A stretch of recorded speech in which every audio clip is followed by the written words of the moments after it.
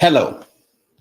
From the very onset of Nigeria, Anambra State has produced some of the most prominent citizens of the country, people like Nnamdi Azikiwe, Emeka Odumegwu, Chinua Achebe, Ngozi Adichie, and many others. Despite that, Anambra State has not been at the forefront of Nigeria's political discussion.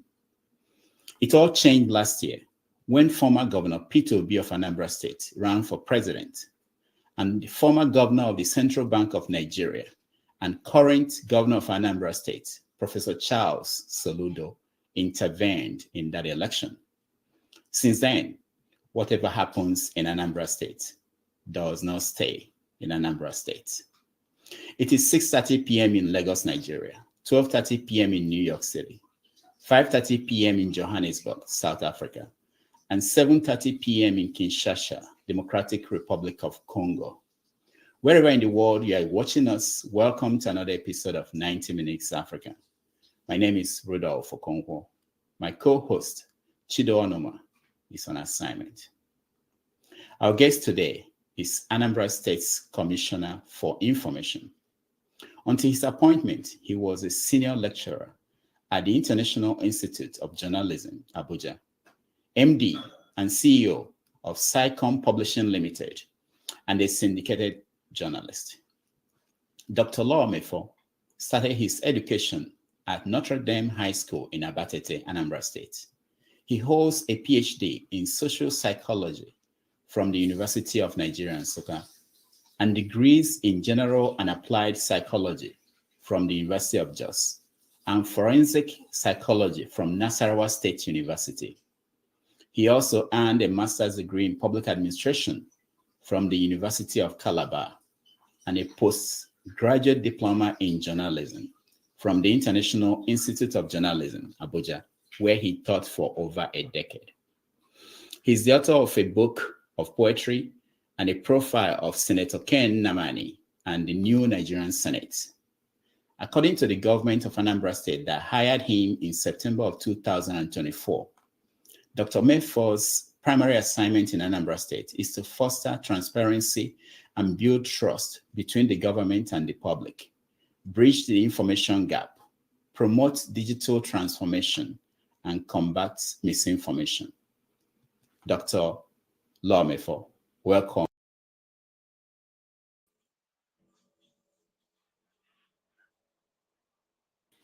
Hello. Hello. Yeah, welcome to the show. Thank you. Thank you for hosting me. It's Dr. Damages. You know the name.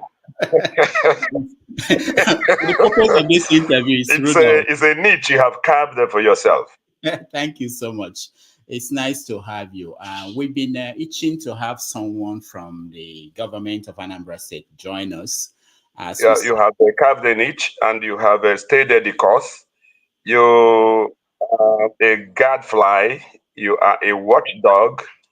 You have earned your lunch, and I consider it an honor to be offered your platform to share my thoughts about my state, Anambra, and the Soludo government. Thank you for this opportunity. Thank you so much. We appreciate you. Let's start with things that are in the news. Anambra State, like I said, is no longer a small state somewhere in the east. People pay attention all over the world, what's going on. And today in the news in Anambra State is that somebody was killed in Oka and is connected to cultism. And the person that was killed lost two other brothers in similar incidents. And we know that in Nimo, there was a massacre that happened a few days ago. What is the government of Anambra State doing to curtail and contain this increase in insecurity?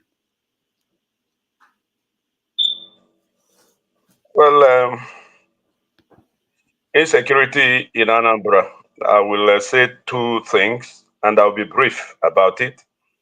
One is the Soludo government is not sleeping on it. The Soludo government recognizes that insecurity in Anambra is is still a major problem. And recognizing a problem um, is having the problem half way solved. And at the last executive council meeting of the state, there were two things that happened. The governor swore in Chief Ken Emakai, Okuchukwu Emakai, as the special advisor, SPAD, on community security. What that means is that the government now has two special advisors, one on general security, one to focus on community security. And Ken Emakai is a grassroots person. He has been through this route before. We therefore believe that he will help in the rejigging of the security that is ongoing at the moment. Another thing is that the governor, Professor Chukwumacha Soludo, bared his fangs. If you understand my language, bearing his fangs here means that he has declared war on insecurity. And he's planning big. He wants to descend on insecurity in Anambra State in a very heavy manner. He wants this Christmas to be well celebrated. He wants security fully restored in Anambra. And that is partly why he appointed another SPAD on community security to begin to rejig the foundation of security operations in Anambra, which of course you know is what you call the vigilante operations in the 179 communities. That will be the focus of Ken Emakai. And what that means is that we may be looking at a new security intervention direction that will be bottom up, restoring security at the base and making sure that the vigilante groups and operatives you find in the 179 communities are really well positioned, trained properly, given enough equipment to work with, including vehicles. We are going to take delivery of scores of vehicles, heavy duty, rugged vehicles like trucks that can run in tough terrains. You know, we are planning big. I don't want to talk too much about security. Um, like I said, the governor has declared war on insecurity, and he has appointed another special advisor on community security, particularly. That is just it. Is the much I can tell you for now. It won't be too good for strategic reasons to really give out so much this early. Okay, thank you so much for that. But sometime last year we had Professor Chika Dinkalo on the show, and that was when he was the head of a committee set up by the governor to look at security issues in the state. And I know that he turned in the reports of that committee. Can you tell us what is in that report and what has been done with that? I haven't read that report, and I have not read it, and I wouldn't want to comment on a report I haven't quite studied and asked the questions. The committee that Chido Carlo worked on, that I'm fairly familiar with, is the one that has to do with reconciliation.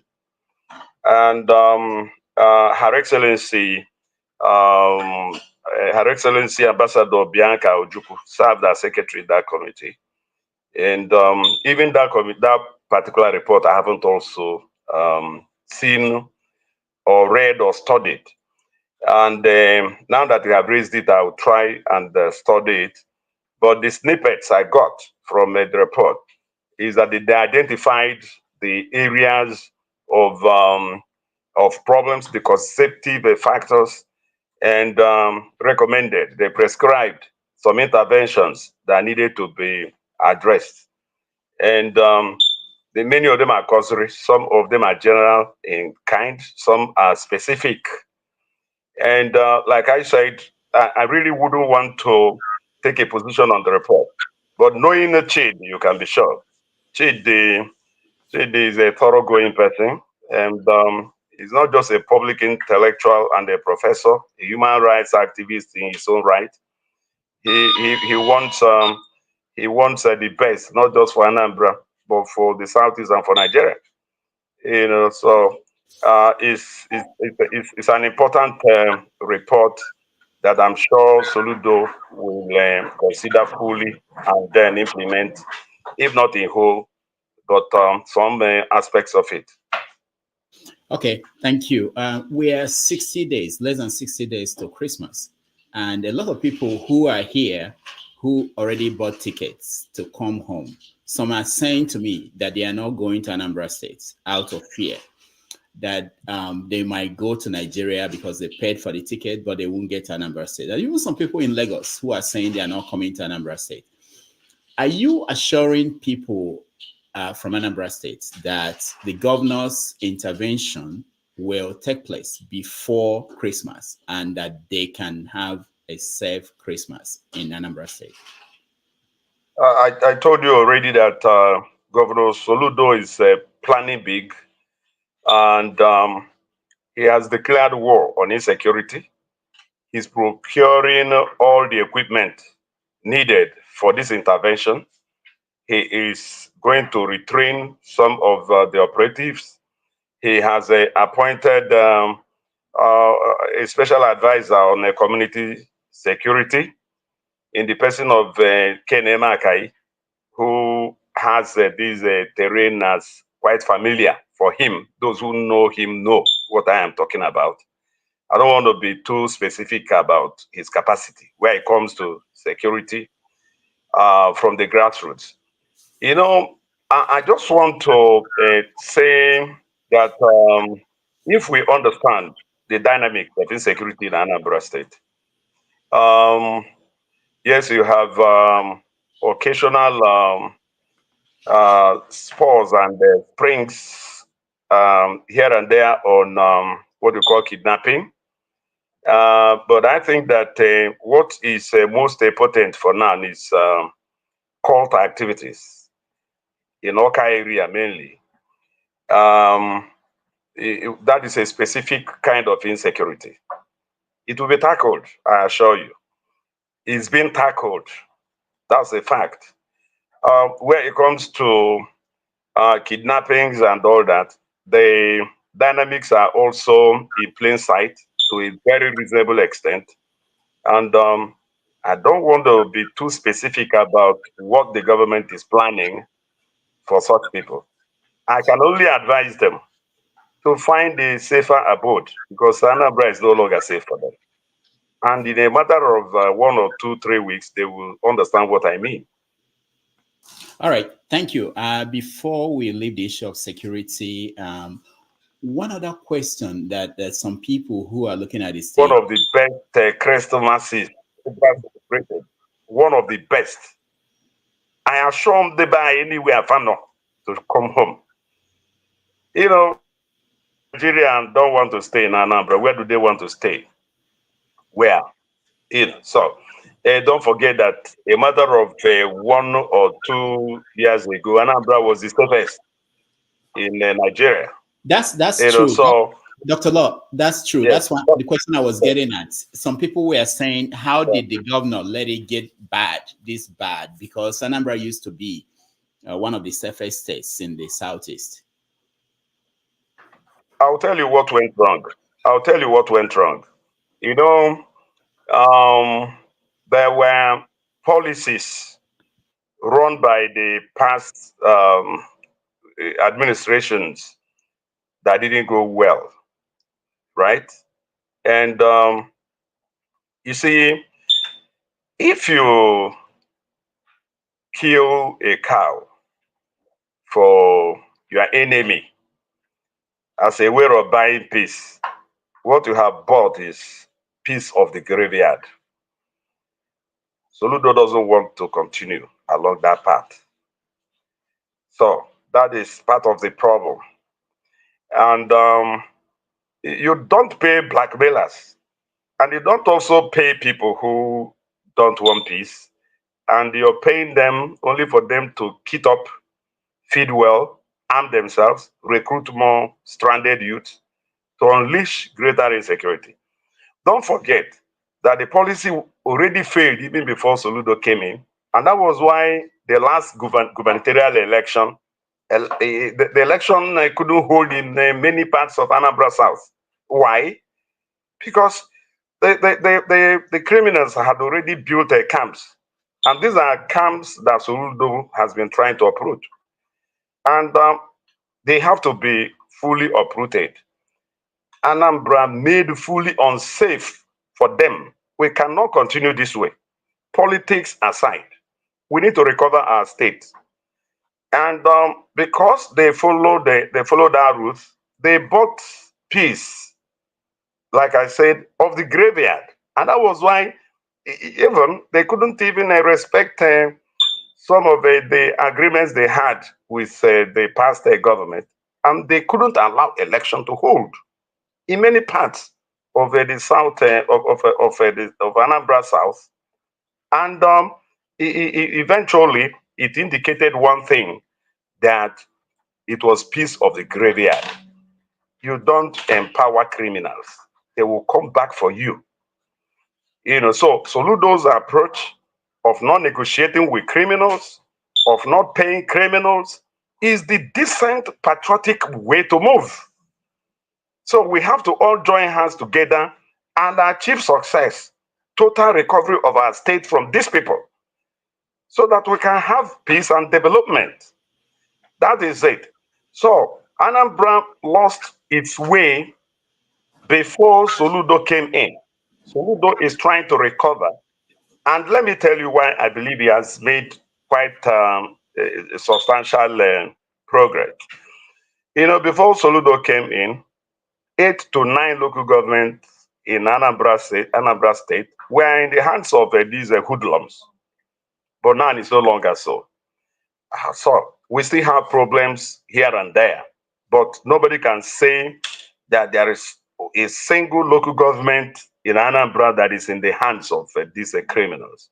There is nothing like that anymore. Even though they still hold their fort in some forests in Anambra. Those forests will be cleared up and out. Many of the forests have been recovered fully, and many more will be recovered. Let me tell you one more thing about insecurity in Anambra State. Days ago, I paid a courtesy call on the uh, CP, that is the Commissioner of Police, Anambra State, CP Itam. And, he shared a lot with me. Many of the things he told me, I can't even, for reasons you know well, reveal here. But there is no harmony yet amongst the various strata of security operations, formal and informal. They need to be connected fully. For example, I talked about profiling of vigilante operatives. Profiling is very fundamental. Training is very fundamental. Proper arming, very fundamental. You have people who are operating in a town vigilante groups who are not known to the police. That is an aberration. It's wrong. There has to be profiling. We need to know who is working where. We need to know who they are, their past. We need to know who they are. Why I think that this is very fundamental is that if you look critically at the nature of insecurity in Anambra, you will agree with me that it's becoming more and more asymmetric in nature. What that means is that the enemy is not embedded within and amongst the people. So how? You know, it means that there are reasons to believe that many of these criminals are living in the villages amongst us, where you have vigilante operatives. So what is their job? Something is not adding up somewhere. There must be profiling of them. We need to know who they are. It's part of what is coming. We need to profile every operative. If the Igwe of a town certifies that this person is okay, we will know that if the person goes astray tomorrow, we'll hold Igwe responsible. Right? That's the kind of confidence building that Soludo wants. We want to know who is who. Who are those really guarding us? Because you recruit somebody you barely know, or you don't know anything about. You arm him, you give him gun, you give him political protection, you give him uniform, and he's using that for other activities. You need to be sure that that is not happening. Very fundamental. That is what I mean by profiling. This is so fundamental. And we need to deal with the asymmetric nature of the insecurity you have in Anambra. Once we get that aspect done, and those who are truly there to serve, I'm not against people from even outside Anambra State, serving in a vigilante of Anambra towns. But you need to know who they are. That is one level of profiling. The towns, all the towns in Anambra must tell us those who are not from their towns that live with them. Who are they? What do they do? What is their job? And even those who come from those towns, what do they do? See, security operations, they are not magicians. They work with intelligence. They work with information. We need to know those we are dealing with. In Igbo, luckily you're from Anambra like myself. Our people say, "Na nke onye na-eme na ụmụnne ya ma." We should stop pretending and deceiving ourselves. Nke onye na-eme ụmụnne ya ma. We know who is who in every village. People must be encouraged to speak up, to talk about things. We provide safe corridors for them to submit information on people who can investigate and know what they do. So that if they are constituting the insecurity we are being confronted with at the moment, we should be able to know who they are and how to deal with them and the situation. But what I have seen is that there is no articulation between the formal security sector and the informal security sector, and that's a problem. We must connect all these operatives with the police, because what the vigilante is doing is what you call community policing, not community police. Community policing. They are and should be an extension of the police force. And you see, let me tell you, the criminals you're dealing with are armed with at least AK-47. Now, if you go by the Police Act, no CP or IG or police will license to the vigilantes they are not sure of who they are, military grade their rifles, because AK-47 is a military grade rifle. They need to train them and know who they are before they can even go that route. They must train them. But the people, the vigilante operatives you have today, the information I have is that they weren't trained by the Nigerian police. Nigerian police have also not profiled them. They don't know who they are. In fact, when you combine the number of vigilantes you have in Anambra in terms of operatives, they may even outnumber the number of policemen you have. That is huge. It's a big resource. But that resource is not made available to the police. It's not. From what the CP of police told me. So we need to correct all these anomalies so we know who is who, so that criminals will find Anambra very, very hot. They will have no other option other than leaving us alone. Let them just go somewhere else. I don't want shedding of blood, so I won't call for their death. I just want them to go away from here so that you and I can visit our families and villages and, where between sale pass and walk around, go to 8th grade meeting, chop ugba and okporoko nkwu ọcha in our village, contribute to the village economy. That's very Now, important. it's very important. Now we are going home now. You spend ₦1 million to go home, hiring security to make it look as if you are safe. Even in the real analysis, you are not safe. Even with the people, because you don't know who your enemies are, don't know who they are, you don't know where they are. Look, that money, that ₦1 million, let me tell you what it can do to village economy. You come to your omona, you see 4 to 5 struggling boys. If you don't put little money in their little business, 2 or 3 years they will break even.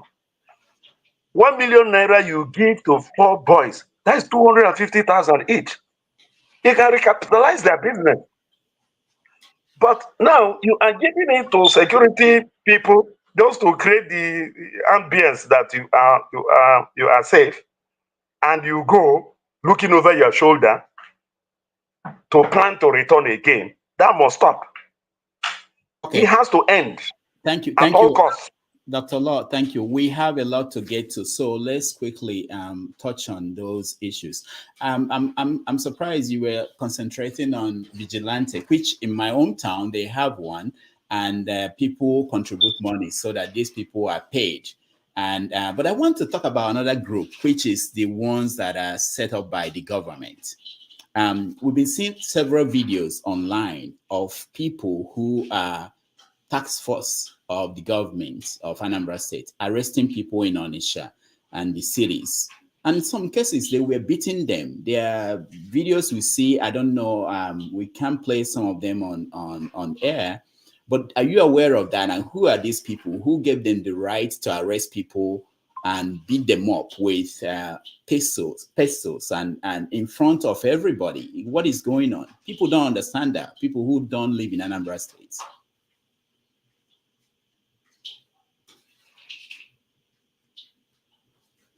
Hello.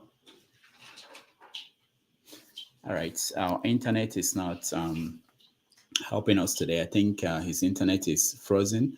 We will come back and get him to talk about these things. There are so many things to discuss. One of them is also the upcoming election in Anambra State, which is 2025.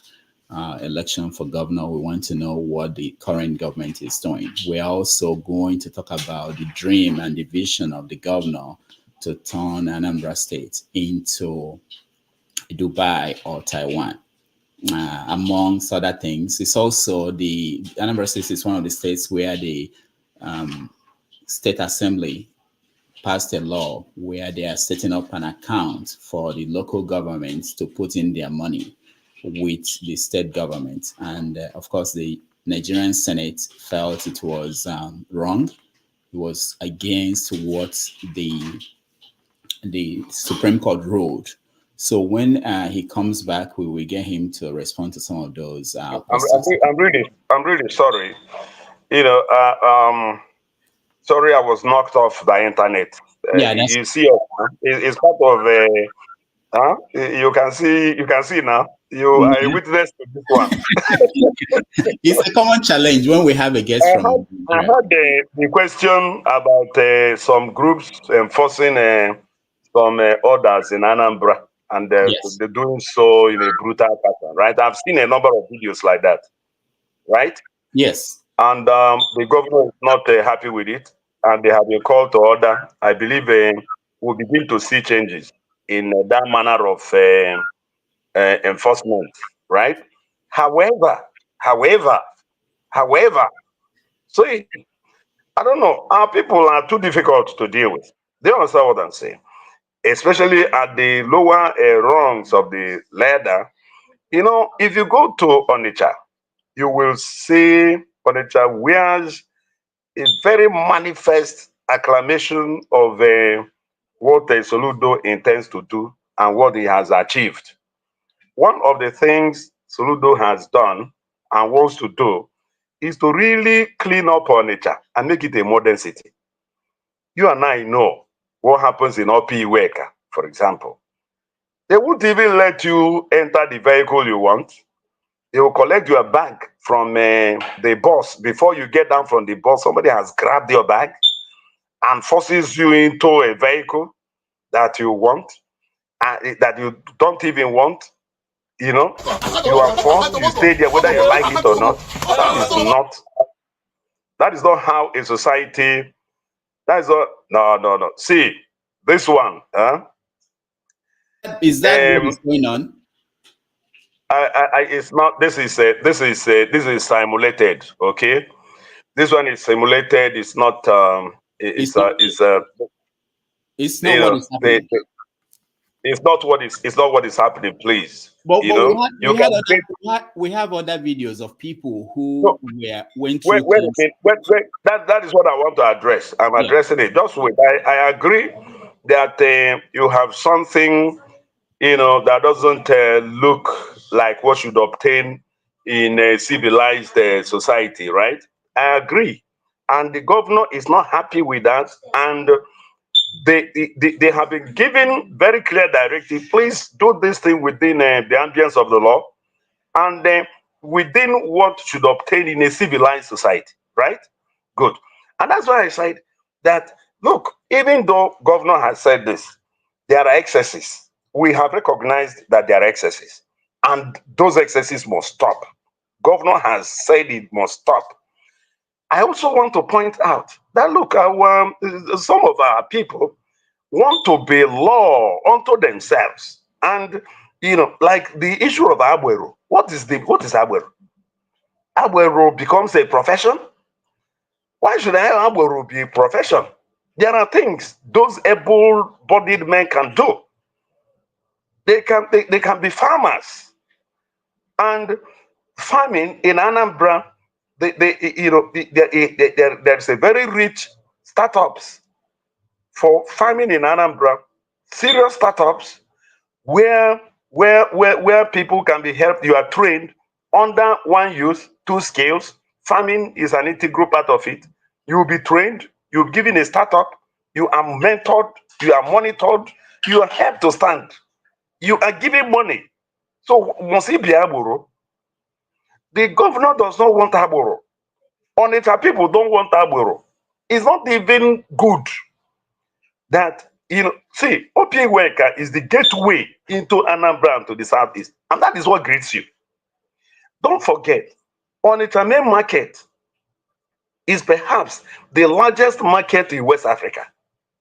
What that means is that people from outside Nigeria come to Onitsha main market to buy their wares, and they will stop, boss will stop them, and they are hijacked, literally carried shoulder high by thugs, be possessed, some go and never return. It's not good for us in any way. So, but then, even at that, such corrections must be made with human face. I am, apart from my training in journalism, I received my PhD in social psychology. So I am deeply concerned about behavior. I want people to be treated as human beings. We are humans. I believe in human rights. And what is human rights? Human rights are the rights you and I enjoy for being human, not for being educated. We must make that distinction. What that means is that whether educated or not, we are all equally entitled to human rights. So any enforcement must put into consideration our rights, the rights of the people that they are enforcing these laws, on and for, is very important. The governor said that much to my hearing, in fact, at the State Executive Council meeting. Because the issue came up, what you're saying, it came up there, so the governor said, can't go that way. However, the people must also follow the law. So the Ministry of Information, under my watch, we are trying to By next week, we want to start general enlightenment on all these laws that the people may not even know much about. We want to tell the people this is for your own good. Why don't you use the overhead crossing? Must you pass through the highway? Why don't you live this Agbero life? Come to the agricultural sector. There is a startup for you, training startup. Join the One Youth, two programs. Pick whatever you want, and you will be helped. Even the youth, I don't know. There is a, Soludo has done something beyond the One Youth, two skills. He is also training Anambra youth. He's training Anambra youths on ICT and digital knowledge and infrastructure. And he has trained 25,000 so far in the Anambra youths mainly to be ready for digital jobs, not only in Anambra, not only in Nigeria, the world. And he has created what he calls a solution innovation districts and business incubation. There is a special advisor, Chimokoli, handling that, training 25,000 youths. So all these youths should come out. They don't need to be Abuero. If you are not too educated, join. You mustn't be. We must not all be professors and PhDs. We mustn't be. With them, there is a place for everybody in Soludo's government. Come, there is a place. Agriculture is there. You'll be trained. You'll be given startup. You'll be given money. You'll be given seedlings to begin your own farm somewhere.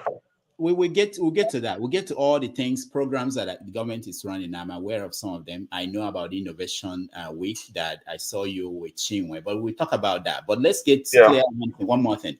Tomorrow is sit at home again. And I know that the governor of Anambra State has been trying to get businesses to go back on Monday, but it hasn't worked.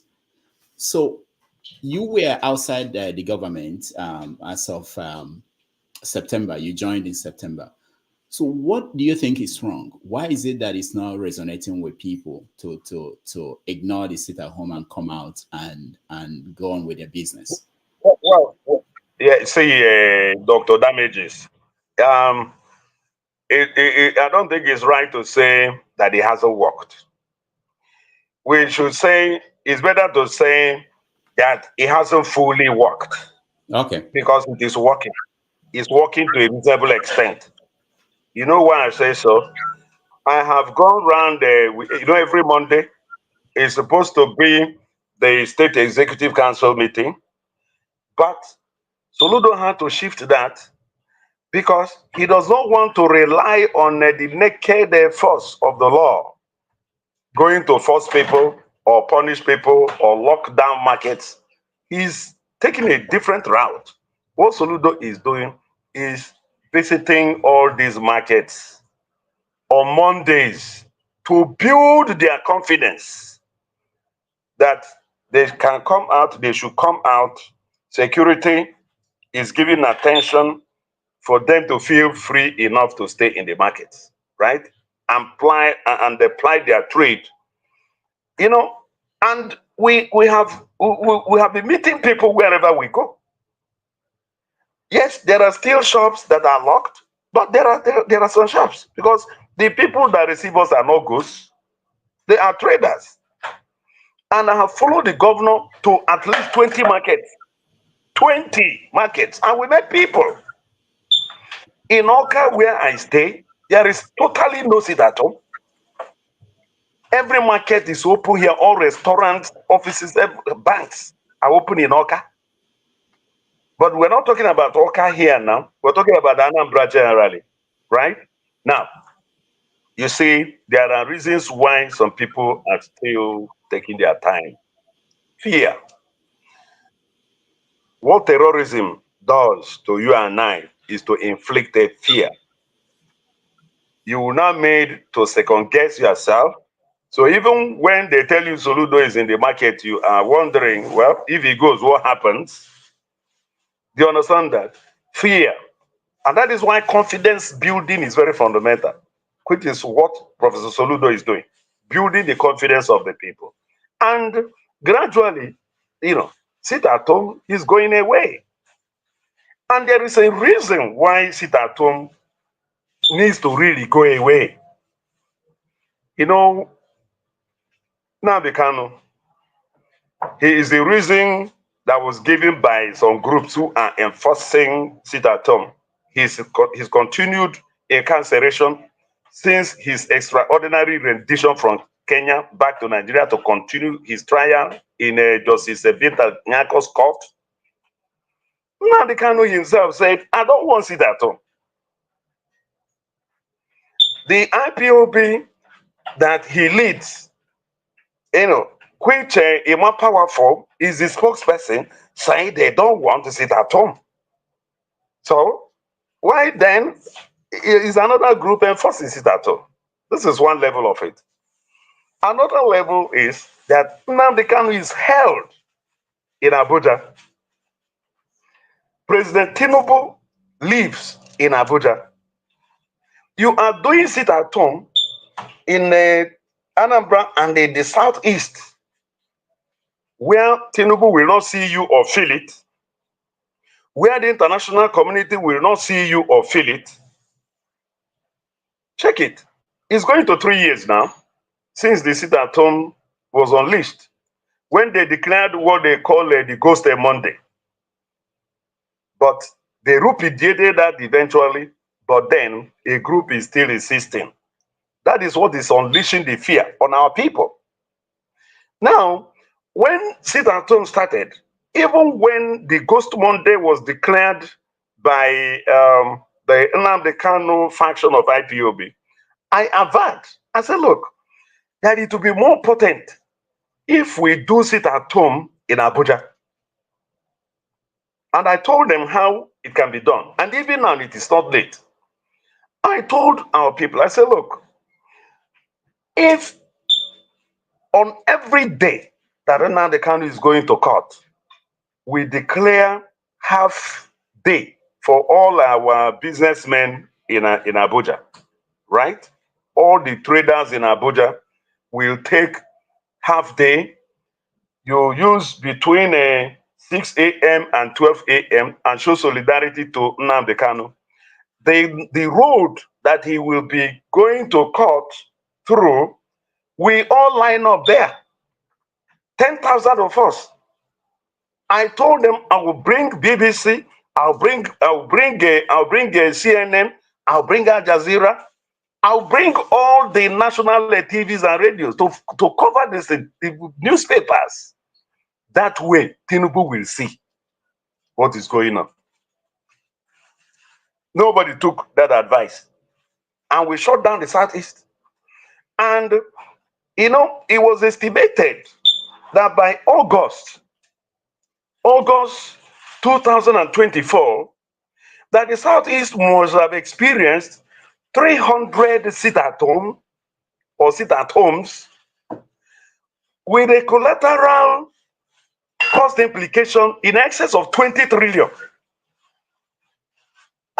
In the transport sector alone, we are losing every month 10 billion to 13 billion to sit at home. So if you look at 30 trillion lost, you can see why Soludo is worried. The money that will be recovered through no sit at home that Soludo has proclaimed, and he is subtly enforcing using what he calls moral suasion. That is, persuasion rather than force. Confidence building, 20 trillion. Do you know the implication of that? And it doesn't stop there. The 20 trillion is not where it stops. The collateral damage has affected our school enrollment. Do you know the collateral damage is affecting people who are even going to return? Even if you cancel sit at home today, those traders that come from West African countries to Onitsha, it will take them quite a bit of time to believe that things have normalized. What that means is that even if sit at home ends today, the collateral damage will continue. Ndị Igbo would say, na ala nasịa ala na-esem n'iku adana. The twitching of the eyelid doesn't go even when you cure the madness. So we have a problem. A concerned governor is saying we need to change some of these things. That 3 years is enough for sit at home to yield result. If it were to be effectual, it will not be. And I've given you the reason why it can never work. Because Tinubu is not feeling it. Nigeria is not feeling it. They don't care what happens to the Southeast. In fact, they even want the Southeast destroyed. So why are we playing into their hands? Tinubu doesn't, no, just 1 minute, just one word before you round off this side. Listen, in 2017, Soludo was not governor. He was the first Igbo leader to visit Nnamdi Kanu in Kuje prison. The very first Igbo leader. He led a group of others to Kuje prison when Nnamdi Kanu was held there. I was part of that delegation. And when we came out, we organized a world press conference to demand for an unconditional release of Nnamdi Kanu.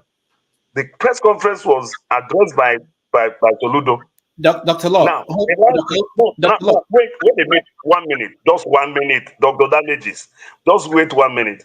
The last one I want to say is that when Nnamdi Kanu was extraordinarily renditioned back to Nigeria, just 2.5 years ago, Soludo is the only Southeast governor to visit him in the DSS facility.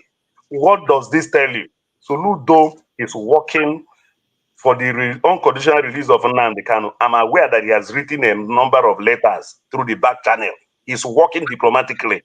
So when he says end sit at home, he is not saying we should forget about Nnamdi Kanu. No. He is saying let us change our strategy. And they are working, not only him, some Southeast leaders, they are working for the unconditional release of Nnamdi Kanu. I want our people to know this. Thank you. Thank you. I actually wanted to play that video, the clip you are talking about, and then get your question at the end of it. We demand for the urgent release of Nnamdi Kanu, his colleagues, and all prisoners of conscience as part of the process of the search for national cohesion and building a new Nigeria. There is a legitimate debate among Nigerians on the Biafra question. And there are indeed many Igbos who, like many other Nigerians, may not agree with Nnamdi Kanu's objective or means. But it needs to be stated, however, that no citizen of Nigeria deserves the kind of treatment that is meted to Nnamdi Kanu and his colleagues. Government has declined to obey the orders of properly constituted courts in Nigeria for his release. Nnamdi Kanu is not above the law, but nor should he be put beneath it. A situation where the state refuses to obey clear and legitimate court orders for his release, and even one of them outrightly ordered for his unconditional release. There is absolutely no reason in a country with a rule of law that he should have been held an hour later than those court orders. And let me say that Nigeria has wittingly or unwittingly dragged the Biafran issue from the periphery into the mainstream discussion. Nnamdi Kanu, in my view, threw a bet and Nigeria took it. Today, he is the most popular political prisoner and will end up either as a hero or a martyr. Leadership failure in Igbo land. It raises fundamental questions if you read Chude's book on the collapse of failure of leadership in Igbo land and the search for the new one. Whatever. It's in that light it agitates your mind when we talk about the Igbo presidency. What does that actually mean? Is it to have somebody wearing a red cap in the villa, or what? So I play these videos to show his position before he became God governor. bless you. Yeah, before he became God governor. bless you. So I wanted to know Yeah. from you. You are close to him. You are his minister, commissioner. Has his position changed when he talked about leadership in the Southeast? He's a leader now in the Southeast. People say to me that why would the governor be telling people to go out on Monday and go about their businesses when they, the leadership in the Southeast, have not gone to Abuja to get Nnamdi free? What do you say to that? Yeah, but that is a very unkind position that such people have taken. I told you already that Soludo is working behind the scene. And Igbo leaders have not only been working behind the scene, they have also shown their hands in plain sight. I know that when our father, Mbazulika Amaechi, was around, he led Igbo leaders to Buhari for release of Nnamdi Kanu. That is an intervention. I also know about other moves made by senators, made by governors. They have met Buhari, they have met Tinubu. But you know, this is a political issue. It's not for me, as far as I am concerned, it's not a criminal matter. It may have some criminal content, but then essentially is a political issue, and it has to be resolved politically. Soludo hasn't changed his mind. In fact, he is intensifying his efforts in this regard. He's pushing for the release of Nnamdi Kanu behind the scene. He's not the type that will call a press conference to announce such moves and the successes he has made in that regard. He's not the type. He would want the release of Nnamdi Kanu to announce such success. And not only that, it is also important to let our people know that Soludo is not asking our people to open their shops and by so doing put themselves in harm's way. No. And that's why he's visiting the markets to build the confidence. There are so many things a leader will do behind the scene that I can't even talk about them here. I just can't. It's not good for him. It's not good for us. It's not even good for the institutions being persuaded. Because we don't want a situation where are working on the and you appear to be the one taking the credit. You get the point? You appear to be the one taking the credit. No. Let the president take the credit for the release of Nnamdi Kanu. The result is what we want. That's all I want to say for now. All right. We have to move on. We have so many other topics to get to. I wanted to get your take on this. You know, last week we saw the president named Bianca Ojukwu as a minister, and she's the widow of Meka or Odumegwu Ojukwu. How was that received at the government house in Oka? Yeah, well,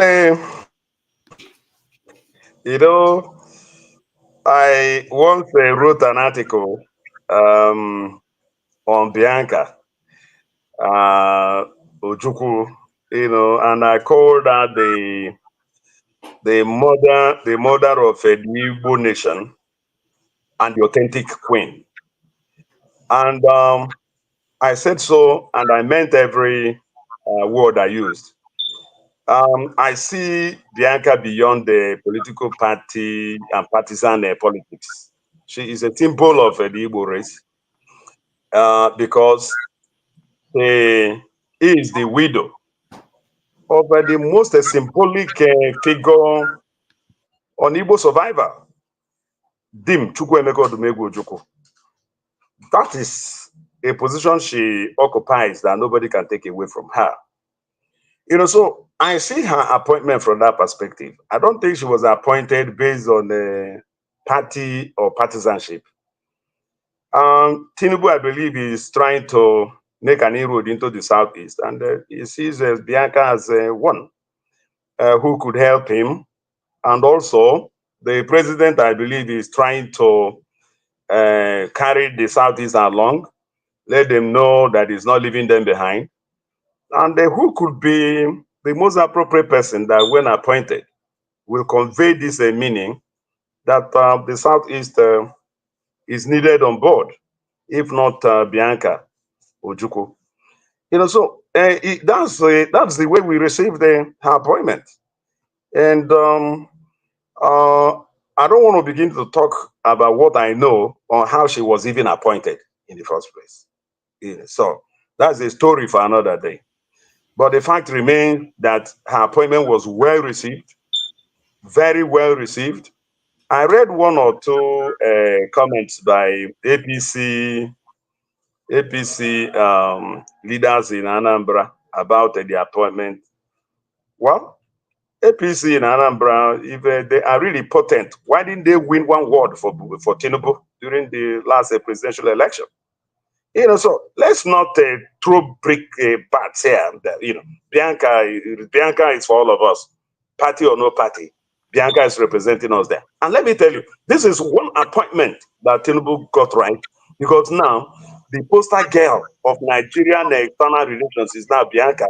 And don't forget, when she was interviewed by the Senate, the senator was, the beauty got into his eyes, and he was saying, you are beautiful, you're beautiful. And he had to, the Senate president, His Excellency Obota Babio, was saying, look, my friend, concentrate on the resume.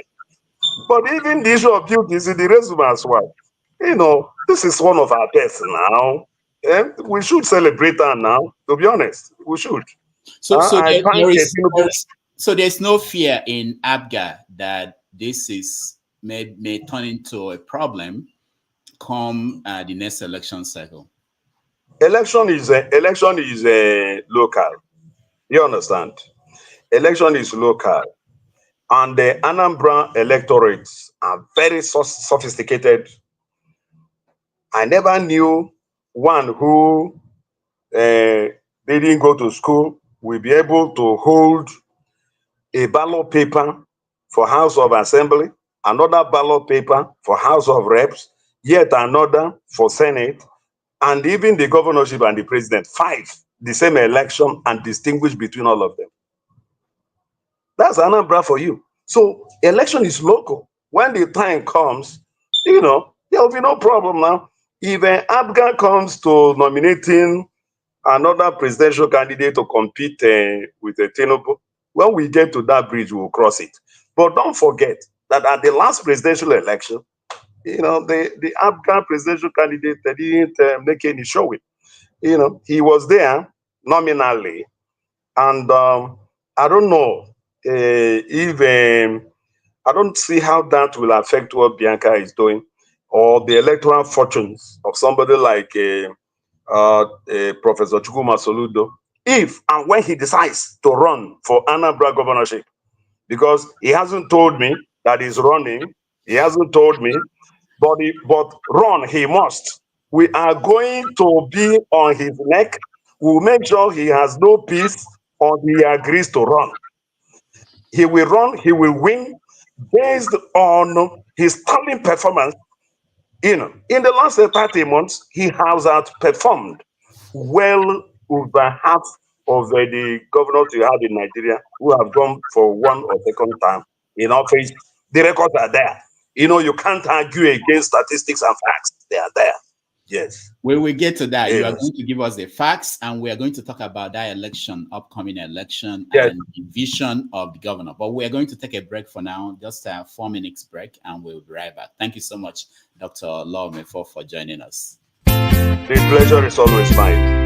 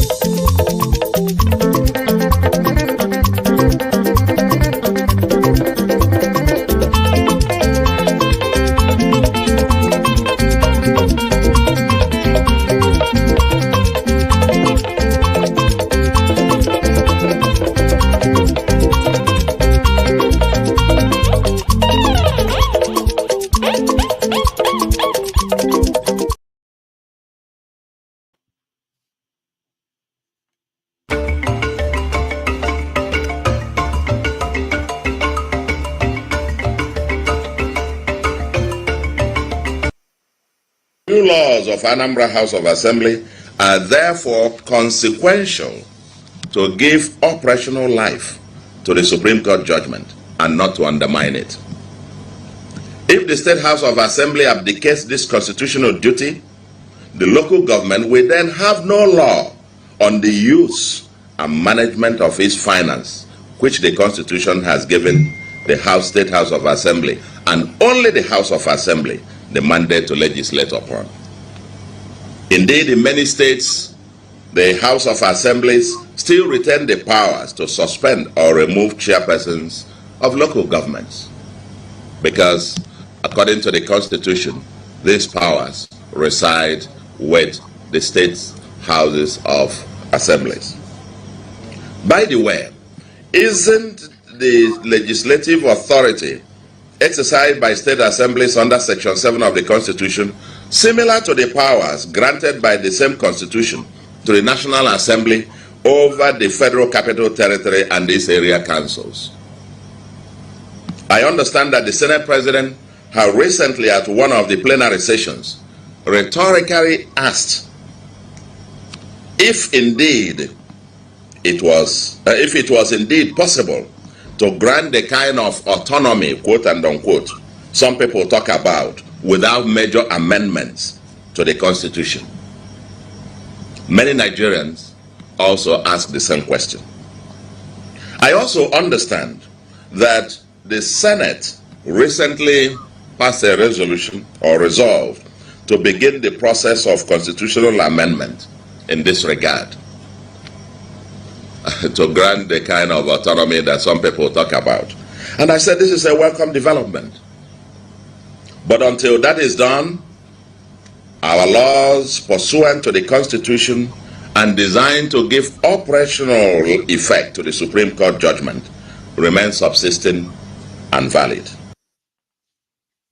On the motion by distinguished Senator Tony Oye on the creation of local government accounts by some 3 state governments, and in an attempt to circumvent the Supreme Court decision that money should go directly to the accounts of local governments in the country. And so we have deliberated on it. We have come to the reasonable position that the Supreme Court of Nigeria is the final court of the land, and that they cannot make a pronouncement that would not be enforced. So in other words, the Nigerian Senate stands solidly behind the Supreme Court decision on its efforts through a judicial pronouncement to sanitize the administration of local governments in the country and stop further abuse of local government funds. All right. Welcome back, Dr. Law Mefor. Yeah, I'm here. The Senate President saying that the governor that you work for is trying to abuse the local government fund, and one of the governors. That's not what I heard. No, that's the last thing he said. He said effort to stop People from abusing local It's government. it's not what I had, I think. Let me play it again. No, because No, you don't need to play it On again. the motion by Because the administration of local governments in the country and stop further abuse of local government funds. Further abuse That's of local government funds. Yes, that's the Supreme Court ruling. Wants to stop abuse of local government funds. So why would you say that he was referring to Governor Soludo or his actions? He said three Can I governors. explain? Yeah, Can I explain something here? Yes, please. The Anambra State Local Government Administration Law 2024 was made to operationalize the Supreme Court judgment. And I'll tell you why and how. In a nutshell, fundamentally, if you read or have read the Supreme Court judgment, the lead judgment was delivered by His Lordship, Justice Emmanuel Agim. It was very clear, Justice of the Supreme Court, that all monies meant for the local government must go direct to the local government and must not be paid into any joint account. And the Anambra State Administration, Local Government Administration Law never prescribed that the money from FAC meant for the local government will be paid into any account in Anambra State. There is no such law. There is no such clause. If there is, I want to see, because the person may be reading a different law, maybe concocted by the social media. Now, let me tell you what the Anambra State Local Government Administration Law says and prescribes. The monies must go into the accounts from the federal to the local governments.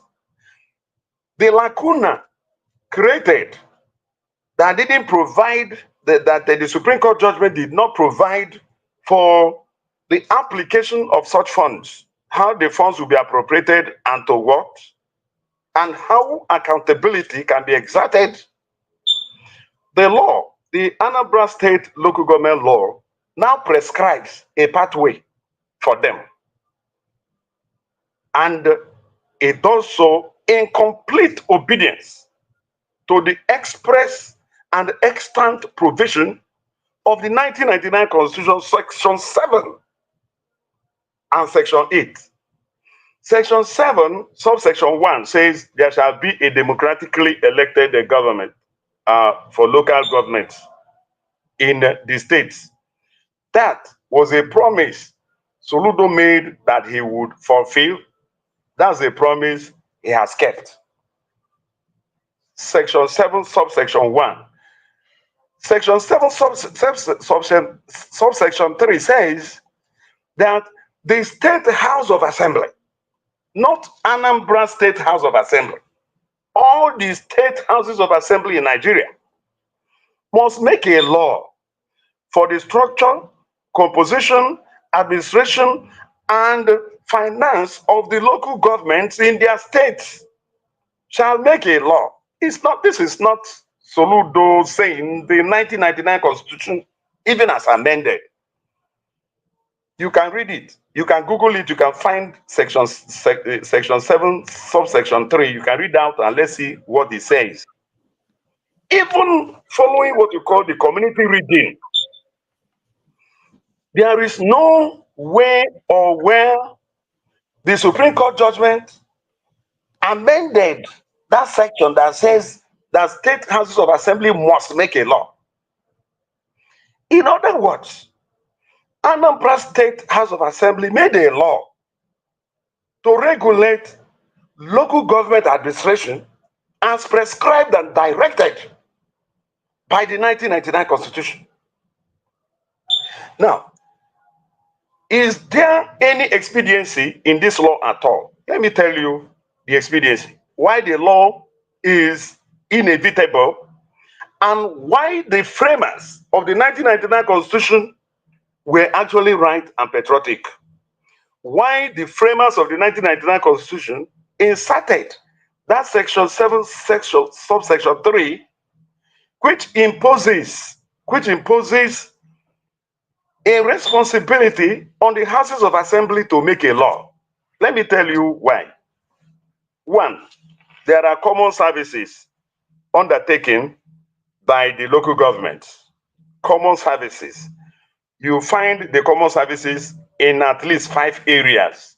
One, local government staff salaries, primary school staff salaries, primary health salaries, pensions, gratuities.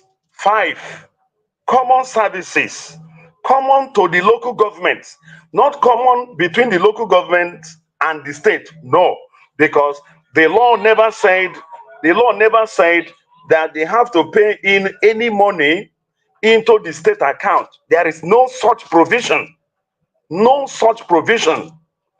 The law says that the local governments will have to set up a joint account to be run by them to take care of their common services. And I have just listed the common services.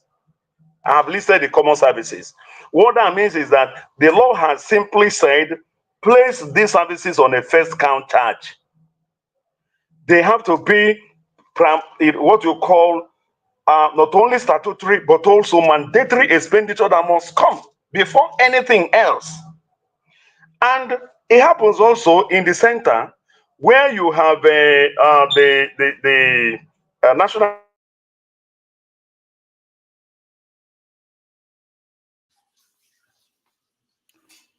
All right.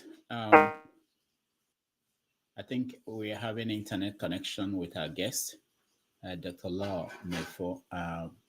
We are going to, he will join us again. He's determined, we are determined to cover all the topics that we have today, including the election upcoming and the vision of the governor to turn Anambra State into Dubai and Taiwan. So we know he will join us again. He will try to reconnect. In the meantime, let's watch a little bit of the governor talking about that vision. Yeah, hello. Okay, sorry. Okay, you're back. You understand that? What I'm saying is that the law has actually operationalized the Supreme Court judgment by providing for the local governments to attend to their common services. And I've told you the common services, and the joint account does not have anything to do with the state. It's a joint account, joint only to the local government. The people that constitute the account committee, they are local government chairmen. They are the signatories, not the state. Okay, all right. People don't even know you have 2 laws. There are 2 laws. The second law is the law that talks about Anambra State Planning and Development Law 2024. The law tries to domesticate the same thing that we have in the center, where you have National Economic Council, chaired by the Vice President in the person of Alhaji Shetima, His Excellency Shetima, Kashim Shetima. We have brought a similar law to Anambra State, where there will be a joint economic planning board between the state and the local governments to take care of areas that both will agree to. Areas where local governments left alone will not be able to deal with. Let me give you 2 examples. Number 1 is road construction. Road projects running to billions of naira. There is no local government in Anambra State that will be able to construct any road without collaborating with the state. It's simple. Now, the law is saying that we have a joint planning board for areas where the local governments will not be able to survive all on their own. And it's chaired by the deputy governor of the state Just like the vice president is chairing the National Economic Council, and of course, there is also a provision in the Anambra State Local Government Administration Law for taking care of the traditional rulers and taking care of vigilante operations. What that means is that they need to be contributing to the funds that will help in organizing security in their own local government. These are patriotic provisions. If you do not do that, you will have a problem where one local government is paying salary, the other is not paying. One local government is paying pension, the other is not paying. Gratuity, the other is not paying. The law is saying place these common services on the first line charge. And once you do that, the balance, whatever is left, will be legislated upon by way of appropriation by the Congress or councillors of the local government in the respective states and in the respective local government. That is what the law says. So I don't know where people got this idea that that Soludo wants to hijack local government funds. There is no account where the local governments will pay any money. There is no such provision. All right. Whoever has the provision should point it out to me. Maybe I didn't read that aspect. I want to see it. All right, let's because our audience, they want to join us in this conversation, but I want to finish up with two quick questions. One is about the vision, the Taiwan-Dubai vision.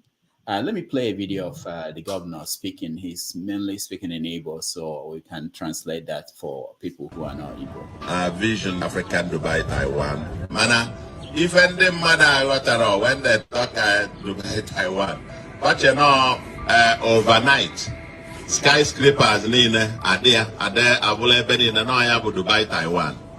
And the development. And the foundation of Taiwan, access to qualitative education. Taiwan, we're on natural resources. The road to Taiwan begins from there. You cannot get to Taiwan with illiterate population. All right. I know as Commissioner for Information, you obviously got the feedback from people, the interpretation the news media gave to that last sentence. You cannot get to Taiwan with an illiterate population. Is the population of Anambra State illiterate? Certainly not. And the governor never said that the Anambra population is illiterate. He never said so. He never said. You know, when videos are cut and joined to nuance a particular narrative, I just laugh. What he said is very clear. To arrive at his dream of Anambra as a Dubai, Taiwan, that you need a full illiterate population. Of course, he's right. That's a fact. Anambra State, of course, you know, is not full illiterate, but it's not illiterate at the same time. And the governor never told you it is illiterate, because certainly we are doing well in education, and the governor is celebrating it. What he has said is very clear and fundamental, that education is the bedrock to achieving his dream of Anambra as Dubai, Taiwan. And that is why he's investing heavily in education. And it is paying off. Since he came in, even before he came in, Anambra has never come below 1 to 3 in NECO, in WAEC, even in JAMB. We have been doing excellently well. And he has continued to invest in education. He has been able to, in fact, the federal government, as we speak, they ran a peer review of arriving at what they call the best teacher in Nigeria. An Anambra teacher took it, the whole Nigeria. The best teacher in Nigeria is from Anambra. The best principal, best this, best that in education. You know, so now let me say something to buttress the position of the governor, which I believe is imperative. You know, 30 years ago, 30 to 50 years ago, Dubai we hear of today was a rocky desert. But the leadership of one man, the vision of one man, the dream of one man, in Alhaji Ibn Sheikh Ibn Mohammed, changed the dream, and we now have a place you now call Dubai, where the entire world is now conglomerating as a foremost tourism and trade destination. If you compare Dubai before the intervention by Alhaji Ibn Sheikh Mohammed and Anambra before Soludo came in, Anambra was better off in terms of having the potentiality that can be turned into a place like that, like Taiwan. What that means is that Soludo's dream is not out of place. Look at the things we have. We have a population that has this bent towards technology. You know, people keep saying that Anambra, that our main forte is trade and commerce. And I say no. The main forte of Anambra and the Anambra is technology. And Soludo understands that. You know, and that's why Soludo keeps saying that the future of Anambra State is tech and innovation. And that is why one of the mottos his government is running with is everything technology and technology everywhere. Now, if you go to a place like Nnewi, you will agree with me that we are doing stuff in terms of technology. If you go to all the computer villages in Nigeria, Lagos, Abuja, everywhere, the people anchoring it are from Anambra. What that means is that we have something in that direction. I think it's innate. It's something we inherited. It's genetic. I may be wrong. I'm not a scientist in that direction, but it's a preponderance that nobody can ignore. And Soludo believes that you need to have a ready population. You need to have a ready population, a fully literate population. Fully literate means that majority will be literate. I don't have the figures to know the literacy of Anambra population, but I am certain that we have not hit 70%. Now, he is working on education to ensure that the majority of us are educated. If you go to Anambra rural communities, you will still know, you find the fact that a great deal of our people are not yet literate, even though they are smart. You know, you can have a smart illiterate population. And Anambra, we have that capacity, which I believe that is just God's gift. And it is something that Soludo is leveraging on. He believes that we have the capacity to unleash, in fact, to become the Silicon Valley of Africa. And that is why he set up a whole district. You know, he has at the verge of completing Anambra government house and government lodge, and the old Anambra house will be transformed into, it will be remodeled into what is called Solution Innovation District and Business Incubation. It is an agency headed by a SPAD. When I say SPAD, I mean a senior special advisor. SPAD, Chinwoko. And the agency has trained 25,000 Anambra youths in ICT and digital innovation and technology. These are youths that will inhabit the future that Soludo is creating. You know, so when he says that he wants a fully literate population to drive that vision of Anambra as Dubai, Taiwan, he's generally in order. But again, that doesn't also mean that he is not pushing Anambra towards even physically infrastructure-wise, becoming a Dubai Taiwan, Anambra is seriously being transformed. If you go to Onitsha today, you will see what I'm talking about. If you go to a place like Oboko, you will see what I'm talking about. Oboko was one of the worst places you can find south of the east. Before Soludo came in, my dear, today you will not be able to find a house in Oboko because it's not a high ground area. Onitsha is being remodeled. He is looking at even the main market. What do we do to remodel the main market without distorting the market or displacing the people there? He's looking at a place like Ose. What do we do about Ose?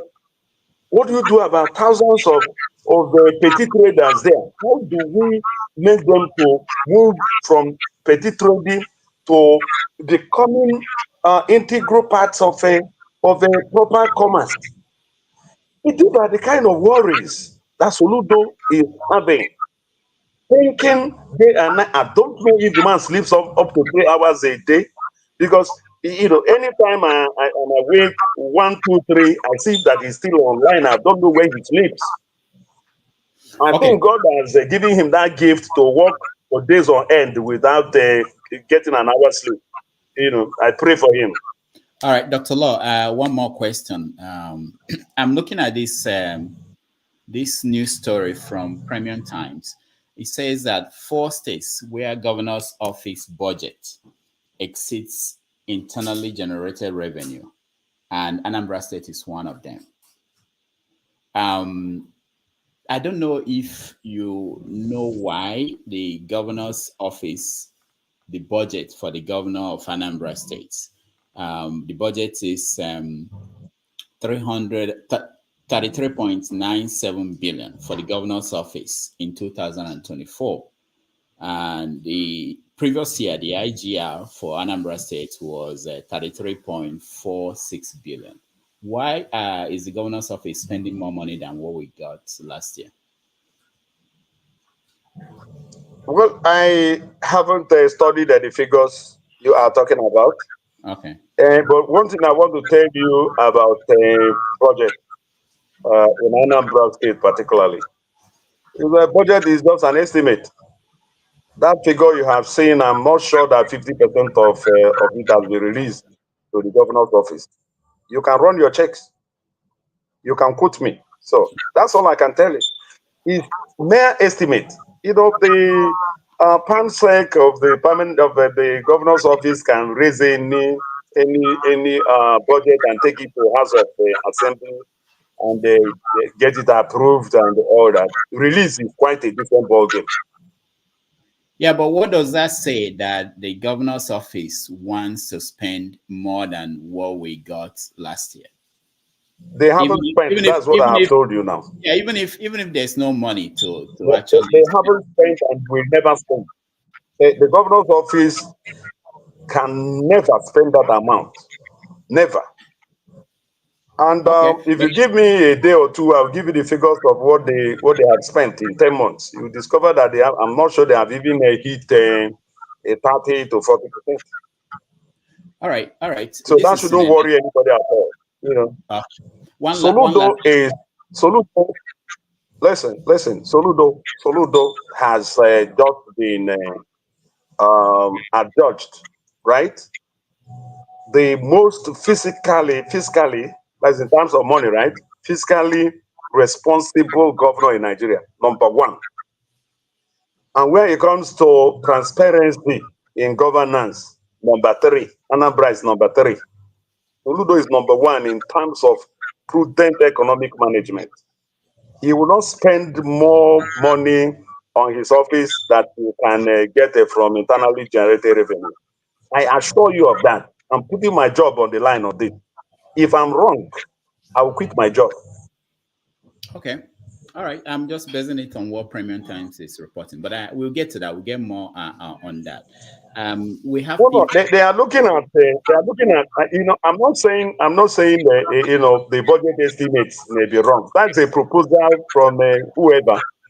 But you can't get. He cannot approve it in terms of expenditure, actual expenditure. He will not. He will never do that. So when you look at Obiano's administration, what he accomplished, are there projects that Obiano started that Soludo continued? Many of them. I have, You know, you said many of you them. said? You said many of them. Yeah, many. Government is a continuum, and there are projects that weren't fully completed by Obiano, even though they were even commissioned. You know, like the International Conference Center, like Anambra Airport, many, and their full and final completions are ongoing. Okay, because Yes. that question about the airport, somebody sent a question about the airport. Why is it not being completed? I passed through that last year. It's on. It's on. No. It's on. It's on really because the governor, all his plans about turning Anambra into an export. You know, we have always been known as an import destination. He wants to reverse that. Anambra has to become an export zone. You need the international cargo airport to achieve that. That's very fundamental.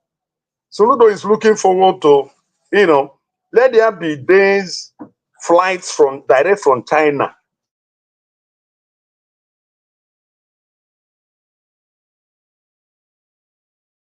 From all over the country can import and export through Chinua Achebe International Airport. So work is on. There are several things, you know, starting from the road infrastructure. You know, I will send you some paperwork that I'm aware that have been approved on deepening the completion of the airport. I am aware of that as the Commissioner for Information. So the place, we need the place.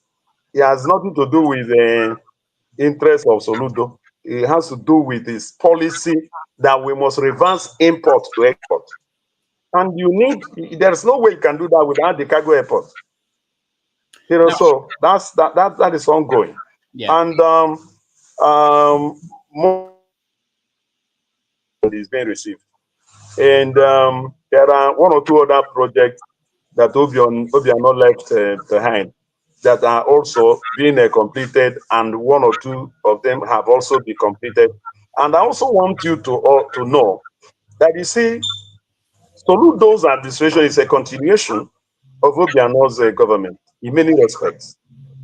You know, so there is no hostility. It wasn't a hostile takeover. Let me give you an example. The secretary to government of Anambra State is still a Professor Solo Chukwulobede. You know, Soludo inherited him and has not found any reason why he would change it. So it's the same government. We need to understand this. All right. You know, and there are many other key members of his administration that Soludo inherited from the. He is free to change them, but he doesn't see why. And they are still working perfectly and excellently well with the Soludo government. So bringing the impression that Soludo wants to discontinue Obiano's project is not quite right. And it doesn't need to do so because there is no hostility between the two of them. Okay. I know about the Ekulobia flyover that is, has it been finished? No, but at the verge of being completed. Okay. Already people, I don't know, these are videos we see online. I want to hear from you. People were saying that there were mistakes made in the design. One of the complaints was about it's only, I think it's only one way. I'm not sure, I've not been there, but they were complaining about certain things. And they pointed out that there's a new contract for another flyover that will probably go through Nobi. I don't know if that is already approved. And they were saying that I hope they don't make the mistake they made at the Ekulobia flyover when they construct the new one. what is the integrity of this work? How far do you know about how it's going and whether people are complaining about some things? Oh, well, I don't know. I'm not an engineer to start with. And some of these observations are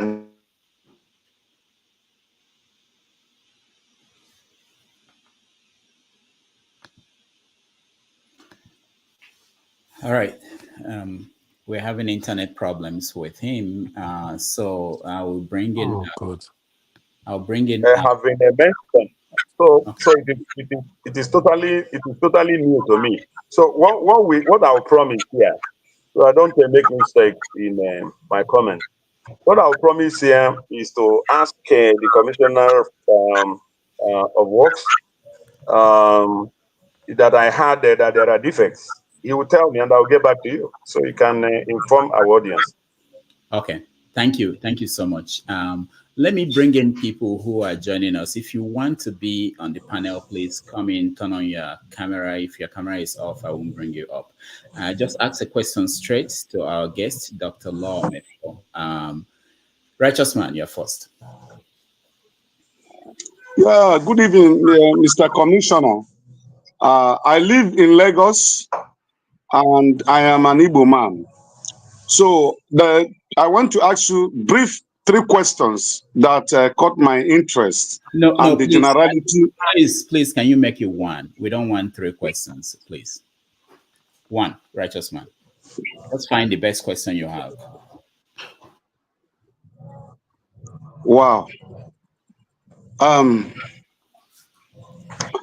Now, the Commissioner, is your governor aware of the change of Igbo street names in Ajeromi local government area of Lagos State that have existed for tens of years to a southwestern names, a registered street name that belongs to the Igbos? Is your governor aware of it? What are the Igbo leaders doing about it? All right. Thank you, righteous man. Dr. Law. Yeah, well, I'm hearing this for the first time, and if it is happening, it's not right, and I will take it up. All right. Thank you. Go to Henry. Henry, you're next. Good evening, Dr. Mefor Law.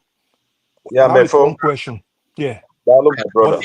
But they said you can ask one question, but I have more questions. But let me just go straight to this one. If you can remember, there's one chief from Lagos during the presidential election that when they were destroying Igbo's properties in Lagos during the election time, then he make a comment saying we invite his ESN to come and protect them since the police cannot protect them. This man is still languishing in prison till today. What are the Igbo people doing? What are the Igbo's leaders doing? This is not a common Igbo man. It's an elderly man, elderly chief, I would say.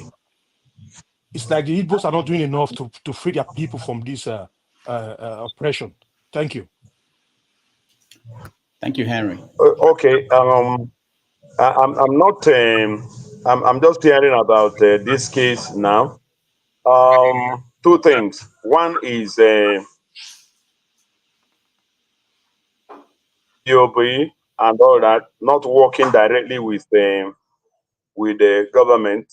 That is one level. Number 2, we will deal with them as Ndibo and as our brothers. It's very important.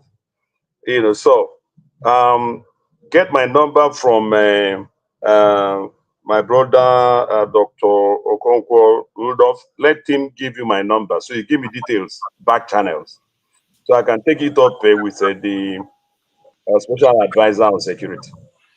All right. Thank you, Dr. Lord. Thank you, Henry. Okija, you're next.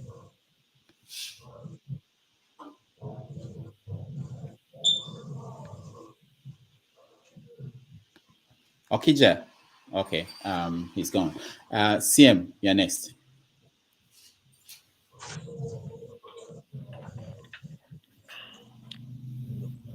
Okay, thank you very much, Rudolph.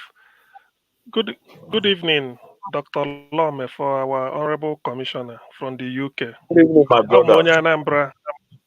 Yes, esi m Ezibifite Agụata. I'm Anambra. What are you going? Now, ndị ebe abata ete abanna. When I'm See, one emena anyị akpa nke ahụ ọgụnwa bụ onye a nụrụ na iwetụghị ego imezughị ihe anyị kwu ye kịta thank God iwepụtakwa onwe ego eme ka eji nwayọ Rudolph emechaa nye ndị nọmba mba nata Rudolph nọmba we will talk about that now. Okay, The my issue, brother. okay, the issue, I've heard all that you said. I have Yeah. many questions, but I will ask one. Unless there is Dalo. time, I come back to another one. Do you not think, as only Igbo, I'm not trying to be particular about Soludo, that is the greatest shame Igbo man we face in Nigeria, that Nnamdi Kanu is behind bar, is being held after being tried in a law court? Or the question I should have asked is, what if the court has said Nnamdi Kanu is guilty for life imprisonment? Will we be talking of going to meet this, sit at home or no sit at home? Are we, me and you, as brothers now, one day, are we not ashamed as Ndibo that of all the more than 300 ethnic groups in Nigeria, only an Igbo man can be tried from the High Court to Appeal Court to Supreme Court and back to High Court? Are we not ashamed? This is not about governor now. I want you to give me hand on heart, what you feel and what can be done about that. Do you know why I have to ask this question? Is that whatever is happening in the Southeast, there is no security solution without Nnamdi Kanu being out. Let me stop here. Thank you. Yeah. Yes. You see, my brother, overall, Nnamdi Kanu's case, Nnamdi Kanu's case is a very pathetic one. And for me, it's a reflection of ọnọdụ ndị Igbo na Nigeria. O nwere local government na Anambra na-akpọ Ayamelum. After that local government ka m eji wee zaa ajụjụ ga.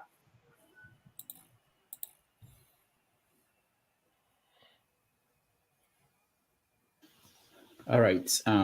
We're having internet problems. Eri eji wee nụsị agha. Ọgụ continue.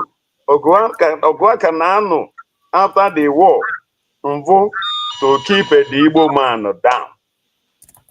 So onye gwenite isi eme gịnị apituwe ya etu aka mụnwa si afụ ọnọdụ Nnamdi Kanu.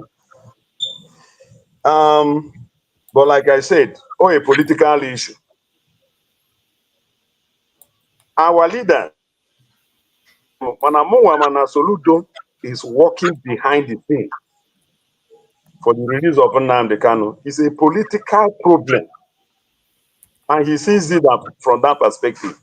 If Soludo sees Nnamdi Kanu as a criminal, or maybe na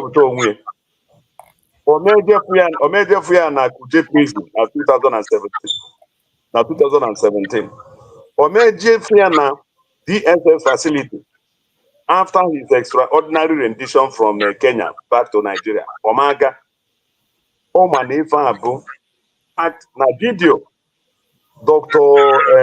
Okonkwo go see. If we ever Soludo, who Nnamdi Kanu is a prisoner of conscience. Now, you see, Etu the Okude is political. So we need to keep working. Etu is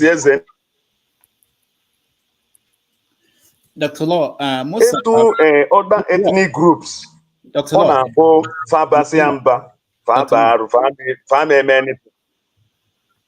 Dr. Can I land, sir? Can I land? I wanted to say that most of our viewers are not, they don't understand Igbo. So if you can speak most of your, give your answers in English, that will help. Okay. Sorry. Okay, now I am saying, what I'm saying is that Nnamdi Kanu's case is purely a political matter. It's a political issue. Nnamdi Kanu is not viewed by Soludo or by Igbo leaders as a criminal. Otherwise, Soludo will not go visiting him in Kuje prison or going to DSS facility to see him after his extraordinary rendition from Kenya back to Nigeria to continue his trial in Justice Binta Nyako's court. No, he believes it's a political problem. Now, you see, there is a difference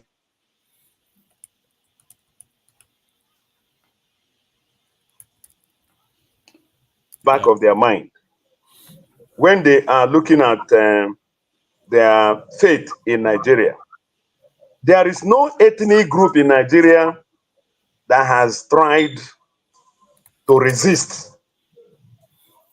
I don't want to use the word secession because Igbos never really wanted to succeed. They were pushed. They were pushed to fight for their own survival. If you go and look at the Aburi Accord, it provided for peace, coexistence. General Gowon repudiated the Aburi Accord without returning to General Ankara in Ghana to explain why he cannot go on ahead. And he unilaterally, made himself absolute dictator. We had 4 regions. Out of the 4 regions, Gowon made a decree that once 3 regions agree with him, he would make a law for any region in Nigeria.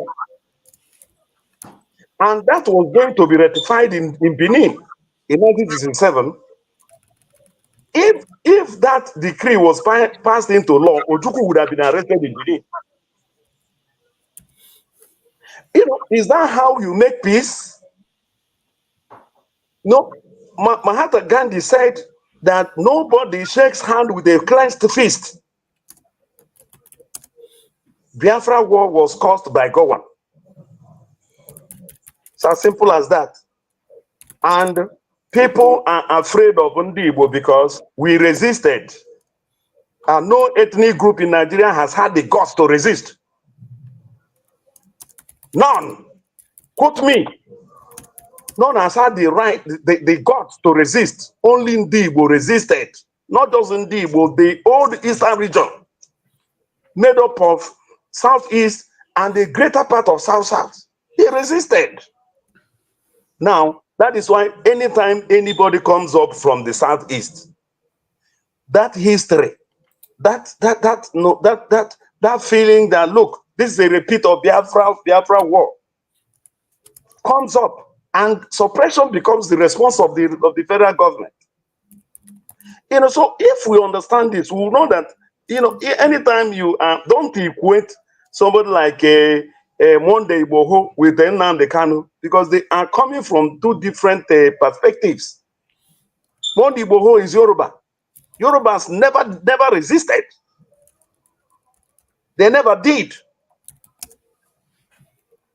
Now the Kanu is coming from the southeast. Southeast resisted. And that is the difference between him and others.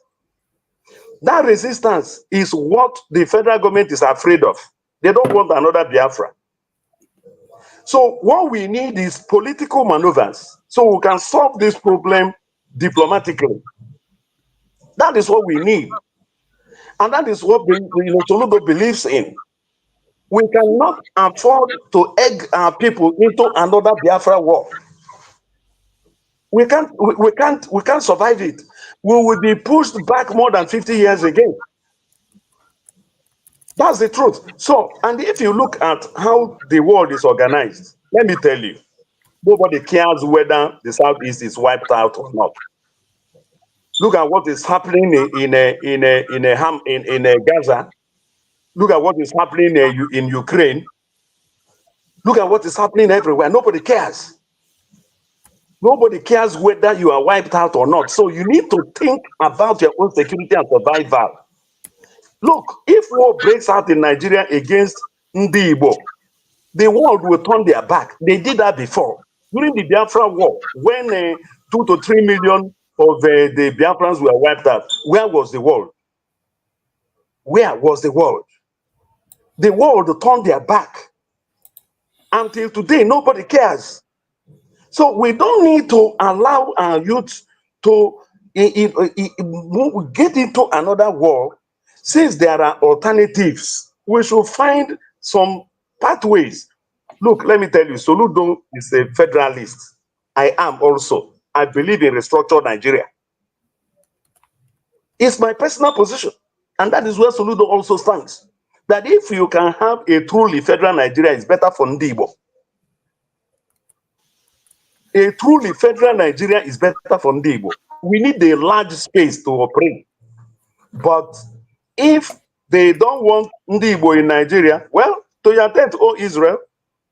But I believe that nobody has said that Ndibo should leave Nigeria. We need to understand this. Marginalization of Ndibo is not exclusive to us. All parts of Nigeria are being marginalized by the elites, by the political class. There is no section of this country that is not marginalized. Go to the north and see poverty. Do you know that Northeast Nigeria is the poverty capital of Nigeria, of Nigeria and of the world? Do you know that Northeast Nigeria is the capital of the world's greatest concentrations of illiterate populations? It's not in the Southeast. It's not in Anambra State. So what we need is to get our rights in Nigeria, fighting for restructured Nigeria, a truly federal Nigeria. We get to a point where Nigeria will work for everybody. Nigeria of today is not working for anybody. It's not even working for the elites. Nigeria is not, there is no section of Nigeria that is enjoying this country today. Not one, not the Southwest. That even since 1999, they have produced a president in Obasanjo, produced another president in Tinubu, they produced a vice president, and they are not at ease like most parts of the country. So you can say that it's not an Igbo thing. It's not an agenda to marginalize and annihilate the Igbos. No, if it is, other sections of the country should be enjoyed. In fact, Igbos are even better off. Let me tell you the gospel truth. God endowed us with so much strength that we can make something out of adversity. If we are able to solve insecurity in the Southeast, in Anambra in particular, and Southeast in general, you know, we will move and get to the point where, look, let me tell you, those of you that live in the US, the state of California is only a state, and it is the 5th or 6th largest economy in the world, bigger than big countries like France and so on and so forth. California alone has bigger economy. Southeast, particularly Anambra, has the capacity to become the Silicon Valley, to become the California. The Southeast can become the California of Africa. Here. So what we need is the political space. We need protection. We need level playing ground. Soludo doesn't believe that we need secession. And me too, as a person, I am a federalist. I believe that Nigeria can be made to work for all of us. All right, thank you, CM. Let's go to Eccentric. You're next. Hello, Dr. Law. Nobody can push Ndibo out. I'm hearing if they want us to dissolve the Nigerian Union, I am nobody should just push us out, and nobody is pushing us out. That is where I stand, and I believe that is where Soludo also stands, because he's a federalist. All right, thank you, Dr. Law. Let's go to Eccentric. You're next. Eccentric. All right, Dr. Law. My question is on the issue of education. What is Soludo, the governor of Anambra State, doing about doing in terms of education? Like, what are the investments that he's making in educational researches and with the focus in the scientific field, right? Because it's imperative that we invest in the scientific education in order to create skilled manpower, right? To develop a country. And no country can be developed without investment in education, especially in the area of sciences. And when it comes to the issue of agitation in Igbo land, right? Most of it is because of disenfranchisement, for sure. But the government in the various areas are not doing enough to help mitigate the effect of hyperinflation. So what are the social programs that Soludo has to mitigate the effects of hyperinflation in the area of Anambra? Because that's his focus as a governor of Anambra State. Yeah. All right, thank you, Eccentric. Yeah, thank you. Very beautiful.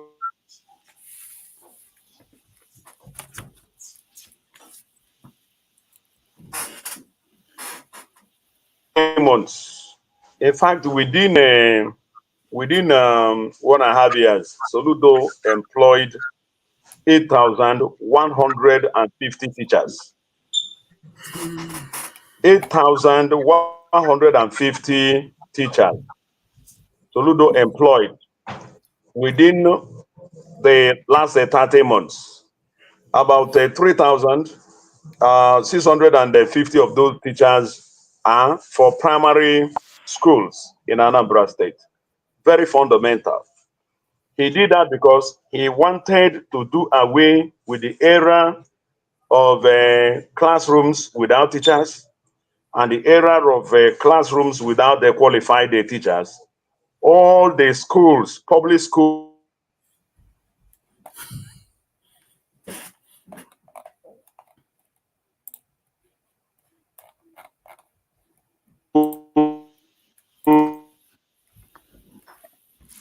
All right, bear with us, audience.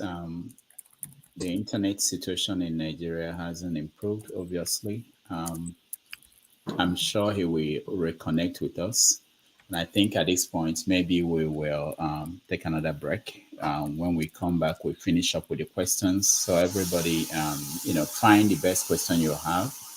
We agreed on 2 hours, and it's over 2 hours. But let's take a break. I'm sure he will take questions from the people who are already here.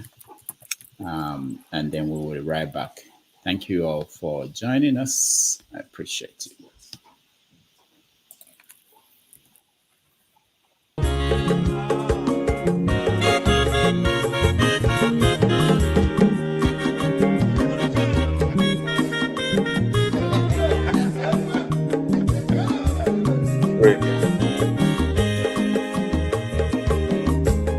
When your master bio, Aqua was bio, Max, if you have go Quanumo, no Fube, Nazo, Olaga, ni Piazugo, Mamulaga, Doni Piazugo, Aqua Wilo Gio, Bico Rapuzo, Conavazia. When your master because Abamba water the sorry. If you are gonna move, Lagadoni Piazigo, Lagadoni Piazigo, Abamba will chill, bigger after Mazi welcome up. Odoguna Quaresonaka. On your money got the lemon. Mazini Mazina. You will go with the melody.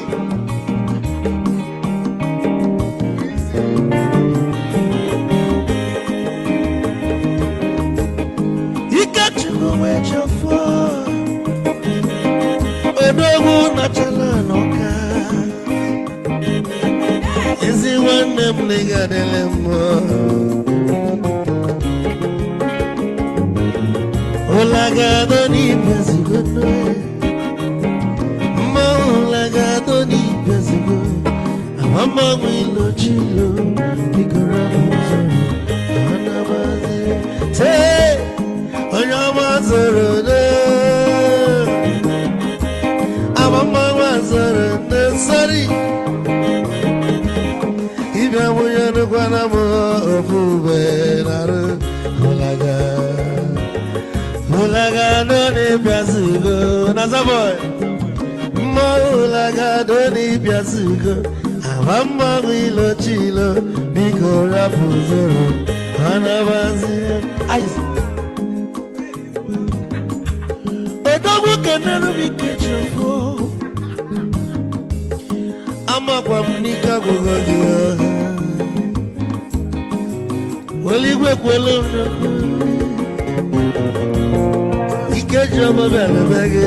Hey, you want?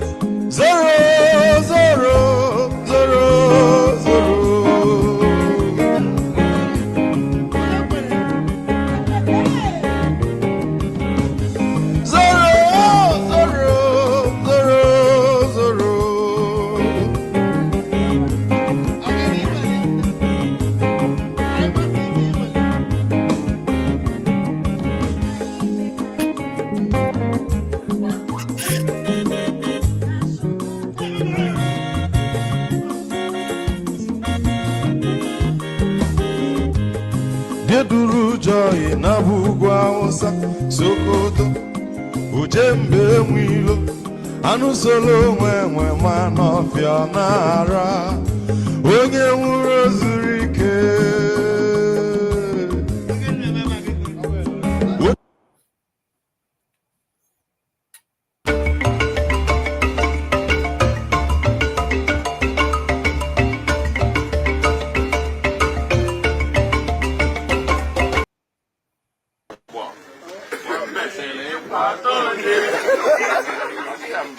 Asimane ya chebenyi tubenyi Odika sina kota menyi Asimane ya kobenyi chebenyi Odika sina kota menyi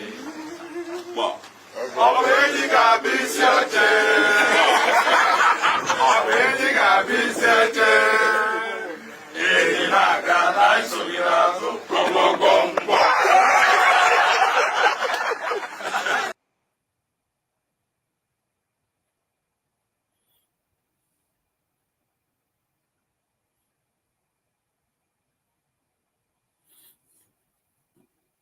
Welcome back, everybody. We still have our guest, Dr. Mefor, who is joining us from Oka in Anambra State. He's the Commissioner for Information and the Government of Professor Charles Soludo. So let's quickly get to those who are here to ask questions, and then we'll round it up. Let me start with you, Ndubisi. You're next. Thank you, Doctor. Good afternoon, Dr. Mefor. Happy to see you.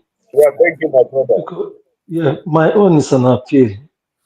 This insecurity in the southeast, particularly in Anambra and Imo, the Ihiala axis is too much. People have left their villages and run away, and houses have been set ablaze in some places. So I'm appealing. I'm using this medium to appeal to you and the governor to intensify effort to end it. whether through political solution or through any means, so that life return to normalcy in those areas. Elderly people, young, and even schools are no longer operating in some of those places. I'm particularly referring to some communities in Inyala local government,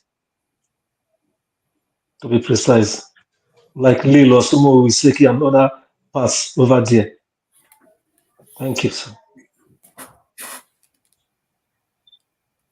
Thank you, Ndwesi. Thank you, my brother. Your concern is shared by Governor Chukuma Soludo, and that is why he is planning peak. What is happening in some communities in Anambra South is the reason that is reorganizing the entire security architecture. And he is serious about it, and he will certainly make good all his promises on security. Sooner than later, he is coming down heavily on insecurity in Anambra State, and these things will be a thing of the past, I assure you. All right, thank you. Let's go to Okija and Okija. Good morning or good afternoon, everyone. Dr. Mefor, it's nice to have you here. Can you hear me? Hello? Hello? Yeah, we can hear you. Oh, okay. Dr. Mefor, I mean, before I ask my question, you said something about that Soludo, always awake, doing something. I mean, tell him not to, write another essay on P2B, like the one he did in the middle of the night before the 2023 election. He shouldn't be doing things like that. He should focus on his job. And another comment, you said something about education. My community, Okija Grammar School, they don't get enough funding. They don't have money. They were asking for money to get cartridges, toner cartridges to print school exam papers. So things like that, like if you have to pay much attention, to those. I think is this still here? No, he dropped. So I think we can. You can pause your questioning because I can't find him in the studio. I'm sure he will come back. I promised him that he will take the remaining questions from people who are here, and then we round up. He has exceeded the time we agreed to, but I'm sure he will be back.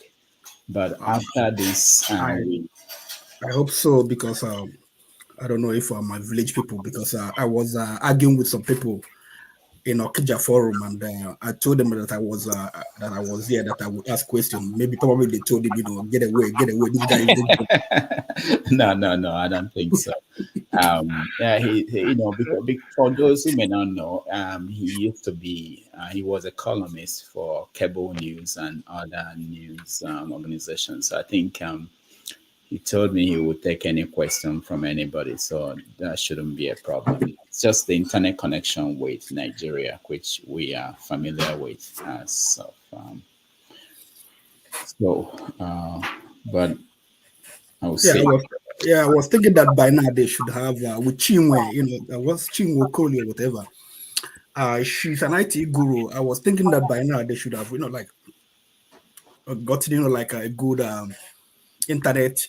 I mean, at least for the commissioners, he's the commissioner for information. He's here to provide information. I think he shouldn't depend on MTN or whatever, all those telecom.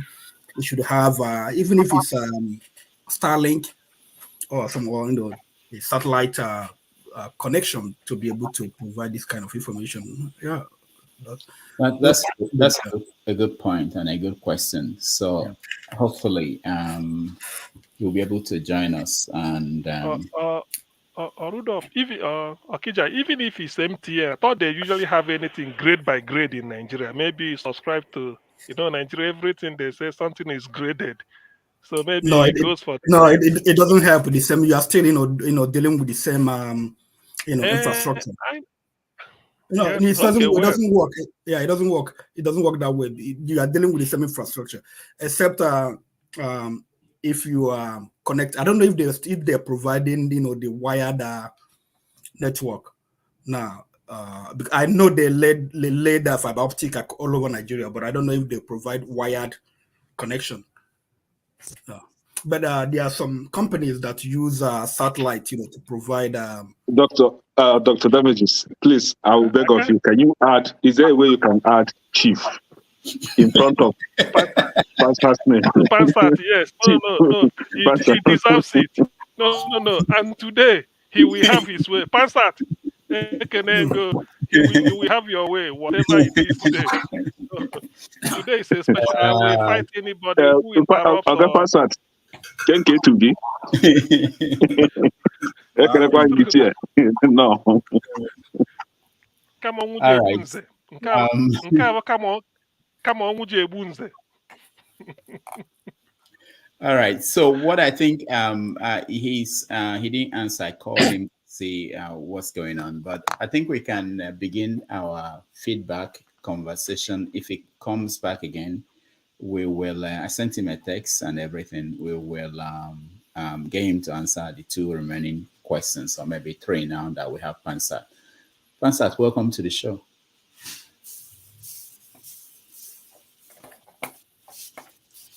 Thank you very much, Rudolph. Any special occasion? No, it's for your show.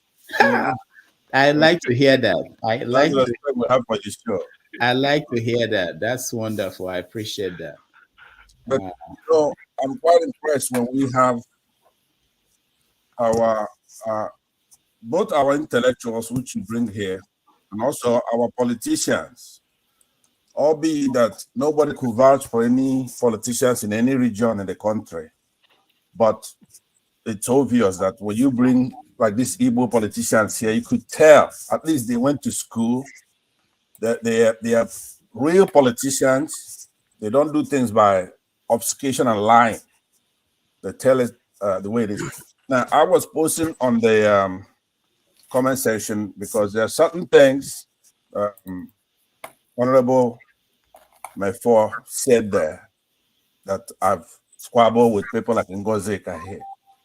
One of them is that we're not just traders, right? We're better in everything.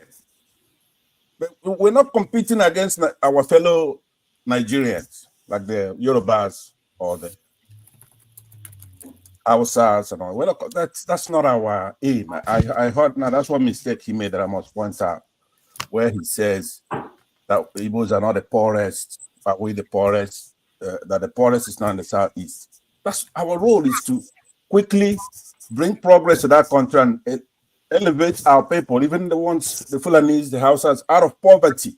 We're not competing against Nigerian tribes. We're way far away from these both Yorubas and Hausas. We're not in the same league. Our role is to bring up that country. And anybody who's going to impede it, we're going to have to stop whoever it is. And that's why I also disagree with him, Mr. Mefor, is that we don't have to do by peaceful means. I was going to try to find out from him if he's familiar with the Iraqi model. How Iraqis liberated themselves is from outside. So Governor Soludo, other Igbo politicians, they must not neglect our people who are outside of Nigeria, different from other people's people who are outside of Nigeria. The Igbos who are outside of Nigeria are smart, engineers, businessmen, entrepreneurs, fair people, fair. They're totally different from the diaspora from other parts of Nigeria who are wayward and loafing around out there. Now, they have a few, there's exceptions. So one of our assets are people outside. That's how we're going to liberate ourselves from that country. So I thank you for bringing the gentleman here. It looks like he's coming back. So I'll give him a chance to, when it's my turn, I want to ask him a couple of questions. No, one question, please. We are rounding up. Actually, I brought you in just because you dressed well for the show. I know how to treat you. Sorry. Otherwise, we are done with bringing anybody in, but you dressed properly for the show. We appreciate that. Okay, Dr. Love, thank you so much for coming back. We have 3 more questions for you, and then we'll round up. So, Okija, continue. Maybe you can start from your question, please. Okay, Dr. Mefor, thank you for coming back. Okay, I grew up in Onitsha, born and raised in Onitsha. Anambra is a small place. Okay, from my understanding, I've done it from Opiweka to Oka is about 15 minutes, on good road.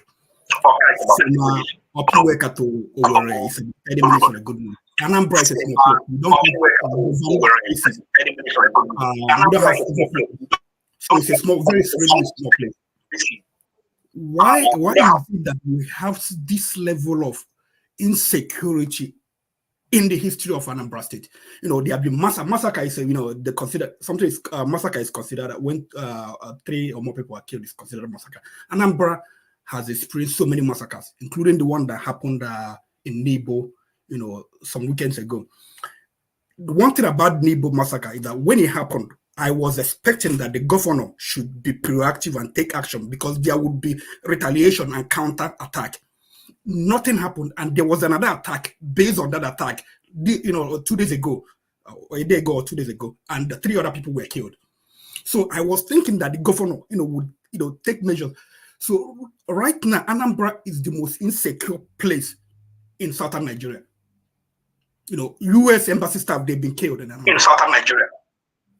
People who are in Lagos don't want to go home. They're having a traditional wedding or whatever in Lagos. They don't want to go home. Okay, people have people died in US. They don't want to go home to bury those people. They bury them here. Anambra is totally insecure. Security is the bedrock of every or any development. Without security, you're just be doing nothing. Anambra is suffering because like if people were coming home. Anybody that comes from from America or whatever, Europe, is at least before he or she leaves, $1,000 is added to the economy. So if 50 people were coming home, about $50,000 every month invested in the economy. So why is it that Soludo has not thought it proper to organize a security summit? Bring Anambra people in Anambra, bring Anambra people in Nigeria, maybe Lagos or whatever, and bring people abroad.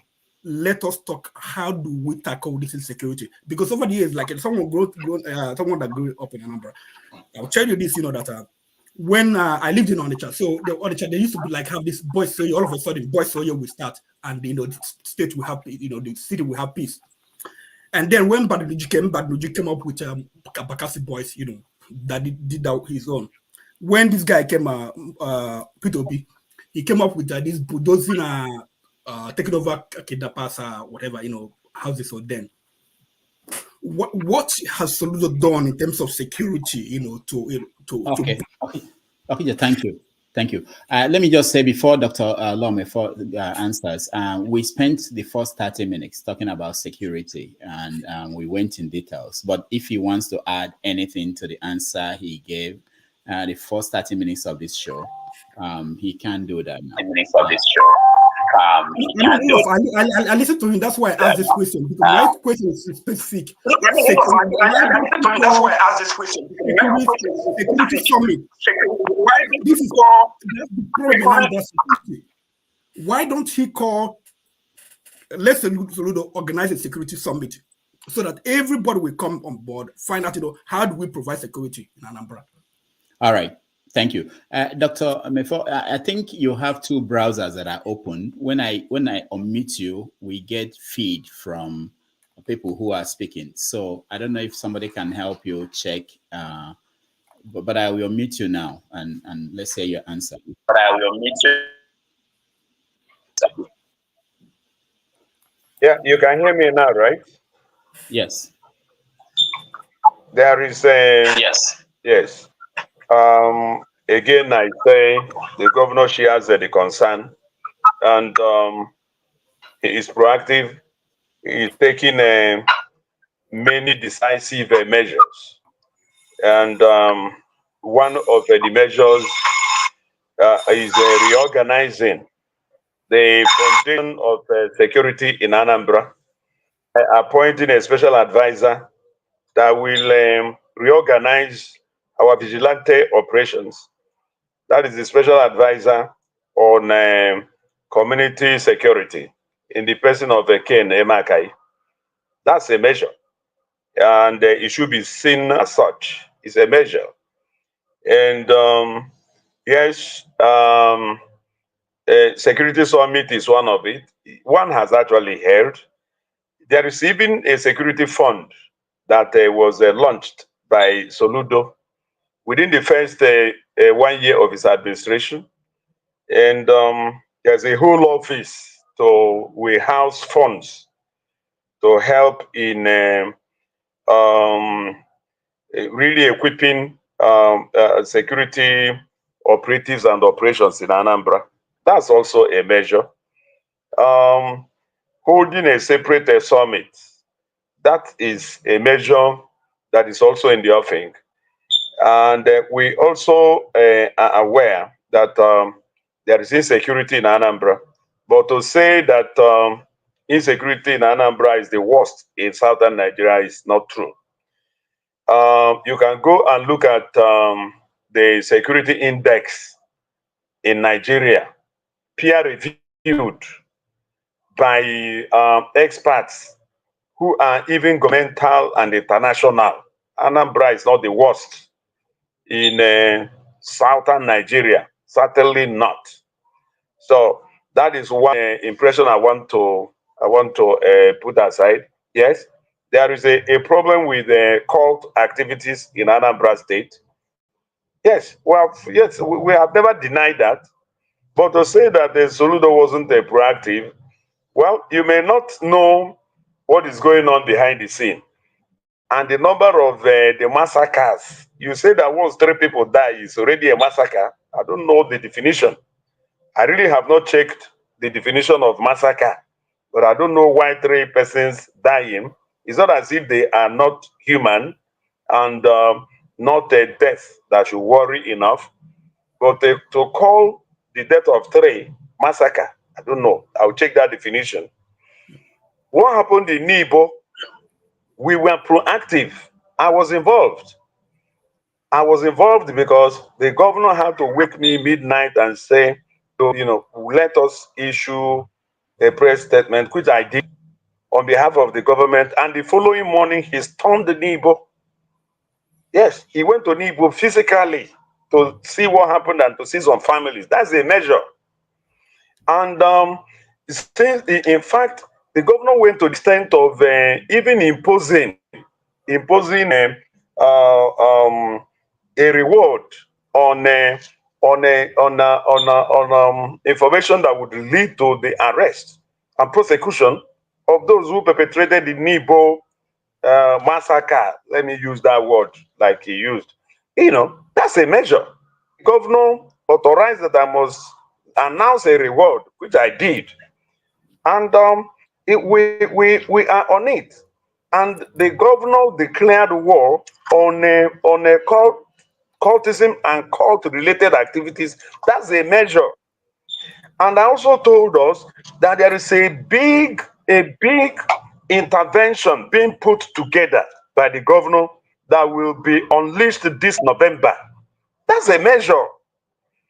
You understand that? It's a measure. So apart from the appointments in the security architecture, the equipment, the training, the manpower, everything is being looked into. That's a measure.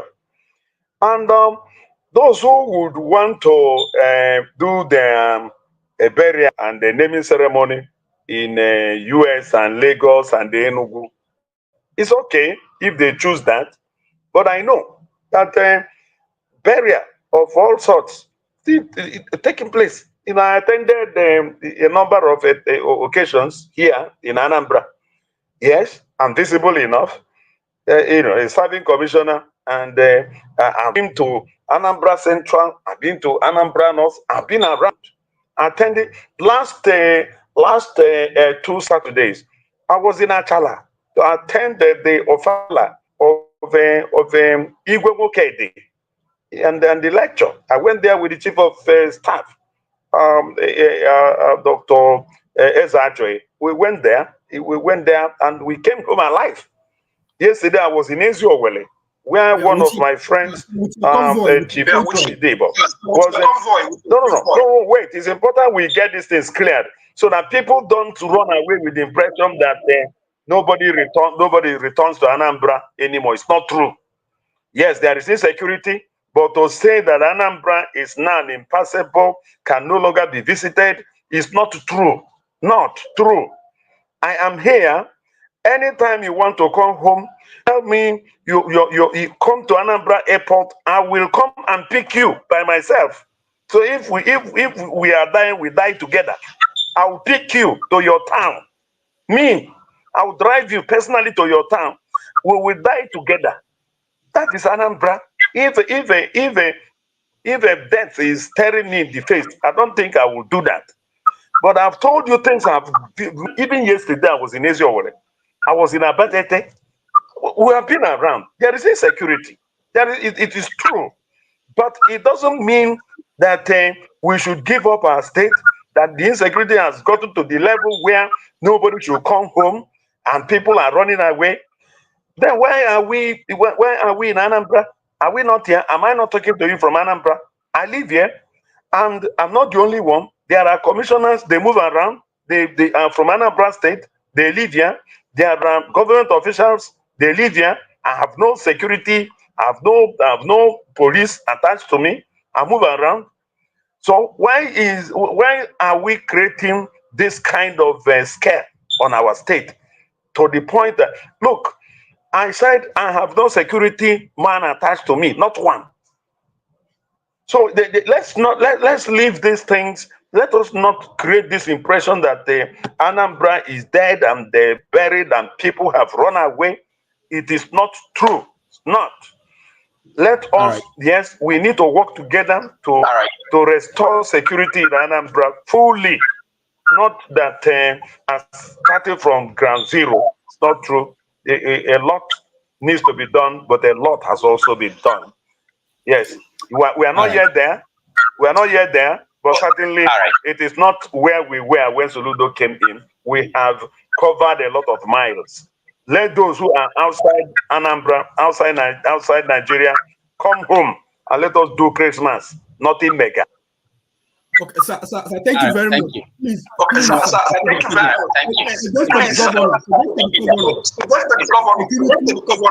Please suggest to the governor. We are all looking for solution. Okay, we're all looking for solution. Okay, I'm not here to to quarrel or whatever. We are looking for solution. Suggest to the governor, let there be a security summit so that everyone will discuss this issue. We want it to be solved. Thank you.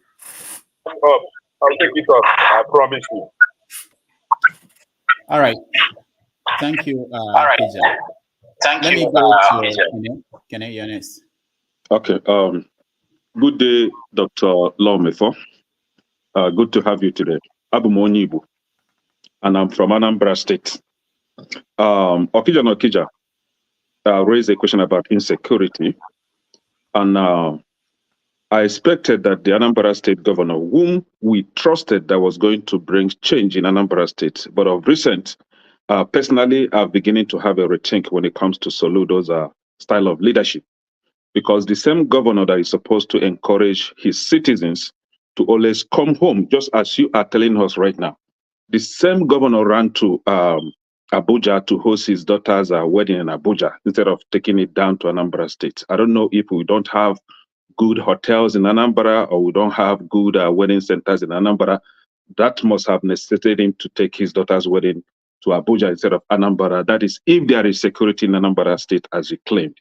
The same governor that you are now telling us that you championed wait. Now let's get one thing straight. Can we get one thing straight? Is it the daughter's wedding or the son's wedding? The daughter's wedding, traditional wedding. Supposed to. If it were your son, would you allow your father-in-law to decide where you will hold the reception of your son's wedding? I did not say reception. I said traditional wedding. No. I'm saying in Igbo culture, you are the man. You are married probably. you have a son, if The you're payment of married and you have a son, and you know, wait now, let's get this thing straight now, so that we know what we are saying now. Please, I am asking you, if you have a son and your son wants to marry, would you allow the father-in-law to decide where your son's wedding reception will take place? Can I answer the question? Answer, sir. So if I have a son, I will go with my son to my prospective in-laws' house to pay the traditional requirement. Not in Abuja. I will go to my prospective daughters-in-laws' father's house. In Igbo culture, please, so that we end this our encounter on a good note. Soludo has no right to decide for the daughter's husband where he would hold his wedding reception. He has no such right. Okay, so let me ask my question. If you believe that because he's the governor, he will now force the son-in-law to hold his wedding reception of his daughter in Anambra, please, it is very wrong. Let us not drive certain narration. No, it's very wrong. No, honestly, it's not an issue at all. The man, if it were Soludo's son, Soludo can prevail on the son and say, look, you cannot do this in outside Anambra. But why should the governor, because he's the governor, force the son-in-law, who is a man in his own right, to decide where he would hold his own wedding reception? Because he's the governor, he will now force him to hold the wedding reception in Anambra. And we are here making it an issue. Please move to the next question. I beg. All right. Okay, I've not asked my question yet. I've not asked my question yet. So, in your speech, hold on, connect.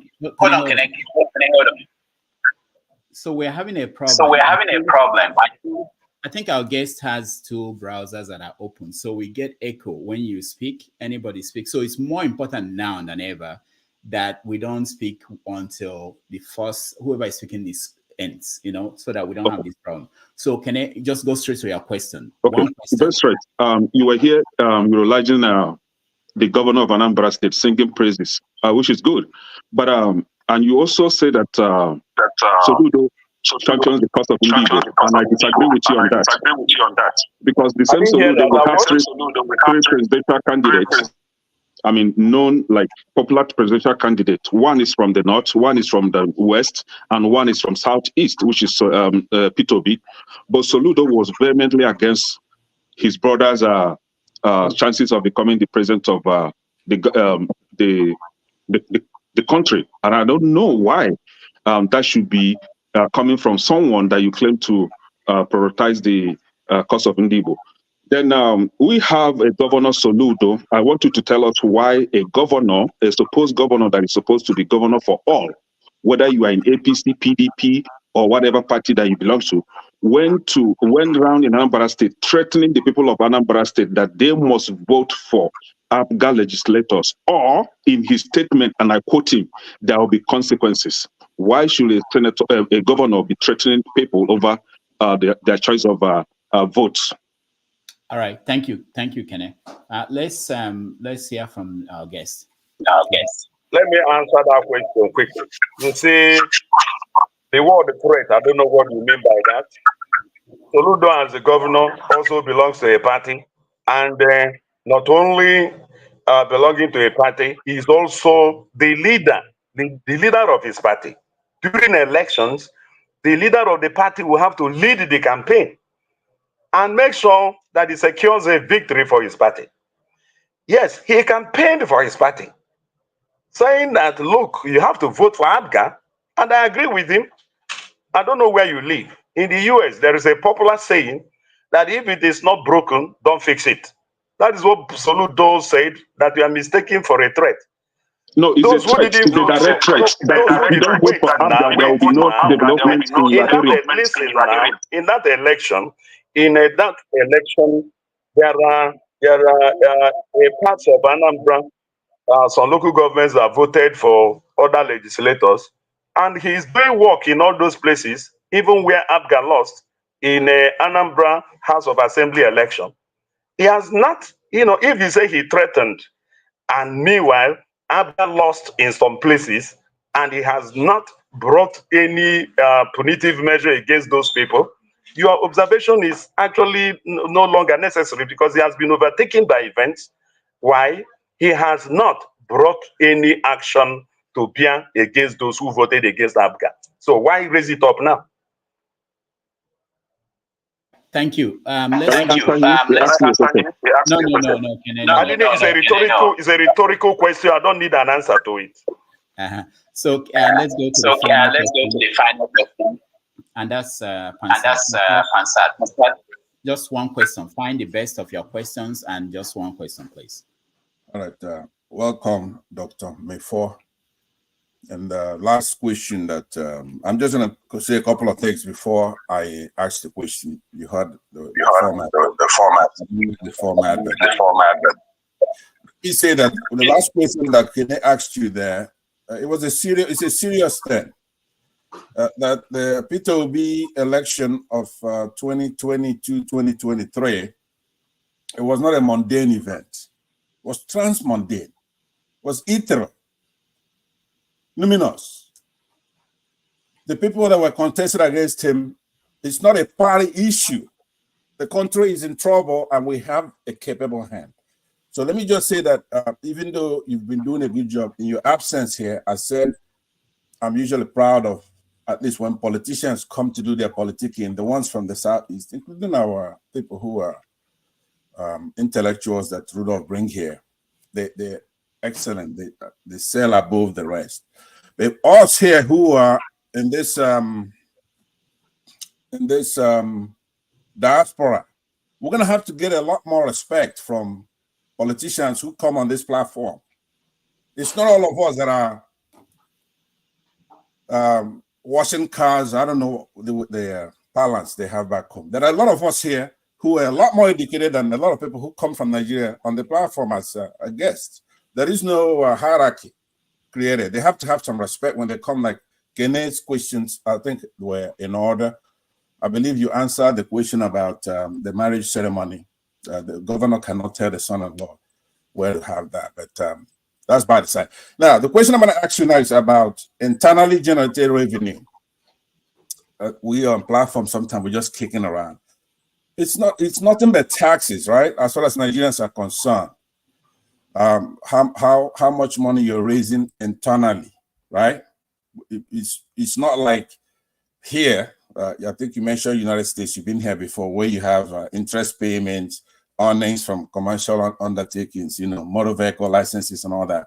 In Nigeria, it's basically a state tasking their people to death. It's not like corporate earnings or even regular somebody working a job and the government goes in, the state government takes some taxes. When we're talking about internally generated revenue, especially in Lagos and other metropolis, it's taxing the people to death. People selling water, people clearing their goods, right? So I want you to be able to let people know, especially our people who are not economically advanced, that it's not like a virtue. It's just a necessary evil. It's nothing to measure like a GDP of how well a state is doing. IGR is nothing but an evil, in essence, government necessary evil, taxing people to death. So I know that Rudolph is impatient there. So I'll suspend asking you a question, but to say that I don't, when you go back home and you intimate to Governor Soludo, I'm not going to hold his sins against you. Being physically responsible, like you put him there, it's nothing you attain and then you stay there. It's something we have to judge you almost every cycle. Are you being physically responsible? He doesn't have a badge that says, okay, this man used to work for CBN, he's a governor, he's physically responsible. It's not an honor that you put on yourself. It's every cycle that we look at your budget. What are you doing in education? What are you doing in XYZ? Right? I hope you and I were on the same, because I like you. I believe that you've been eloquent and you've been fair in answering the questions a little long sometime. But I'm not going to ask you a question like a gotcha question. I just want you to, when you go home, You tell them that there are a lot of us here who have the solution to that problem in Nigeria, and that finally, I propose that we take over the country if they're not going to progress the way we want. We're going to have to do something. We're not going to be forever like this. All right. So thank you very much for, and Rudolph, thank you for indulging me. All right, thank you. Dr. Law, hold on. Let me make sure that you are unmuted. Okay, go ahead, Dr. Law. Okay, go ahead. Yeah, see, I got his question, and I share in his concerns also.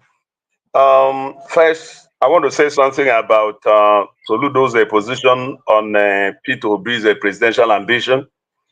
What Soludo said was a note of warning that, look, these are pitfalls ahead of you. And Soludo went on ahead to ensure that P2B didn't have a position, at least in Anambra.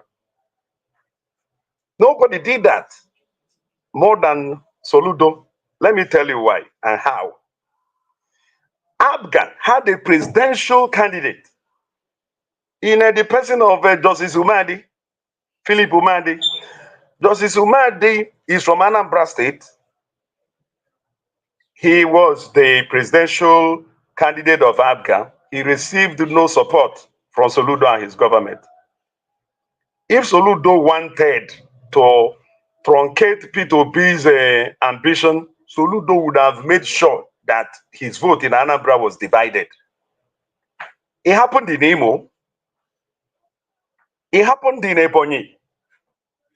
And they made sure, they fought and they ensured that even if P2B won in Imo and won in Ebonyi, the vote was substantially divided. In Anambra, P2B scored almost 78%. It showed that Soludo didn't want to put up a fight against him, for which I think he should be commended. Despite the fact that his own party had a presidential candidate in the person of Justice Umadi, he didn't want to empower Umadi to become a stumbling block to P2B.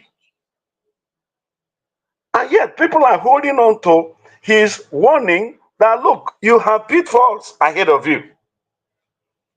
That is what I have for that. Number two, tax being exercised in Nigeria, people being taxed to death. I agree with you.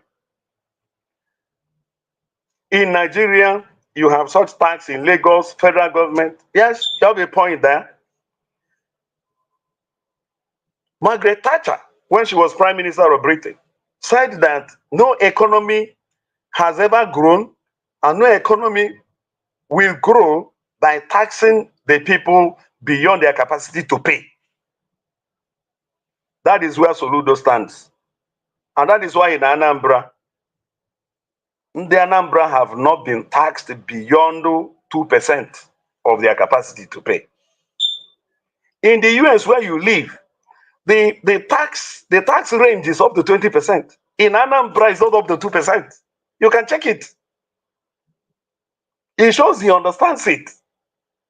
That the people should not be taxed to death or taxed beyond their capacity to pay. And I say that our cumulative tax average in Anambra is still in the neighborhood of 2%. It's not even up to 5%. I stand to be corrected. Then, when it comes to the Igbo and Nigeria diaspora being part of what is going on, my brother, that is what we want. I will, whatever, see, take my number, let's work together. Let us articulate sector by sector things you want done. I will set up meetings, so that if even online, you don't need to even travel down. We can, like we're having this kind of meeting here, presentations can be made like this, and from there we pick things we want done. Those of us in Nigeria, we don't claim to have monopoly over knowledge or expertise. I, for one, I don't. But, my dear, we want one thing, all of us here in the Soludo administration. We want things done. Soludo is working on what he calls prosperous and livable Anambra State is for the Ndi Igbo, not only in Anambra, it's for the Anambra more in diaspora. Let them have a home to return to. Let them repatriate their expertise, their funds, because there is an environment to host it. That is what Soludo is working on. He's not working on an exclusive Anambra to the exclusion of the Anambra outside Anambra. I believe that up to 50% of the Anambra don't live in Anambra State. They don't even, many of them that live within the Southeast, many don't live within the Southeast, or live in Nigeria, or live outside Nigeria. What that means is that up to majority, up to 50% of the Anambra are not in Anambra State. So there is no way you can effectively govern Anambra State to the exclusion of those who are outside. And those of us who are outside, they have expertise. When they say Igbo diaspora, Nigeria diaspora, 30 to 40% of the people being referred to and their Anambra.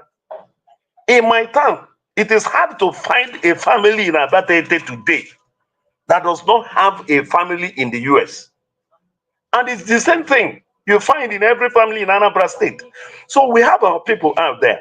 We need the expatriate, we need them to come home, but they need security. We are working on security to ensure that they don't come here and they are putting themselves in harm's way. Things must change. We must work together to ensure that the livable, prosperous Anambra being dreamt of by Soludo is realized by all of us working together. So your ideas are welcome.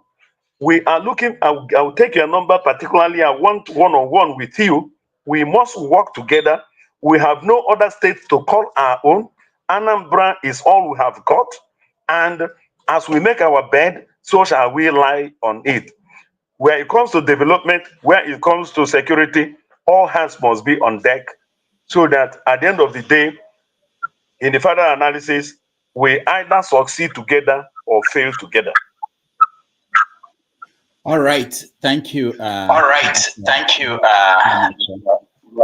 Before you go, if you have anything you want to say, I wanted to remind our audience, you wrote 2 books. One of them is on Ken Namani and the new Nigerian Senate. But you also have a book of poetry. It's called Phantasmagoria. But there's something in that book that I'm interested in getting your take. You said that the book will accomplish 3 things. One of them is something you said, this is what you said, I'm reading it. It says, it has the potential to offer psychotherapy, healing to psychopaths, psychotics, neurotics, and other broken selves cascading as human beings in our society today. So I want to know, you've left, your position as a teacher, and you are in politics. And we know that many of them are in politics. Have you seen them, and how are you dealing with healing them, these human beings who are psychopaths and everything? You know, let me tell you, see, I trained in 3 broad areas: journalism, public administration, and psychology. I actually received my PhD from University of Nigeria in social psychology. So behavior modification, and things that have to do with attitude and attitudinal issues and changes actually worry me a bit. And I have come to some conclusion that some leaders in Nigeria and perhaps elsewhere don't have the kind of psychological stability to preside over the affairs of people. So I believe that there should be a constitutional provision for mental evaluation of those who want to become leaders. And I mean it. Many of them are psychopaths. Many of them are, they are mentally challenged. And once you have people like that, you will run the risk of having a megalomaniacs in power, and the people who are psychologically immature, those who are not psychologically balanced, whose mental status examination is reading negative, can really crash the whole system. And if you look at the performance of some of our leaders and some decisions they have taken, you will see that they border on some psychopathic conditions that could have been detected through proper mental status examination by experts, by forensic psychologists, by clinical psychologists, by psychiatrists, who would have given a proper evaluation that these people are not fit and proper for public offices. And yet we are saddled with them, and they are accounting for the underdevelopment that is besetting or that besets our country.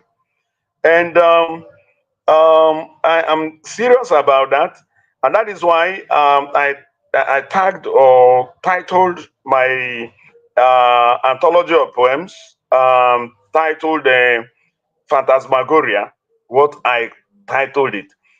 Phantasmagoria is a mental flux, where a conquered ego becomes a conqueror, right? That means somebody who has failed in normal and natural life now begins to concoct something in his head and begins to give it effect that he is actually a success, and he finds himself in leadership positions, and they now begin to take charge of our lives, and they begin to they make decisions for you and I, and at the end of the day, we are the worst for it.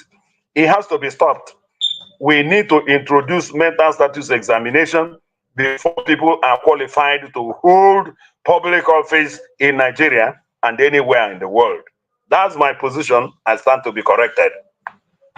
All right. Thank you so much, Mefor, for joining us today. We hope you will come back again in no distant time to help us understand what's going on in the States, and also pass across our message that our invitation to the governor to join us one of these days, that he should, consider that and join us anytime. We want to hear from him directly. Anambra people all over the world, they are watching what's going on and they want to hear from the governor. They are also interested in, his election coming up next year. So we will like to make sure you pass across that message, and hopefully he will join us. Thank you again. I know that we started having technical problems. Thank you. Thank you. Yeah, thank you. Right. Thank you, the audience. I am very grateful. All right. Thank you. All right. Thank you. I'm pursuing Soludo's template, which is Soludo's template that thinks about, producing results, being accountable. It's not, we don't save money for the sake of saving money. Saving money is not an output. It's not an outcome by itself. We put money to produce value for our people. If you don't have something to spend money on, then save it. But if you have something, you can't have your people in the hospital dying and you say you are saving money and so on, and poverty is escalating and so on and so forth. Now,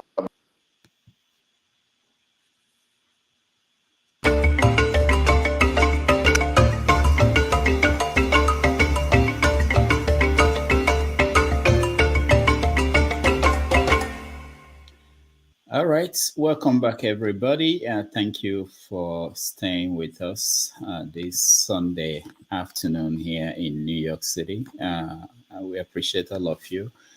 Let's do a recap what happened, and let me start with Righteous Man. Yeah, Dr. Rudolph. Yep. Thank you once again. I was so excited when I got the information that you are hosting, your platform is hosting the Honorable Commissioner today.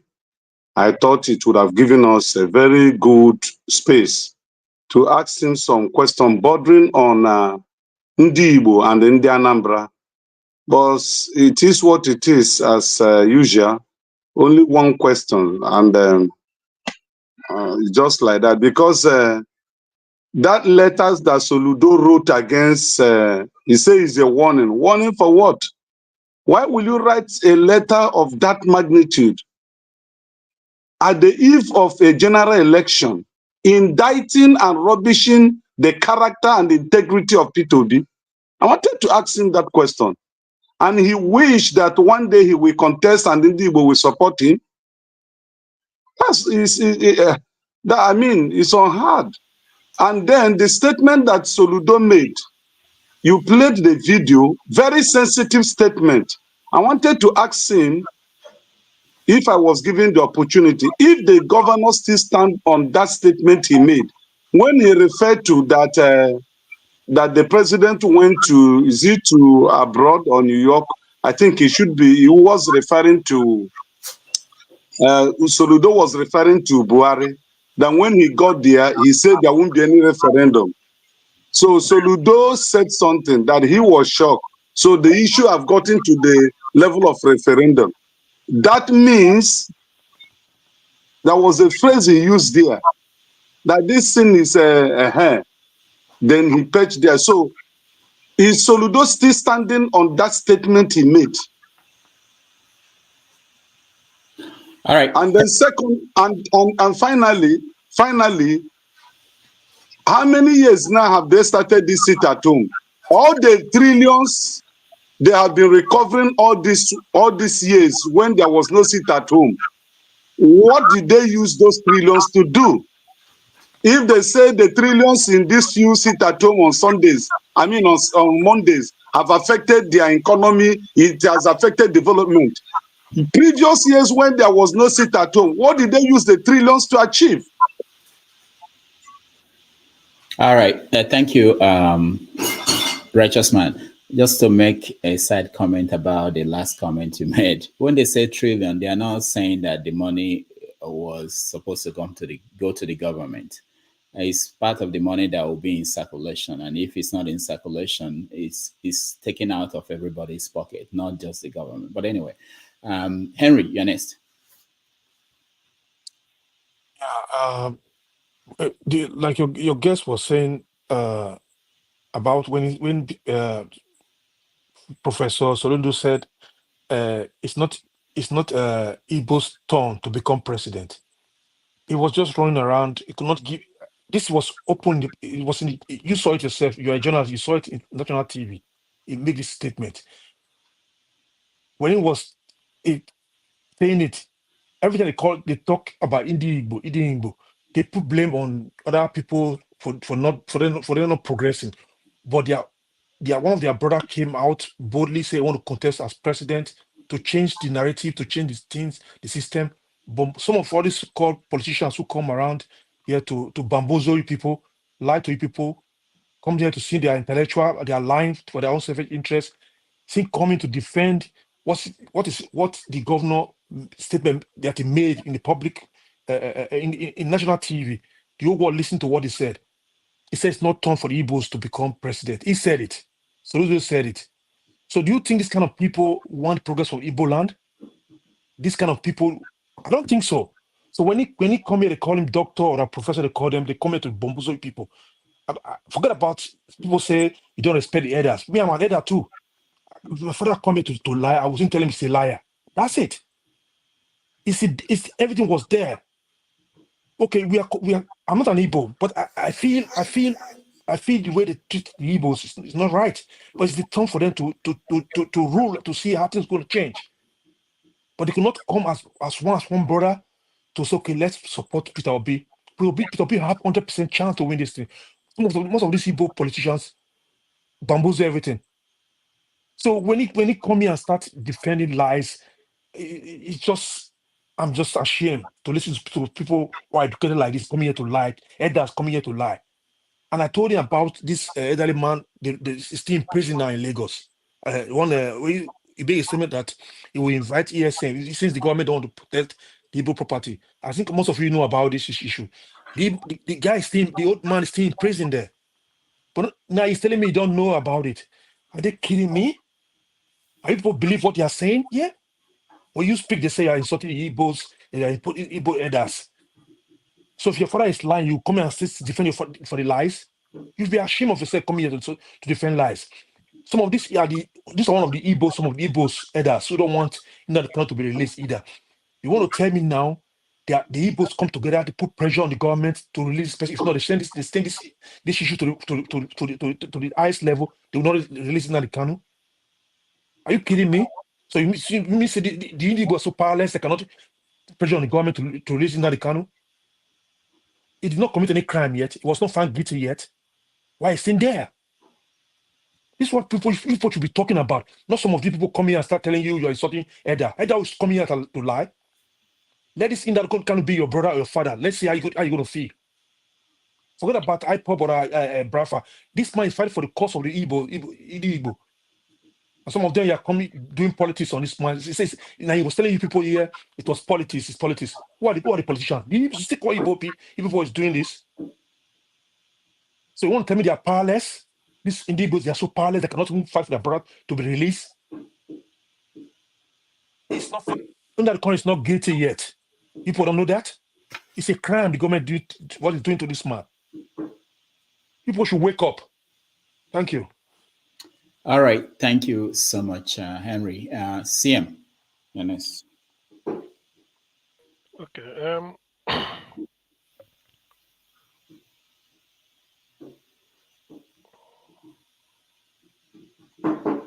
CM, go ahead. You're muted, CM.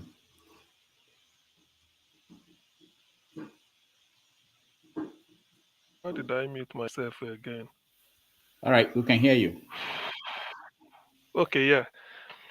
So what I'm saying is, overall, the way he answered my question, I wasn't quite happy with it anyway, but because it's not something between two of us, I could have been. Because what I wanted him to commit to is, Nnamdi Kanu is behind bars.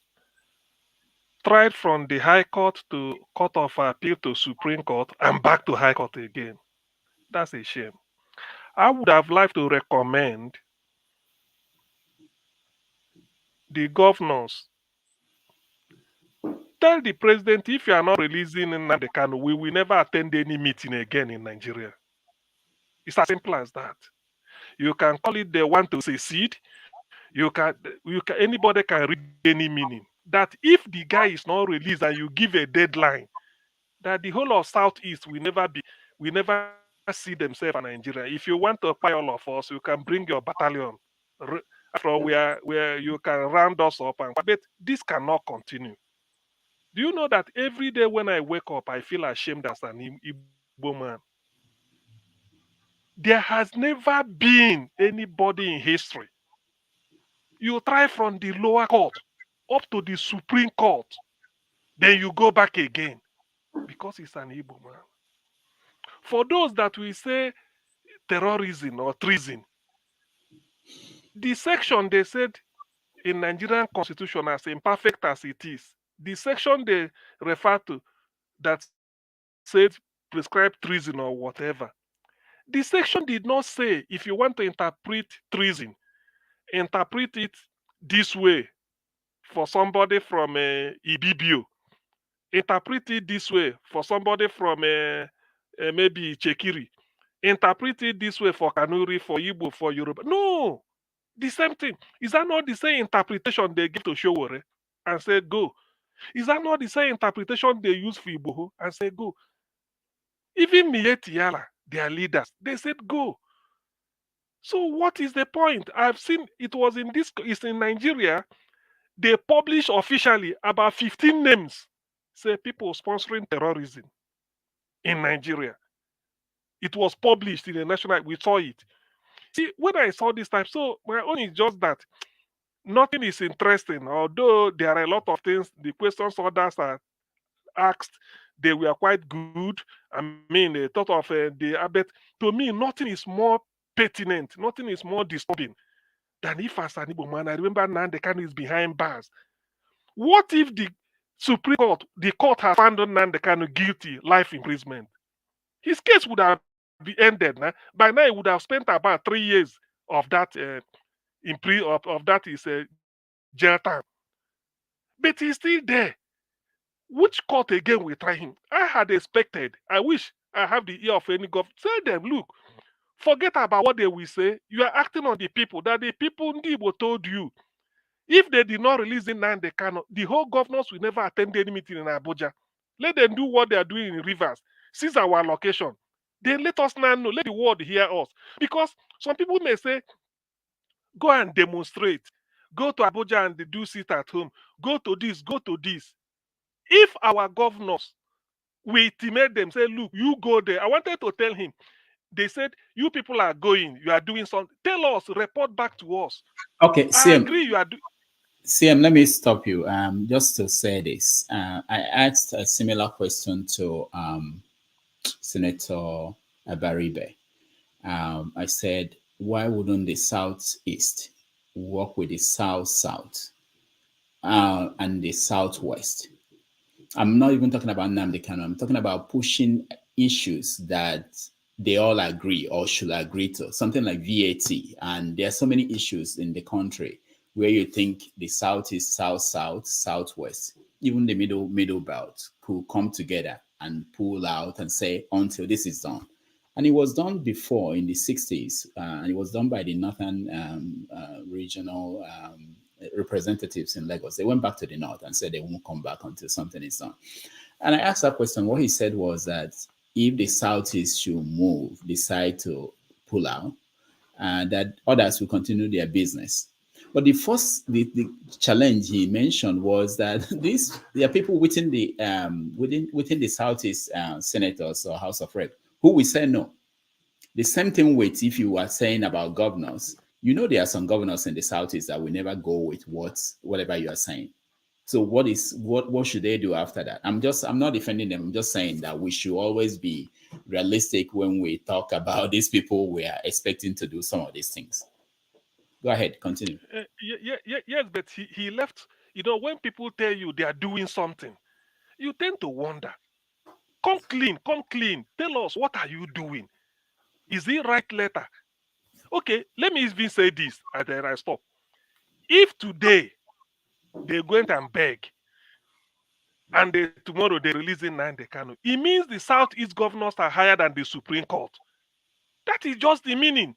It means that court is not the final court. The rule of law is not supreme. That the court can jail you if you gather people to go and beg, then you go. That is the meaning. If the court say you are owing, you gather people to go and say, no, I'm not owing. They said, okay, go. We shouldn't be involved. This is no longer a human issue, because having gone through the court, you don't go to court to go and play draw. Not like Barcelona and Real Madrid 0-0. No, it's either you win or you lose. Nnamdi Kanu won. He did not lose. So let him go home. That's what I'm saying. That's why I'm so... If this thing, it troubles my mind. So I said, what shame am I really worth a human being? That somebody is being held. What faith has any other person got? To me, I feel that the essence of holding Nnamdi Kanu is to tell Ndibo, what can you do?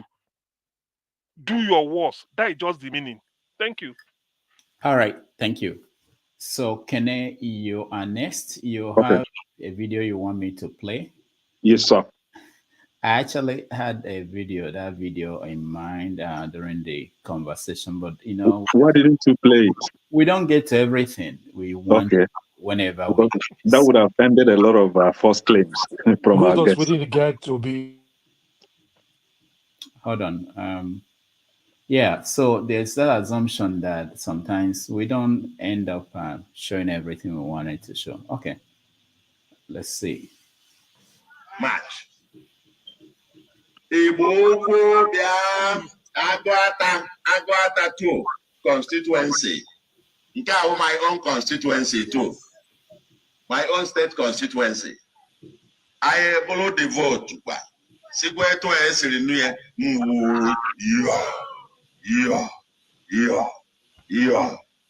Well, I know to your vote. I had a number than you. I know the Maconia money I got on now, where I got on Yapuga. Your money I got on now, Keba. I got one again. It was on your Bagoteleba. Manos or salary at Organelli. Acquire salary on Abie. Onye nọ na house ada alụ ilo ọ da alụ hospital ọ da alụ school maka ego ole ka o nwere ibe ọ mụ bụ gọvanọ ya alụ ya and onye mụ na ya dị mma onye mụ na ya nọ na pati ọ ya ga-enwe access ọ bata o wee gwa m na ya alụ ebe a ma ebe a lotekwa nke a lotekwa nke a lotekwa nke a ọ bụrụ onye apụ ga-apụta na be ya mechi ibe a mee ibe a mana anụkwu ibe na-ekwu yes I etu a ka o si awọ onye nke gị ka gị na ya ga-ala ọkpọ m na fonu nza ọ sị m na nke a dị ebe a sị m ya ekwe n'eziokwu ọgwọ m nke a na ojepụta pati pati a je ojelu nke obedilo ọnwa gwa ya kwụọ ya salary ọnọ ibi ya. All right. Now, we've all heard it, right? So this is the governor of a state. See, let me make it very clear. We all want Anambra to succeed. We all want Ndibo to succeed. And especially, I personally want Soludo to succeed because I kind of supported him during the election. So I want him to succeed. But here you have a governor threatening the people of Ibuku under Agota constituency 2 that they must vote for ABGA. Otherwise, there will be no government infrastructure in their place.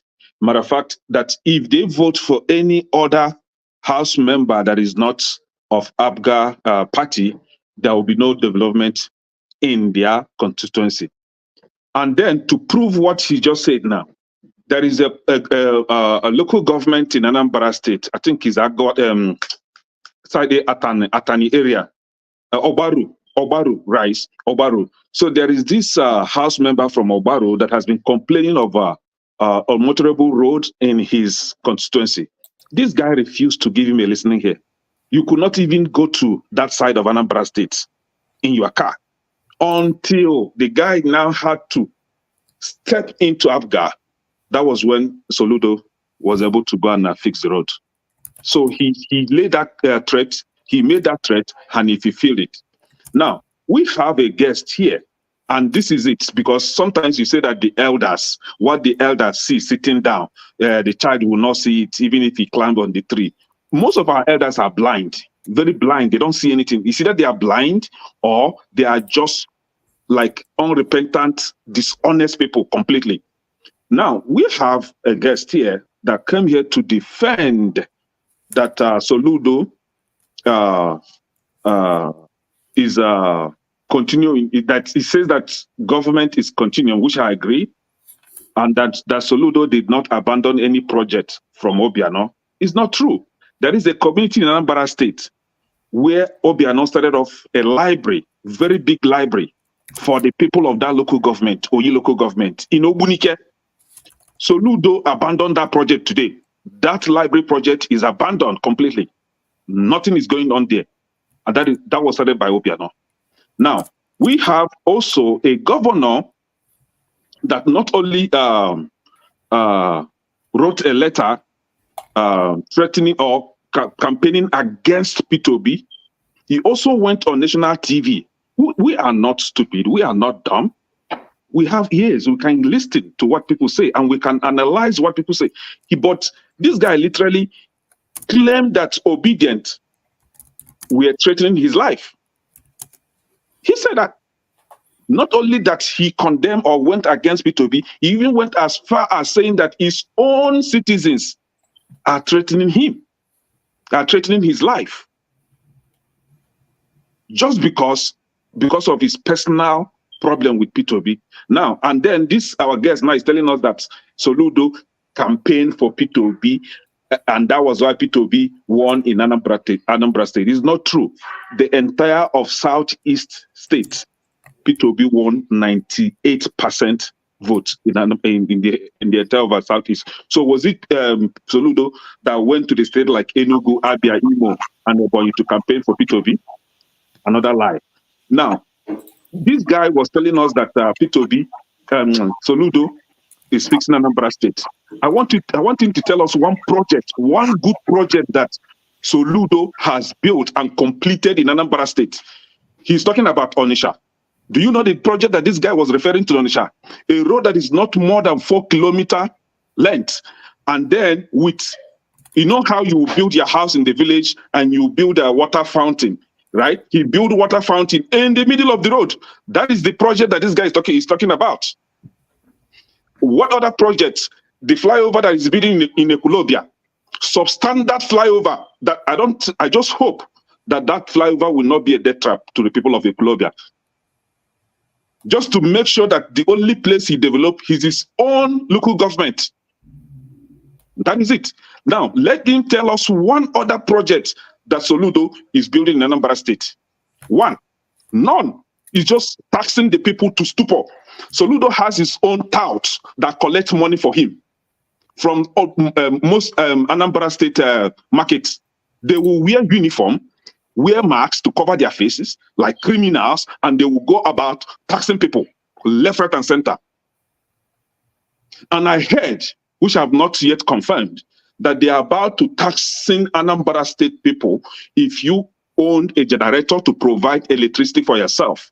If you have a borehole or well to provide water for yourself that the state could not provide for the citizens. So if you have your own house, provide your own water, you will be taxed for owning a borehole, just like the useless criminal in Lagos State that is taxing people in Lagos State, the governor of Lagos State. They want to bring that in the Southeast. And this is the Dubai that he wants to build Anambra. And then he's coming on here to tell the people of Nigeria that Anambra State citizens are illiterate, that they cannot bring Taiwan in illiterate. But I want to tell him something. What made Taiwan is because the government was able to educate the people. The so-called illiterate, the government was able to educate them and provide them with the necessary infrastructure that they needed to thrive as human beings. What is it doing about education and especially about healthcare? It's only in Anambra State that you go to hospital in Inewi. For example, you are having maybe you're having a problem with your kidney. You go to lab in Inewi, they will now send you to Oba to go and see a specialist in Oba. You go to Oba, you pay 20,000 naira to see a specialist. They will send you from Oba back to Inewi to see a nephrologist. You pay 20,000 naira to see a specialist. Every specialist that you see in a government-owned hospital, you have to pay a consultation fee. So what is it doing to make sure that the underserved population, that the poor people of Anambra State are able to receive quality health care in Anambra State? Nothing. It's all about taxation, taxation, taxation. See, if we want to be true to ourselves, we should come with clean hands. I know that honest people are hated everywhere. I don't care. You see how I ask him a question and the guy flame up and start shouting. That is fine. That will not stop me from asking them questions. I want my states to survive. I want Igbo land to survive, and it must survive. We cannot have this kind of people to defend nonsense all the time. Thank you.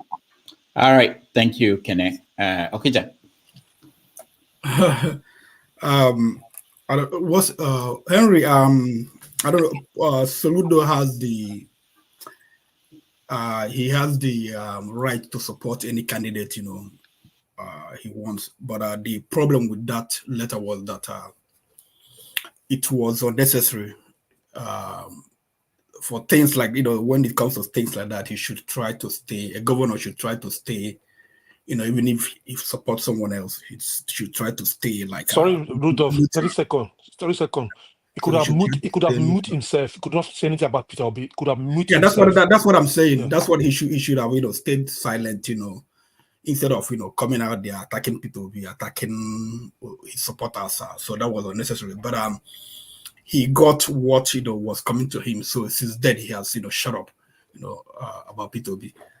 I don't know, like I like one of the things I like about a guest like this, he comes, he's willing to engage.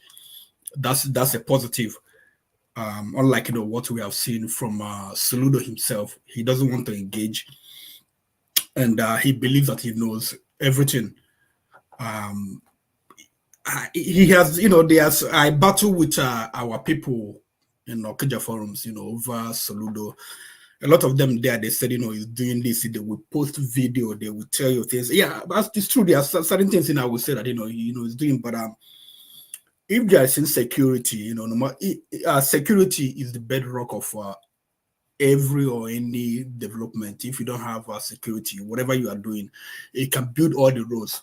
It will not contribute to the economy or to the people because there is insecurity. Every other thing you are doing, is nothing. There is I was telling someone, security, is crime happen everywhere. You have crime everywhere, but there's when it rises to the level where people they have to be mindful, when they go about their daily activities. That place is insecure. That's insecurity right there. So in Anambra State, there is insecurity. And I made mention of what happened at Nibo, and then his counter. That's and right after they announce the reward, that the second killing based on that happened.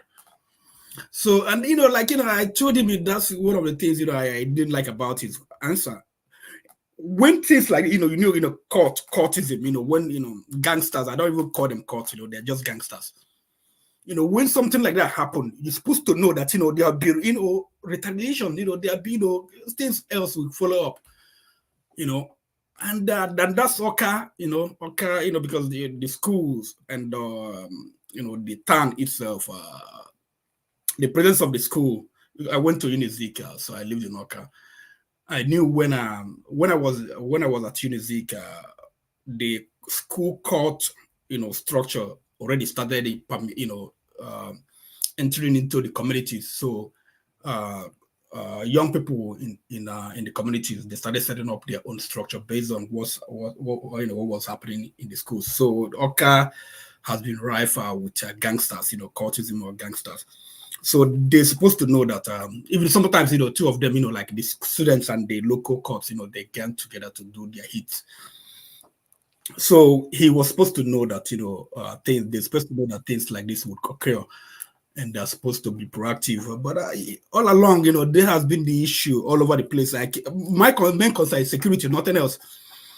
I've written so many places, they attack me, call me names, they've called me so many things. Security, that's the only thing you need to provide, even if it means shutting down all the road construction, but provide security so that Anambra, Anambra is a place we have roads. It's not that you can't get to Nobi from Okija. There are roads, to go to places, maybe they are bad. But I want, security, and I've been calling. There was a time I said it in a forum. They said, there was a security summit. All the governors had. I said, but no, that's not the issue. We need to have our own Anambra security. And he mentioned Kenya Makai. Okija, we provided our own security, and Okija has been calm. But then again, neighboring towns, they have insecurity, and sometimes, they filter into Okija, and so I would like to engage with him for the rule of that's my concern. I don't need anything from them. Just let there be security so that people will move around, so that the economy will get better for Anambra people. Thank you. All right, thank you. Let's go to KJ.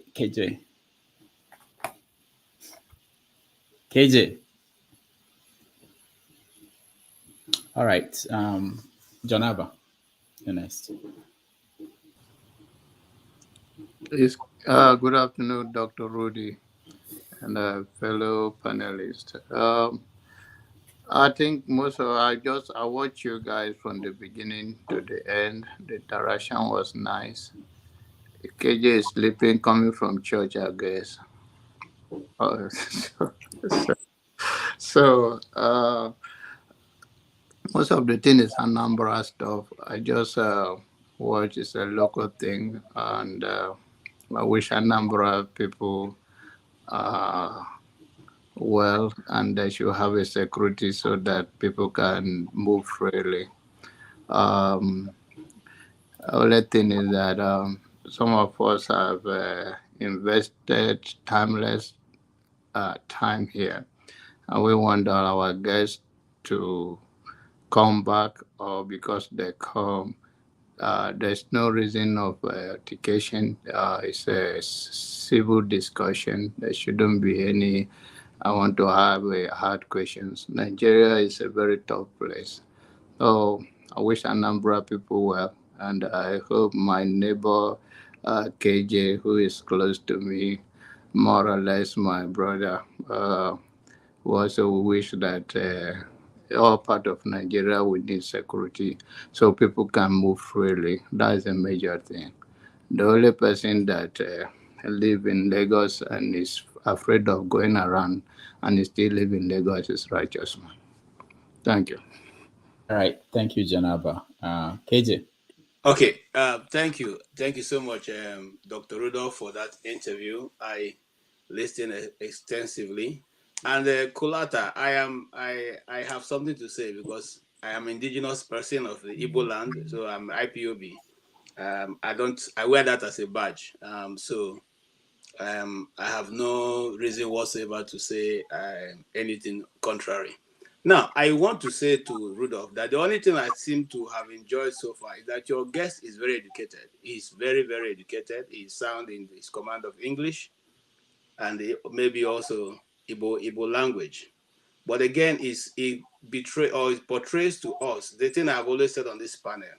There's a total divide between the Igbos and their so-called political leaders. Because what the East is saying is totally different from what the leaders of the East are saying. And Ekene made that very clear when he gave the example of how the East voted overwhelmingly for Peter Obi, and the leaders of the East don't seem to be in agreement with him.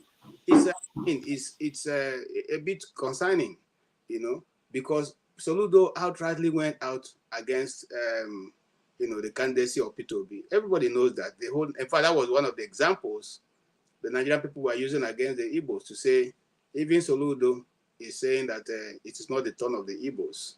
So having said that, I also want to say that, you see, what he has simply been able to put down is how the East have not, or the Eastern leaders, not the Eastern people now, the Eastern leaders have never been able to accept to go away from the largesse they get from the federal government for the cause of the Igbos to be actualized.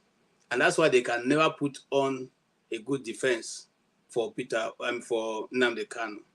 They will not do that. They've not. Look, let's go back. Go back a little bit. The Southern Cameroonians, the Cameroonians, when they decided to move away from Nigeria, all they did, their legislators stopped coming for meetings in Nigeria, irrespective of what was going to cost them. And eventually, but in our own situation, our own legislators or representatives will not even agree. And I can understand the reason why. Some of them are not installed by the people. They're not put in that office. They were put in that office by the establishment. And so they pander to the desires of the establishment, because the establishment have put them there as a stopgap to not allow the normal people who the system would have thrown up as leaders to come up. So you get an Uzodinma and put him in Imo State, and he wants to bring establish a Ruga in Imo State, even though no other place would have given a spare part market free of charge to the Igbos. And I want to put something down here. Every time you go to a city outside of Igbo land and you see a spare part, community or place, those are the worst part of the cities that are given to them to develop.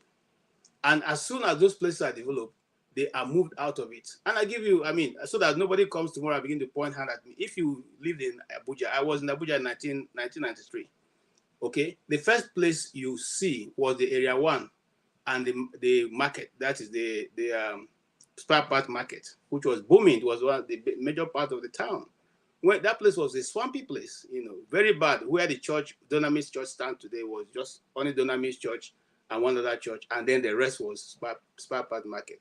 When they finished developing that place, they were chased out of that place and given the now legislative quarters. The now legislative quarters in Abuja was given to the Igbo spare part dealers, and they moved there.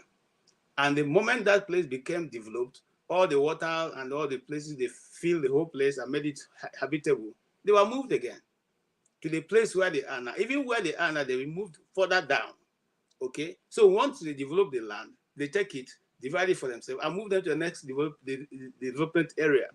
That is what has gone on. Has any of the Igbo leaders ever once got up to say, no, we won't allow this? No. Instead, they want to take our own state money and build rigor in our own community, where we don't even have land.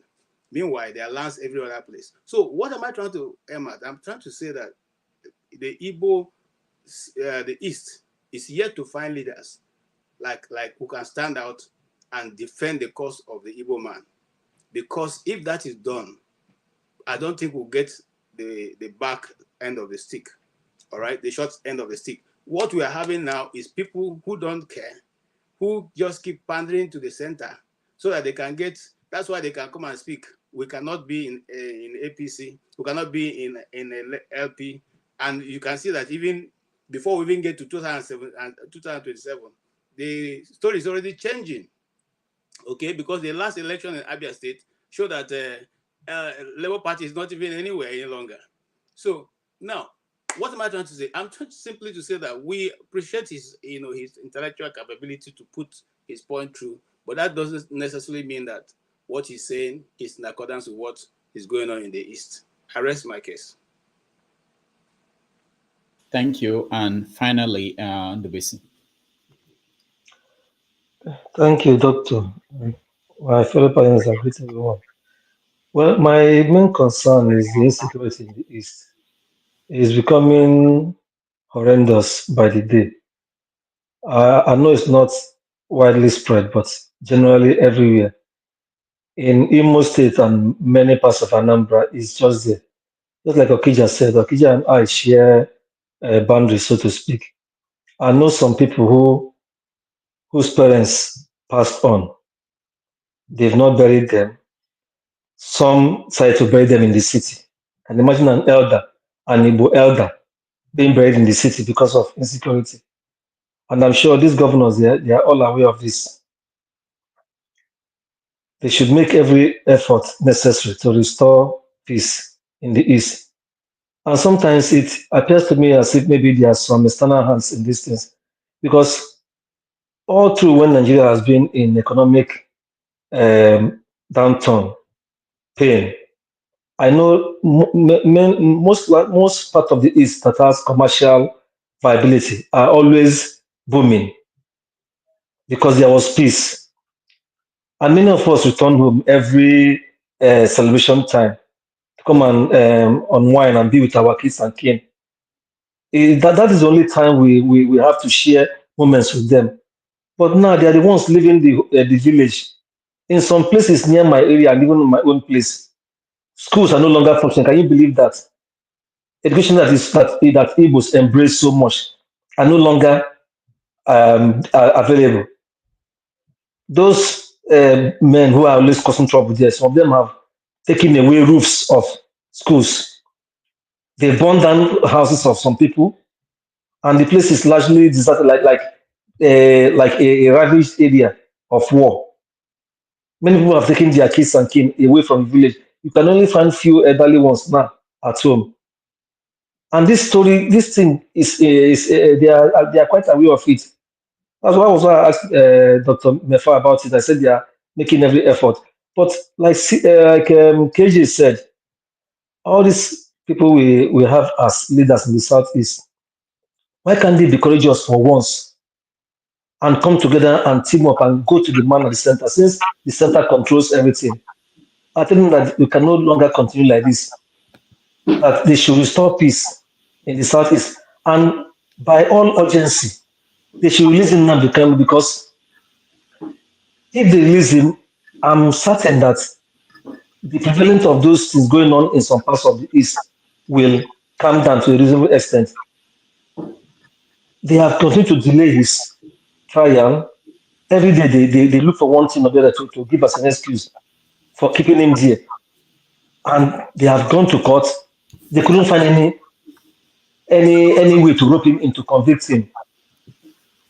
The Southeast leaders should for once have courage and do this thing for once. Are they saying that after the likes of maybe Ojukwu and others before him and after him left, we no longer have people who are courageous? What are they afraid of? Is it their businesses or the power they hold? Are they going to be alive forever? Don't they want generations after them to survive? Don't they want East to survive? We can't be in abroad here or elsewhere in Lagos saying that we are doing well when our hometown, our home region is under siege, burning. It's not the best. They should come together and, like Official suggested, if they can hold a security summit where people they can make it an open because not them alone. So some people who have this expertise can come in, all of them will discuss and they find a solution to this thing. So that life can go for everybody cannot be in the city. Some people thrive in the rural areas. That is all they have lived their life and they are doing well. But this insecurity have driven everybody away. I have many relatives and uncles who are even here in the US. Can't believe it. Elderly men who have retired from service because they cannot go home and rest, live their life peacefully the way they've been doing before. Marriages, traditional marriages that we hold secret are held in the city now. It's so sad. The leaders they know what to do. This pandering to political heavyweights, so-called heavyweights at the center, it's not it. That's not the way to go. They should sit to and by extension, I'm talking about Nigeria as a whole. This insecurity around the country. If you want to stop it, they can stop it. This is becoming too much. Do they want until these terrorists invade the cities, even the city center, and start killing people and start shooting every day? That's what they will not say, oh, this thing has gone out of hand. It's already out of hand. I hope they will do something about it. Thank you. All right, Ndubisi, thank you so much. On that note, I will take my leave. I thank everybody that joined me. KJ, thank you. Righteous Man, Henry, CM, Kene, Okija, and Ndubisi. I will hand it over to KJ to continue the conversation. Those on the comment section, I appreciate all of you. Those that supported us, I thank all of you. Please, Rudolph. Since the guy committed, he's my in-law, so we have to. I would like his number. You give mine to him. I would like to speak to him about something. It's like he's engaging anyway, and Okay. I understand that since All he's right. an in-law to me. All right. Thank you. Next week, we will have another interesting guest. And then on Tuesday, we are going to be live. We are going to cover the election until Trump is announced the winner and Kene is happy. I want to thank Oscar Blackburn, Alexander Gomez, T League, who else? YouTube user, thank you so much. Akulata, thank you, and everybody who supports this program. All right, KJ, over to you. All the best, and I will see you on Tuesday. Dr. Damages, sorry, Dr. Damages, I think, based on this conversation, maybe we should bring Professor Chidi back, please. Yeah, I'm working on that. I'm working on that. So many names, but I will announce them once I confirm the date. Okay. Doctor, one more thing, please. Doctor, please try as much as possible to see if you can invite a governor from the Southeast. Maybe Soludo or the Imo State governor. The Imo State governor has not done interviews. Yes, you have to try your best. And I'm sure he wants publicity. Try your best. No, that's not what you don't understand what's going on. Why will he come here? Why? Tell me why. He should not be afraid. He should be able to confront questions from his people who want to ask him asylum questions. Let him come. Just like Soludo as well. Doctor, can you ask our guest? I know he's the Commissioner of Information. You should find some, local Anambra State citizens that can be giving him enough information, because most of the questions that he was being asked, his answer was, I don't know. I have to go and check. And he's the Minister of Information. He should be furnishing us with current information. Not I don't know. I don't know. What do you expect from him? He should be paying all these graduates that don't have jobs in Anambra State. They should be giving him good information. What we're doing now is, hold on, let me say this. I've been trying to get some governors to come, and it's been difficult. I resisted getting commissioners, but I think maybe they will get more confidence, and then the governors will come. So I'm opening up to commissioners of states. I don't want to mention names of governors I've been trying to get, but we get commissioners, and maybe that will make them know that we don't eat people here. We can have conversations, and that will work out. All right. Yeah, that's a good step. Yeah, thank you guys, and I will see you. KJ, take it up. Okay, thank you so much, Dr. Rudolph. It's been a quite a discourse. Yeah, Henry, why are you going now? All right. Good. Let me start by saying, look, you don't expect the man to say anything that other than what he had said. He still wants to have his bread. We're not going to offer him any office after this interview. He's still going to go back to Soludo. And Soludo has never been in the interest of the Igbos. I want to repeat myself. Right from the time he was central bank governor, at least I was on ground in Abuja. Okay? He has never been. And he has always been a candidate of the establishment. They direct him and they tell him what to do, and he says it. And then on a personal level, that is on his own personal level, he's also seen that the coming up of what's his name now, Peter Obi, will then not give him enough opportunity to come out as a president after the end of his tenure in Anambra State. So it's a personal thing, it's a personal thing, nothing unlike the other side or that other parts of the country where people can forfeit or forgo their aspiration just to make sure that their brother or their kinsman gets there. It's a bit different when it comes to the Igbos and the Igbo leadership. And that's why I'll continue to say till tomorrow. That's why Nnamdi Kanu stands out, very much out from all the rest of them. If you notice, you will have seen that even our great Ngozi Okonjo-Iweala, the ones her name was mentioned in a way she didn't want, not even try to verify whether it is true or not, went straight onto the press to give a rebuttal, But we forget that this kind of thing don't happen in other parts of Nigeria. Okay, whether their names are being used for good or for bad, they ignore it, So, but our people, if you go back to the history of, the best of us who happen to be in the center, always try to run away from the aspiration of the people of the East. I don't know what that is, but some way, somehow, God will help us as we go along. All right. Having said that, I will break so that for purpose of edit, I will break with the music, and then we can come back and start our debate. Now, when we are coming back, and I want us to have a civil discussion at this,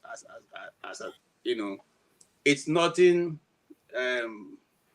We are going to talk about, we are counting down to the coming election in the US.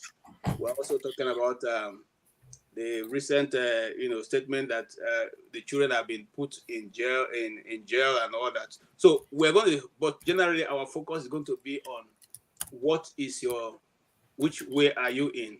If you are voting, I don't want to know who you are voting for, but who do you support? That's more like it. Do you support the Democratic Party or do you support the Republican Party? And what is your this thing? It's going to be civil. There'll be no shouting. There'll be no insult. Just lay out your plan as we go with that. If you lay it out that way, we all will have a discussion without anybody going overboard with it. Okay.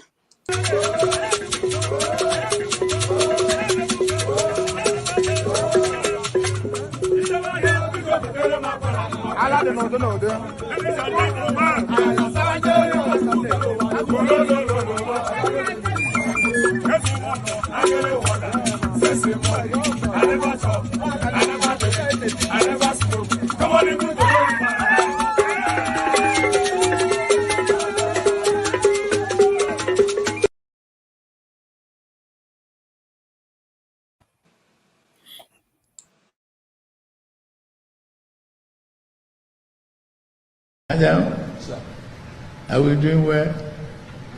Very well. Are you sure? We are grateful. We are good to go. Thank you very much. And God.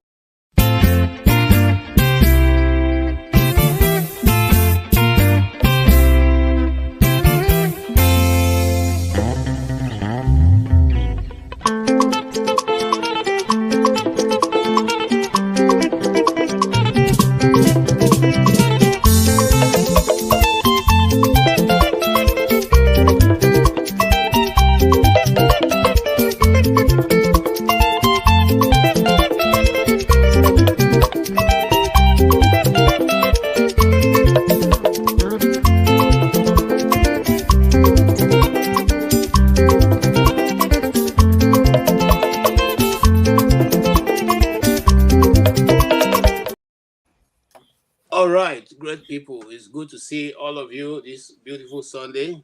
And as we get into the next segment of this broadcast, it's been quite an interesting day. I mean, listening and seeing all the questions coming in, and I think we all had a good. I think whichever way you look at it, the guy.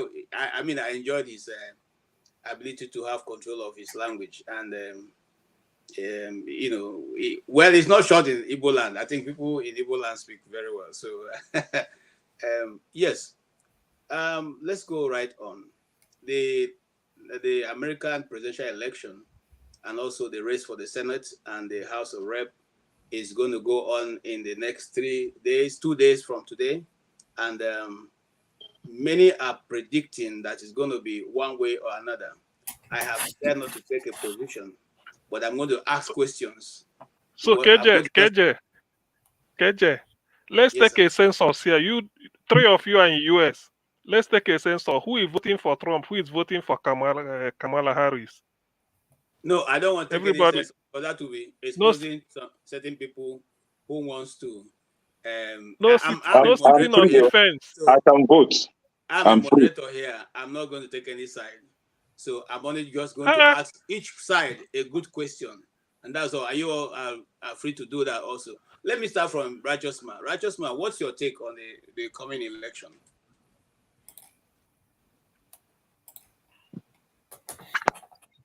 KJ, good evening from here. Seeing Pekene, Okeja, and the rest people that are in the comment section. The truth is this. Let me first go back to the last discussion we had. I'm in town. I'm in Nigeria. And by virtue of my business or one thing or the other, or family members within the space called Nigeria, I have every minute or seconds information about what is happening. I think there is overblowing of the issue of insecurity in the Southeast. That is not correct. Absolutely not correct. It's been overblown like there is a state of anarchy in the Southeast. That's not true. Those who are selling that information is trying to make the Southeast look inhabitable, unprofitable. There is no place in Nigeria where there is no criminality or insecurity going on. Even in this Lagos state where we are living. Do you know you walk on the streets of Lagos now, you be very careful because somebody will come by the side and slap you and pick up your phone and you can't do nothing. When my wife does her business within the Festac axis, she got information today that the goods they bought there, all these boys came yesterday and robbed the malas there and start burning things. That's insecurity. So when there is a court crisis in Anambra State where one court is engaging the other court, does not mean that every part of Anambra State has been taken over by insecurity. That is a problem facing the entire nation, not only the Southeast. I have people in Anambra State, I have people in Enugu, I have people in Abia, I have people in Imo. I won't talk about Ebonyi because I have nobody there. And we speak almost on daily basis. All this issue that when they come to the print media or social media, they start blowing it, Southeast is insecure. It's not true. How many people have the Fulani herdsmen killed in the recent time since ESN has gone there to take control? So people should know how they, blow this thing out of content and then not look as if those in the Southeast are insecure. It's not true. All right. So, yeah. Okay, while we are at it, what's your view on the Professor Chidi Odinkalu's comment that Wike has his own courts and his own judges? What do you say to that? You are on ground. Is that true that the judges now have the Wike fashion of judges and the Wike fashion of courts? But that's the truth. The statement is absolutely right and correct with what is going on in the judiciary. I mean, it's a total loss of the nation because, as they normally say, is the last hope of a man, not a common man, because even the rich goes to the judiciary to seek for redress. But that hope has been lost now. It is those who are political giants or who have money that goes there to obtain judgment favorable to them against the Constitution of the Federal Republic of Nigeria. So what the professor said is absolutely right. Okay. Absolutely right. It has been bastardized. Don't you see the forensic report of a Edo election? Have you not heard of it? Have you not seen it on Arise TV? To show that INEC robbed other political parties and wrote another election result different from what is obtainable in the portal. It's in the public domain. And nobody is doing anything about it. Nigeria is a captured state. I keep saying it. The security section had been captured by the elites. The judiciaries had been captured by the elites. The educational system had been captured by the elites. Even the civil society had been captured by the elites. All right. So the people that reside here are handicapped. There is nothing much they can do. Because if you talk too much, you disappear, just like that Ekweche said. And nobody will ask of you. Okay, thank you. I'll come back to you. CM. So, no, you talked about the American election. I'll come back to you on that. Just hold on. I okay. Yes. CM, you have heard what he said. And why I'm not going straight to the elections in the US, because I want to give us some time to build up. He talked about the insecurity. It's not as bad as they talk about it. And the question was posed by Kulata. Why then should we blame Soludo? Then why not leave him alone, since insecurity is not as it's supposed to be? Why are you also thinking about that? He also I asked him about the issue with procuring court judgment. I mean, like Odinkalu said, is it possible for somebody to win all the cases he takes to court? I mean, Wike has virtually won every case he takes to court. Even when it's even going against the Constitution of the Federal Republic, he still wins. Like the latest one of holding back the funds going to River State. What do you say, sir? Well, the thing is, that of River fund going to River State, I've argued it somewhere. Let me start from there, then I come to Anambra. You see, let me put it this way. They say two wrongs can never make a right. But in River State case, two wrongs can make a right. The money they share in Nigeria as FARC comes from sale of crude oil. Not every state has this crude oil. Some states have it more than the rest.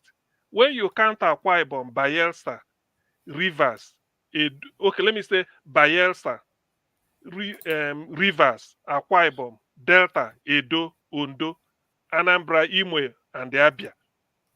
They say they are having crude oil deposits, but some have it more than the others. That is to say, Akwa Ibom number 1, Delta number 2, Rivers number 3, and then Bayelsa number 4. The top 4. Now, whichever way you slice it, every month, people, the whole 36 states, including Abuja, goes to collect a share of this crude oil. Now you are telling me that they will be saying, okay, Abia, A state, take your own. B, maybe Bayelsa. They keep sharing. When they come to river, they say, no, this is rivers. We are told not to give rivers. You keep it away. And they give to up to Zamfara. Where does that money come from? From River State, that you won't give them. What sort of nonsense law is that? In fact, let me say this. If there is a time I will stop, if there is a time I will support that oil prospecting in River State must stop, it is now. In fact, let them shut down production by any means possible. There is no law on earth. If you like, look, I'm not even interested in any legal. Nigeria has no, there is no law that will come and take crude oil from River State, give some to Bauchi, give some to Zamfara, give to Ogun State, give to Anambra, give to any free state. When you look at River State, no, I won't give them because which court? Who has ever done that? Where is it done? In other words, I'm trying to say that no, who has given birth to the one that a bastard will marry or get pregnant? It can't work. In fact, all the militants in Niger Delta, if I assuming I can empower them, this is the time for them to in fact, Nigeria should be at their beck and call. How dare you try that?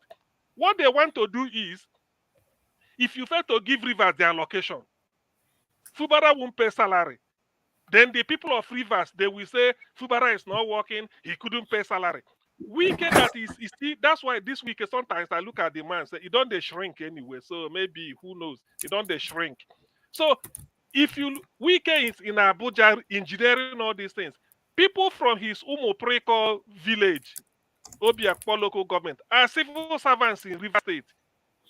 If they didn't release money, those his brothers won't be paid. Can you cut your nose to spite your face? That guy is just anyway. In fact, River, they know what to do. I won't tell them. They know. But if I'm to be, this is the time I give them 1 billion support. There should be no oil production. In fact, anywhere. Why must you withhold what is the birthright of River State? Zamfara is mining gold, and they are taking it away. Nobody is sharing. You take the one of River State, you give to Zamfara even, and then you don't give to Rivers. How do you explain that? Who the hell do they think they are? That is by the way. Anyway, talking about this Anambra and insecurity, yes. But the thing about it is that, you see, I kind of see this and there's a way, there's a role Soludo should play. And this is it. Under P2B, that's what they call vigilante in all the villages. P2B did it. That was what made Anambra good. So, but he used the instrument of the law. He went to House of Assembly. They passed a law. So P2B used his security vote. He said, every village, every town, bring out boys that we will train. Because you know your, like for instance, I'm from Eznif Tagwata, you bring my boss, Okija we bring from Okija, you know. They just do it that way. So you train them, give them this, what is it called, this type of van that police uses, truck or this type of something like that. Then give them, arm them, call the traditional ruler, say, look, your only area of authority is your town. So that if every town guards, if every vigilante, your only interest is your town. If they pursue any thief come, you pursue and go out. So if every town is secured, Anambra is secured now. So what Soludo should do is bring out money, go to every village, tell the traditional ruler, let them give you 10 or 20. You train them. Give them the boss. Say, look, your area of authority is only your town. Don't pass your town. A place like Nnewi, which is commercial, you will get your people, maybe if you like, from every market. Train them. Look, these people, they can't run the people out of town. It's not possible. But I don't think they've taken this initiative.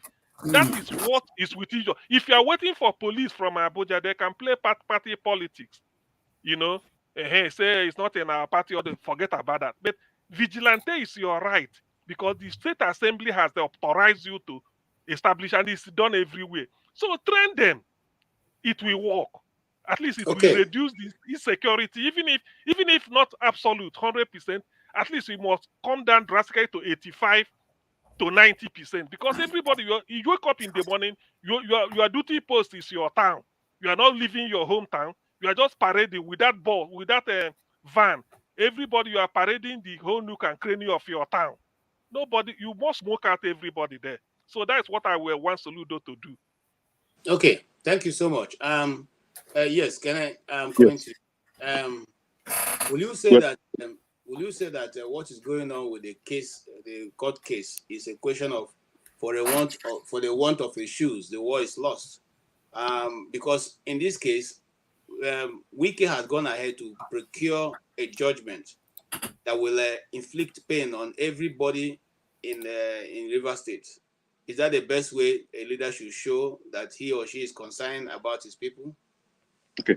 As far as Nigeria is concerned, and as far as the so-called South is concerned, in my own judgment, I think Wike is doing a good thing based on the law of karma. You know, we have our brothers from the riverine areas, especially the River State, Bayelsa, Cross River, Delta, and so on. They were carved out of the eastern region and named them South, just to limit the economic powers of Southeast, just to make sure that politically the southeastern region is strangulated.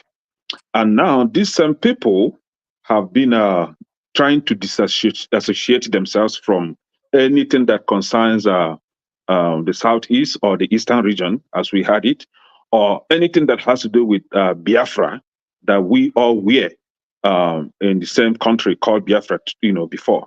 So they are disassociating themselves from us and are claiming that it is better for them to stay as one indivisible Nigeria, such that they will be the milk that will nurture the entire of the country, instead of staying with their brothers, whereby they will have total control, absolute control of their God-given resources. So if they choose to be the feeding bottle to the entire country, that is fine. So as far as I'm concerned, provided our brothers are distancing themselves from us, whatever the federal government is meting on them, it's okay, it's fine. I don't have to, stress myself over it. So if the federal government decide to inflict pains on the people of River State, yes, I will sympathize with the citizens, the innocent citizens that have no control, over what happens to them, or over how their resources is being managed. But for those that are knows what they are doing, for those that know what they are doing, and they intentionally embrace Nigeria, intentionally embrace disunity between themselves and we, the Igbo people. The Igbo side of the other side, Igbo of the other side. I would say it's law of karma that is coming back to them, and they should enjoy it. So Wike, more power to Wike, more power to Fubara. Let them buy themselves there. I don't care. Thank you. Okay, so what do you say about the Anambra issue? Okay, about Anambra, the insecurity. About it, Yes, looking at why. Let me rephrase it, because you are okay. About Anambra people. Why do you think they seem to be, when it comes to collective bargaining of leaders like from the East, they seem to be in disconnect with the people of the East? Okay, in the Southeast, we have a lot of people that we call leaders that are not actually leaders. Those are people that force themselves into leadership positions without knowing anything that has to do with leadership. Those are supposed criminals, bandits that are supposed to be going out with guns and stealing from people, but somehow they were so fortunate to be elected into office. And they have zero interest, zero knowledge of what a collective goal is. And that is why when other people that have the interest of Indigo at heart are calling for the interest of the Indigo, and you see the criminals on the other side destabilizing the effort. And the likes of Governor of Imo State, we have him. The likes of the former Governor of Bonny State, Dave Umahi, and the likes of Soludo, the Anambra State Governor. So I don't want to include Soludo in this insecurity, but I will include the former governor of Ebonyi State, which is Dave Umahi, and the current governor of Imo State, Hope Uzodinma, because we all heard when Dave Umahi threatened that they are going to fashion out security agents that will mash down Eastern Security Network. And he also stated that they were going to create a bubago that will defeat Eastern Security Network. And what was Eastern Security Network's operations in Anambra State? To secure the lives and properties of Ndi Igbo, especially the village dwellers. So Dave Umahi formed Eastern Security, formed a bubago through the help of Asari Dokubo, and they were everywhere killing, destroying our properties in Southeast. There was a time, I think that was last year, the people of Oba, the local securities, the vigilantes in Oba, were had to like come out and challenge the Ebubago because the Ebubago was in their villages, rampaging everywhere, arresting their local security agents, like those they called vigilantes.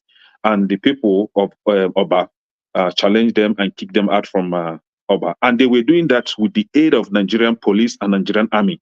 Now, you see how the likes of Dave Umahi is sabotaging the security and life and properties of the southeastern region. And we have another person, the Imo State governor, though I've not really heard him, trying to claim of, being the one kind of forming another security that will challenge Eastern security. But we've heard him coming out and on the TV saying that when I think Imo State's governor's lodge or government house was vandalized, so he stated that the vandals weren't actually IPOB members, that they weren't actually ESN, but his political opponents. That means he knows them.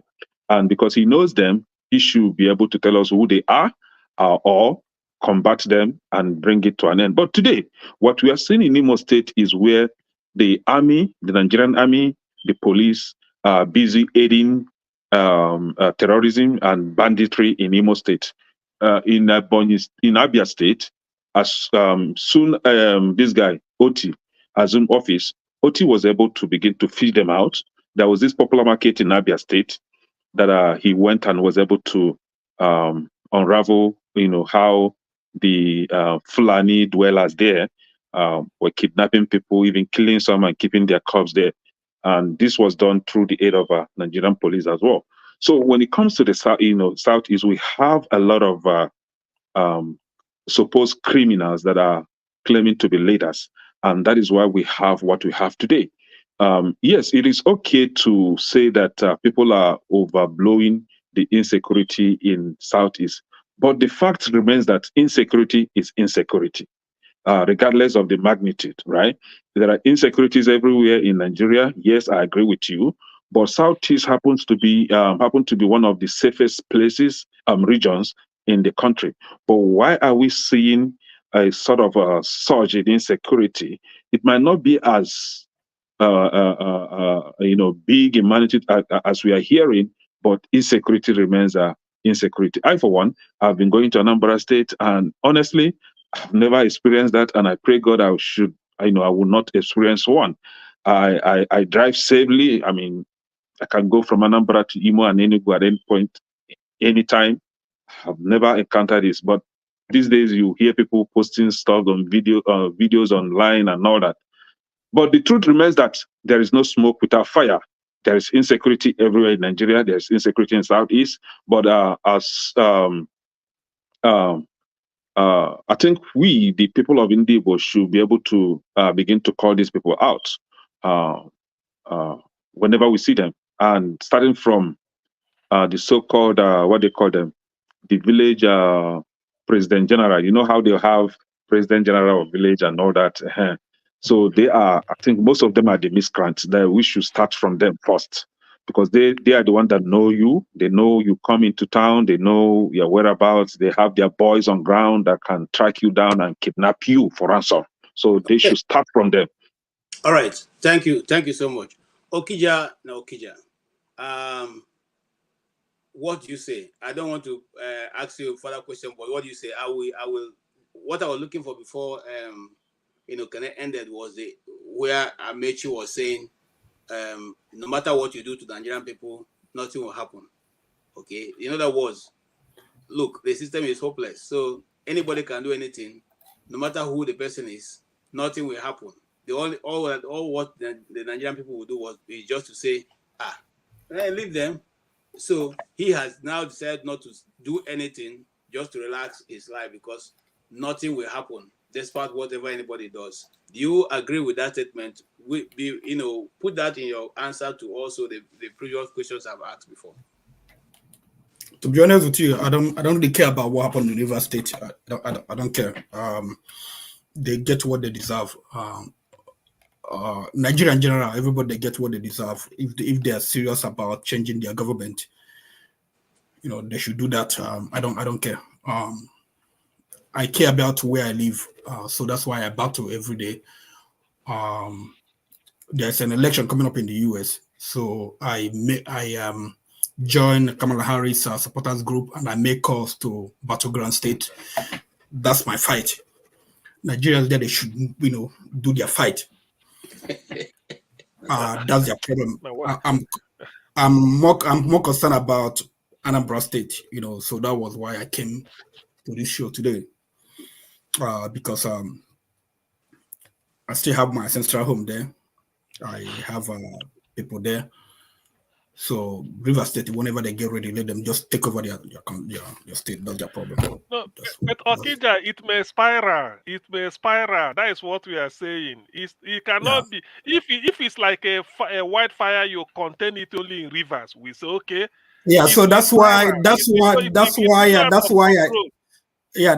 I talked about security, summit in Anambra, so that we come together, find out how we deal with what is happening right now, and preempt what will happen later if Nigeria breaks up, or if. But when you say what goes in rivers, it doesn't bother.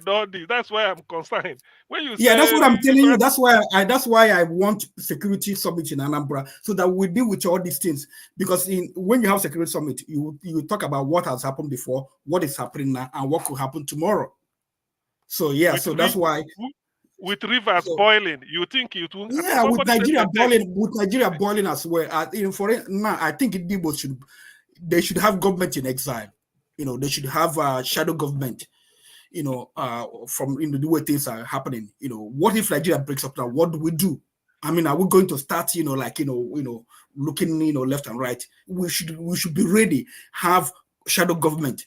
Know that whatever CM is our Minister of Information. If anything happens, and he has his people who report to him. People he's working with. Having meetings with. Every day or whatever, every week. So that's the way I look at it. I fear. I don't like spending my time, a country that doesn't want to work. There's nothing you can do about it. You're wasting your time. Why not concentrate your energy where you are, where you are, where God has brought you to. That's. I know that I'm not concerned. Who somebody are not concerned about Nigeria, but I don't pay much attention. So Wike and Fubara, they are from the same cloth. Which they are from the same cloth. So why would I be engaged myself, in their battle? Whatever happening between them. Let them. They are the same criminals, the same armed robbers. They went for the same operation, and now money is the issue. So why should I be bother myself? Today about their problem. Whatever it's their Supreme Court, they paid for all those Supreme Court, bro. I mean, if Tinubu wants to solve the problem, he will solve the problem one day. So I don't really whatever you talk about here, it doesn't make any sense. I'm happy I came here. I'll get in touch with Dr. Mefor and then follow up with the Anambra issue. That's me. Now, Mr. CM. Coming up at 7 a.m. Mr. CM. Hold on. Yes, can I let Okija finish? I have a call at 7 p.m. to call Pennsylvania, to call voters in Pennsylvania. So that's my. Okay, Mr. CM. I don't care if it's para or not. They have option. The people of River State have one option, and the option is for them to say, you know what? Now we are seeing the light. Now we have realized our mistakes. Now it is time for us to stick together with our brothers and then call for Biafra and call for secession. We want to go. That is the only option they have. If they don't want that, that is okay. Let it private. But the thing is, they can't bring that nonsense in the East. I mean, Anambra State, especially, that I know, they can't bring it in Anambra State. They don't bond that person well. Wike is too small. So, Okay. All right. Thank you. so talking about the election in US, I don't want to criticize Kamala. Oh, hold I on. just want to tell you, Hold your fire. Hold your fire. Hold your fire. Now, it's good. It's balanced out. I have Okija. Yeah. Yes. Okay. And the have, Okija is so passionate. Like yes, Kene is passionate. and he has come with his warring cap. So exactly. we are ready for a good discussion. Fire for fire now. Nothing. Fire for fire. We have righteous man who have CM. So let me start from Okija. Yes. Okija also has on his table desk there has a phone line almost open to begin to make calls for the coming election. Okija, now I want to also say to those who are listening to us, if you are a Nigerian, if you are an African, or you are an immigrant in the United States and you are not qualified to vote, please, here is the advice from this channel. Please do not put yourself in a harm's way to go and illegally vote for anybody. The 4 years will come and pass. The record you put on paper will remain after that. You do not know what will happen tomorrow. Those papers will be called and they will stand against you, irrespective of what position you have taken. So, as advice to people from our people, especially Nigerians, is don't get yourself in a way that you you do something that is illegal against the government or against the law of the land. So, if you are not qualified to vote, please you can do whatever you want to do. You can call people you can persuade people like those who are eligible to vote to go and vote, but you can make your call. You can do whatever you want to do apart from going to put your hand on anybody's paper and your details. That is advice from here. And we'll keep saying that until election comes to pass. Now, having said that, we will also, as human beings and a socialists, I don't want to say social animals, I've avoided the name animals. We will interact with the public, we will interact with every other person, and we'll have opinions, whether we are eligible to vote or not. And so on this discussion, we're going to be discussing very passionately these two issues. The world is standing at a ferry. That ferry we're standing in is the fact that the United States, the outcome of the United States election determines a lot of things across the board. Yes. I will start this way. Some days ago, we were being told that Mr. Putin was supporting Kamala Harris. I mean, supporting Trump, but it came out to be the other way. Mr. Putin said he will be so glad to have Kamala Harris as president because it's an easier negotiation. But this morning, just before I came into this discussion, I also saw another. It's unverified because this time, a lot of AI stuff are done. But in a press conference where questions were asked, Putin said he is ready to end the war if Mr. Trump can give him his layout. That is, he has not heard the plan, but he welcomes anything that will bring about the end of the war. And so this is where we are standing with the issue of Russia. Coming back to the United States of America, pundits, pools have said all kinds of things, but at the end of the day, we'll wait for what will be said on Tuesday night. I think that's the most important of all, whatever is going to be said. Now, having said that, gentlemen, what says thou? What are the chances of your candidate? And why do you support the candidate the way you support the candidate? Now, please let us not insult one another because none of us here is going to change the United States, whatever we say. We are friends and wishers who wish America the best. So let us not go into a point of where we begin to insult one another. No, let's have a civil discourse. And I would like to start with the righteous man. I would have loved to start with John Abba. Okay, let me start with John Abba because I think he came in because of this topic. So we can now go around this other way. Mr. John Abba, you are a very good friend of mine. And in this case, you have made your choice very clear. And what do you say? what are you hoping to get out of this election that's coming up? Thank you, KJ, for having me. Just like you stated, Ted, that we get along well. But I think many Nigerians in America and around the world, they are smart people. I've not seen any Nigerian have been caught in an election in any country trying to vote illegally for anybody. So people can be passionate. The system of voting here is very simple. It's not that complicated. Your ID, those that send ballot vote, that they mail it, and all of that. So it's attached to your card, and it's made simple. If you go to polling units, you don't need to come with even your voting card. If your ID, you present it, and they ask you, the system will pull it out, you will vote. So it's very straightforward. So spreading doubt in the system is just a spinning to just a lie. There's nothing complicated. Having said that,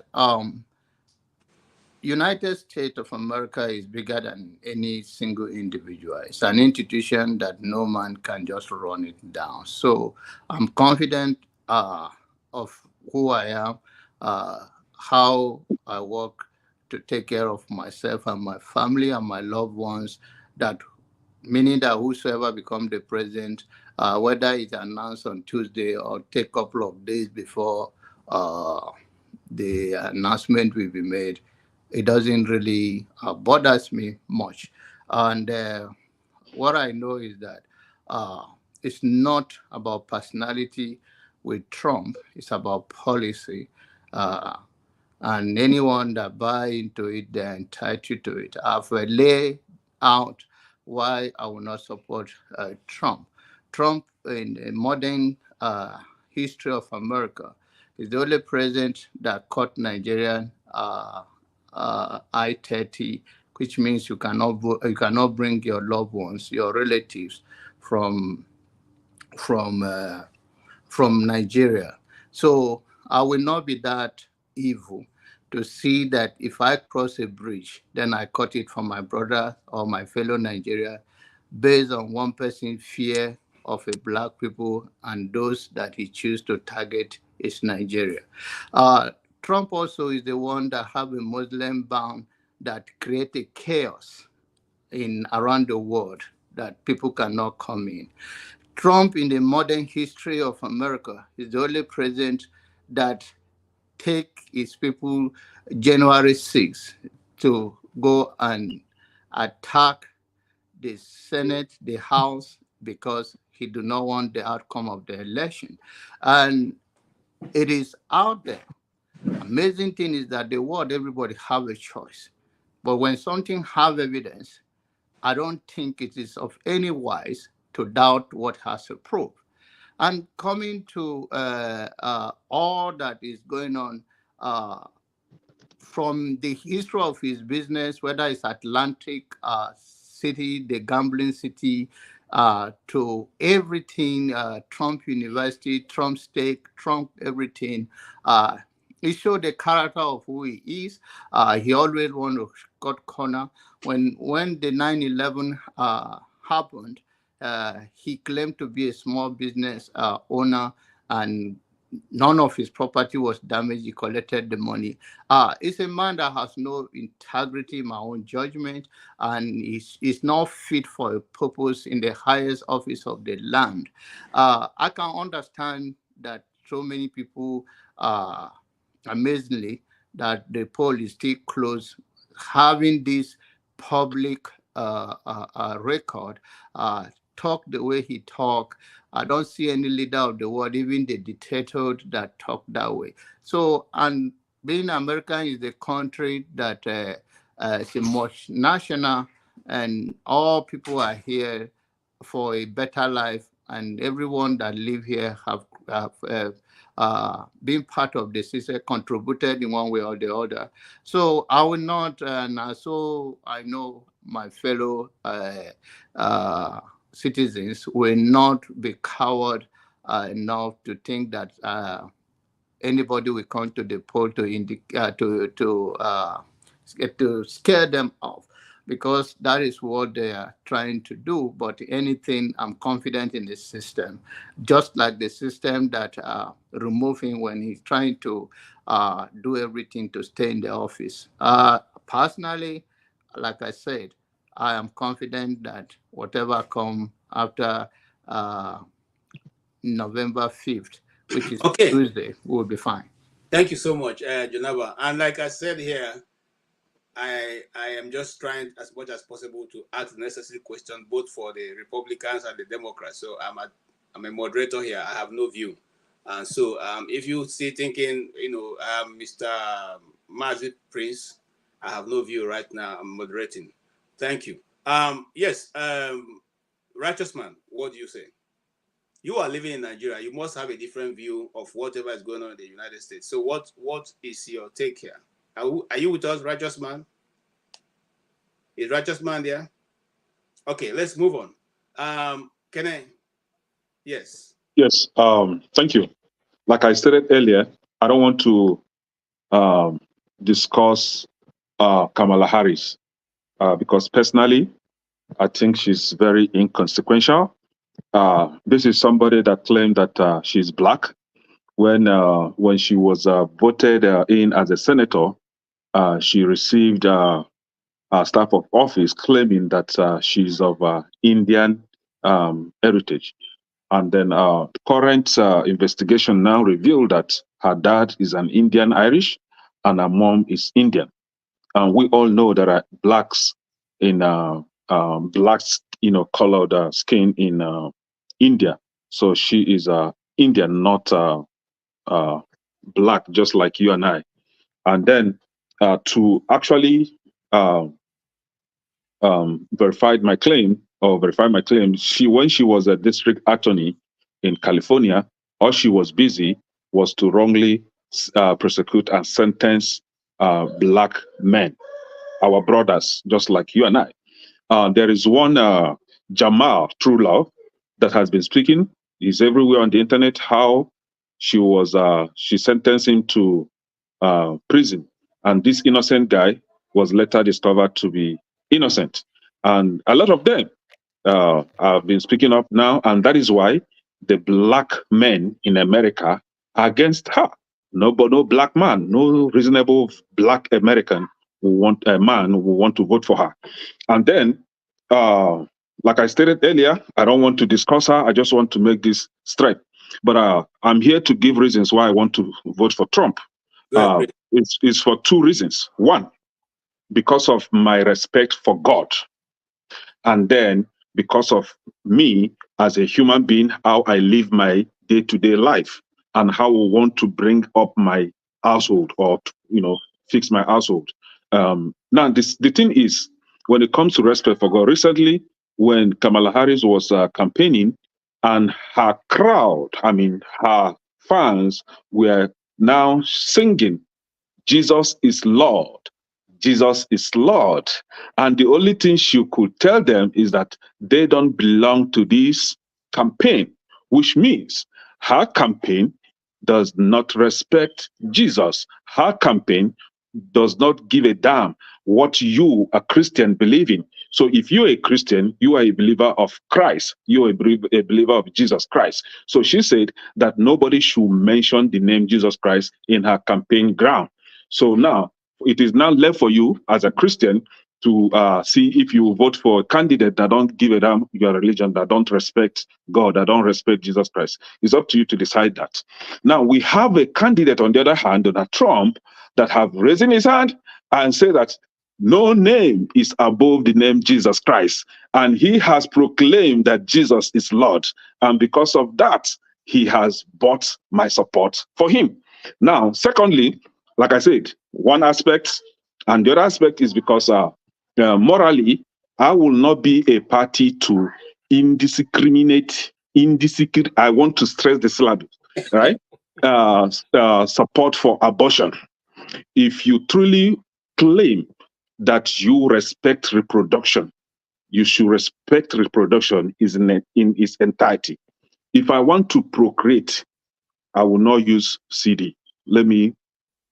My kids around. So you will not use CD right? So that when you shoot, it will enter and fertilize and you have a baby. But when you want to be sleeping around indiscriminately, sharing HIV and AIDS around in the society, something is wrong with you. Then you have a candidate that say it is okay, fornicate anyhow, impregnate women anyhow, abort the baby, destroy their reproductive organs. No problem. They will end up not being able to conceive at the end of the day because every action has a consequences. So all this indiscriminate abortion affects your reproductive organ. And for her to come out and say that she is supporting reproductive rights is a lie. It's a fatal lie. This is a polar opposite. I am supporting Donald Trump because Donald Trump supports reproductive rights. Let's make it very clear. Now, and again, we have a candidate that said that she's going to use a federal might to force you and I to pay for abortion that you were not a party to. Somebody came on this platform yesterday and was telling us that, that all of us are guilty of abortion. No, I am not guilty of abortion. Why I will tell you that I'm not guilty of abortion is that my semen that comes out of me in the CD, in that plastic bag, does not fertilize any egg yet. It's just semen. Fertilization has not taken place. But when the semen and the egg meet and fertilize, a life has been created. If you abort it, you simply murder a life. You take off a life. You ended a life. So we are not the same. So if that is the kind of life you live, good luck with you. If you are my side chick today and I impregnate you, you are not going to remove it. You are going to burn it. In short, I will matter of fact marry you and make you second wife or even third. Sir. Now, right. This is it. I've not finished. I've not even given my reasons for supporting Trump. Yes. So my reason for supporting Trump is because of his economic policies. We had Trump in the last 4 years. His Tax Cut and Job Act of 2017 brought about increase in job opportunities. The job growth was just overwhelming, right? And that was prior to COVID. You know, everybody was happy. Our black men, especially the black Americans, the immigrants, were having jobs. You know, and everybody was happy. Then my second reason for supporting Trump, another one, is because of his strong stance on immigration. Yes, my brother here, John Abba, said that it is wicked of me to come to America and then say that others will not come. No, it's not true. I came to America in a legal way. So if any other person should come to America, please, it should be in a legal process. And Donald Trump did not target Nigerians. That was a policy meant for everybody, not particularly Nigerians. So do not put it that way. It was meant for everybody. Okay. Now, then you have to his focus on America first is another reason. America first. You cannot take up jobs, push your companies to China, then pay for cheap labor in China, import those commodities, and you are busy ripping people off. He is forcing these companies to bring these companies to bring them back to America, produce in America, hire people in America, and pay them based on America Jobs Act. Pay them in America and then sell their commodity in America. Let them stop ripping people off. Okay, can I stop there? Because this is a full discussion. Can I simmer down, everybody? We are on it. We are not going anywhere. Okay, we have 3 hours to hit on this. Okay, I just want to put it straight. I want to say something that is cross all boards. All politicians lie, irrespective of where they are, whether they are politicians in England, in America, in Nigeria, whichever part of the world, they all lie. Okay, some of them, they do what we call hyperbole. You can, exaggerate certain things you've done. If you wave 3 hands, you say, "Oh, when I go there, I wave 10 hands." We know you wave hand, but it may not be the number you are saying. So let's put that aside. Now I'm coming to Okija. You have heard what my dear brother have said. You're also my very dear brother, and I see you came prepared for this. Because this cap you wore is making you look like a very serious militant. So let's hear your own take. What is your reporter of what Kenneth have said? what is your own reason for supporting this very beautiful lady, in her own right? Is it because she's fine that you want to vote for her? Is it because she's elegant and very beautiful and wears very fine, suits that you want to vote for her? Or is it because of her competence that you want to vote for her? Go ahead and answer, sir.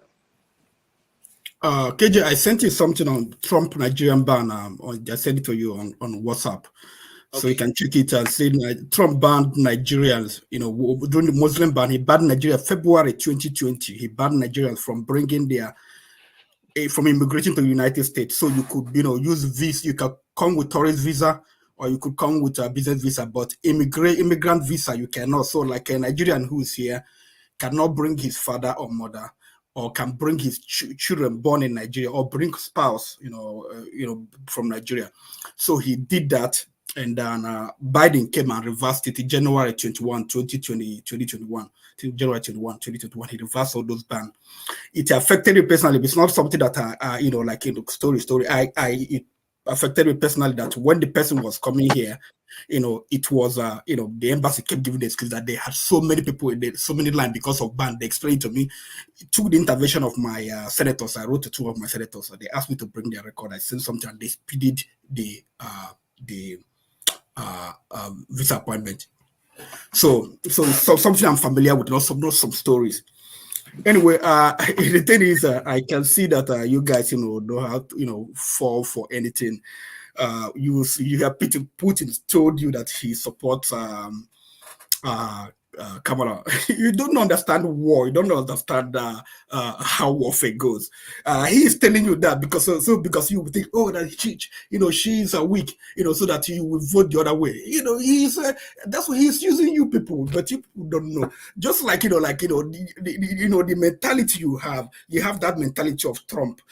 Kamala Harris, made him, talked about McDonald's, so he went to work in McDonald's. Joe Biden talked about garbage. He went and drove a garbage truck. During a debate, Kamala Harris messed him up. He started shouting, "They eating the cat, they eating the dog."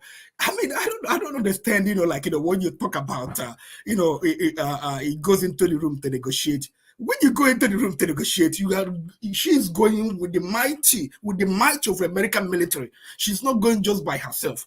It's not about how you're eloquent. It's about who you are.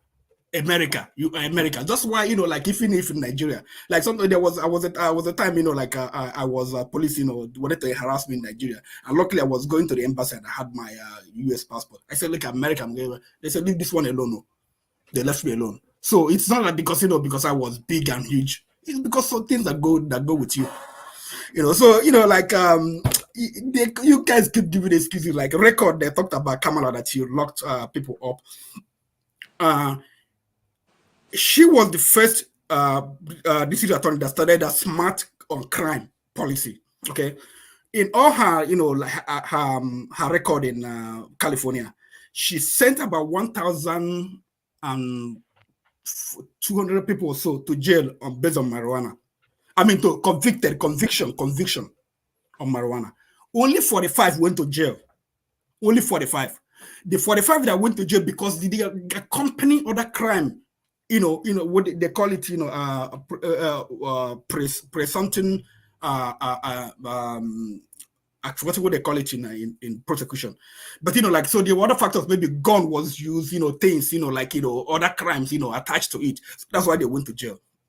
And one of the things she did in California was that people caught for marijuana, if you were underage, not up to 18, what she did was, if you're not gonna go to jail, they will expunge it from your record. If you get GED or graduate from high school, expunge it from your record.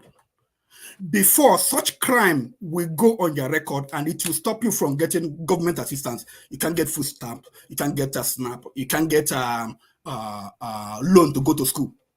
That's what was happening in the US. That even the guy that owned, one of the guys that owned Ben and Jerry, the ice cream franchise, we don't know what he said one day. He said that if you were an African American, he would not found Ben and Jerry.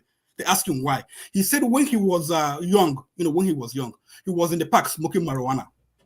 Police came. Someone called the police, said they came and arrested him. So they said what saved him because he was white. So they said to him, okay, we're gonna give you a ticket for loitering. They'll give you a ticket for loitering, not from a runner position. So they gave him a ticket for loitering. He paid the fine. So if you were black, he said if you were black, he would be maltreated. He would be sent to jail, and the crime would be on his record. So someone, when I came to this country, I work with I work in a project as safety officer. Okay, so I saw what was happening. I some of the police friends I have today, police, housing police, Boston Housing Police, Metropolitan Police, and Boston Police, because they will come to the project and I will go around with them. So I made friends with them. They told me stories, that I couldn't just believe. And I saw the things that happen in the project because, mostly black and Hispanic project. You see the way they treat these people. So sometimes they will see me and they're angry, and I'm angry, I'm quiet. That would be like, they were like, I said, I don't understand. Why would you treat these people like that? Some of them, they're nice people. Somebody will say, that's, we have to do it. So, people that don't see all these things, you need to have an experience. When I came to the US, okay, I'm a Nigerian, like mostly of us, from the eastern part of Nigeria, we're Christians, we're, conservative in our view. But when I came to this country, I look at all the parties, see what they do. Decided, to pitch my tent where I pitch my tent, because I saw that the other side, the Republicans, they talk all the, this what they talk about, but they are just Pharisees and Sadducees. They lie. They want to steal. They want to. They deceive, they just do anything they want to win at all costs. They do whatever they can lie. But you see Democrats, even if any one of them goes wrong, they will just this person, you must lie, you must get out. That's the way they do, and they believe in equal opportunity for everyone. In democratic cities, you see they have government contracts in cities and states. They have at least 30%, 20 to depending on the city, some have up to 30%. This contract will go to minorities, will go to blacks, Hispanic and all those. That's the way they run their cities. That's why you go to democratic cities. You see black people who are entrepreneur. They have more money than compared to Republican cities. Anyway, so that's for the record. Can I say something about it? Respect for God. I'm thinking, what is so godly about Donald Trump? He debates, call women, he puts their hand in there, whatever. He wants to protect them and against their will. He talks like, even Tinubu never talked that way. Even Idi Amin never talked the way he talks. He talks demean people, put people down, and then you say that it's God in him. What kind of God is that? If that's God, that God, I don't want that God. I don't want that kind of God in my life. If your child was talking like that, intimidating people, if your child was that criminal, in the indictment, putting my hands here, all of our women, rape, and then you say that in there it's God, and people will say, oh, they know. Okay, I haven't even started. I haven't even started. So they say that they're persecuting him. Why is it that no one has ever accused Obama of raping him? Did you see how Obama was in office and Michelle? No scandal except that he wore tan suit, and Republicans went wide crazy talking about his tan suit that he has disrespected America. They looked everything they could find to discredit him. Nothing. An example, for a human being, for a man. So you don't need to be talking God before you live godly life. There are so many people in this life. They don't profess Christianity, but they live godly life. You trust them. You trust them. When they say a word, you believe them. All right. I'm not even started because I want to the video. KJ, my data is going. Listen. KJ, I will soon run out of data, please. Hold on. We're coming to you. We came to you. We're not there now. Hold on. No, sorry. I will hold on, but let me tell you something. I just asked a simple question. No, sorry. I want this one. I said I will leave. I will leave to make calls. So that's I will hold on. No, that's okay. But I just wanted to be mindful that I will leave to make calls, so you can give me time. All right, righteous man, go ahead. Righteous man, but you're not in America now. Are you so interested in? No, I wanted to ask Okija. He said that the state where you find affluent black men are states run by Democrats. And I want to ask him, hold on. I want to ask you, what are the policies? What are those special policies that was made by the Democrats Party to target black men and make them rich. Okay, and if you tell me that, you also tell me hold on. if Texas is on the list of affluent states with affluent black men, Texas and Georgia, and you tell me what political party run these two states is. Okay, thank you. Write down, Kija. We'll come to you. Let Righteous Man make his comment. Please, Righteous Man, go ahead. Yeah, Chin, the reason why I am interested, I want to be educated enough this night, you know.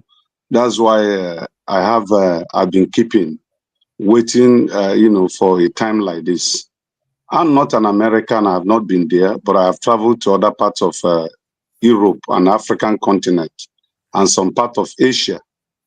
My question is this, and those who live in America should please kindly answer me this without bias. Who were those that fought for the independence of America? Independence of America? Educated. Yes. Who are those? Can anybody give me, name them as much as you can? Can you give me the names of the individuals that resisted the British colonization and fought for their independence? Can you give me their names? Okay, is that your question, or do you have something more to say so we can move on? I have something much. Is from that the answer you will give me will enable me to make my little contribution. Okay, who wants to take on that question? Yeah, I think naming them individually will kind of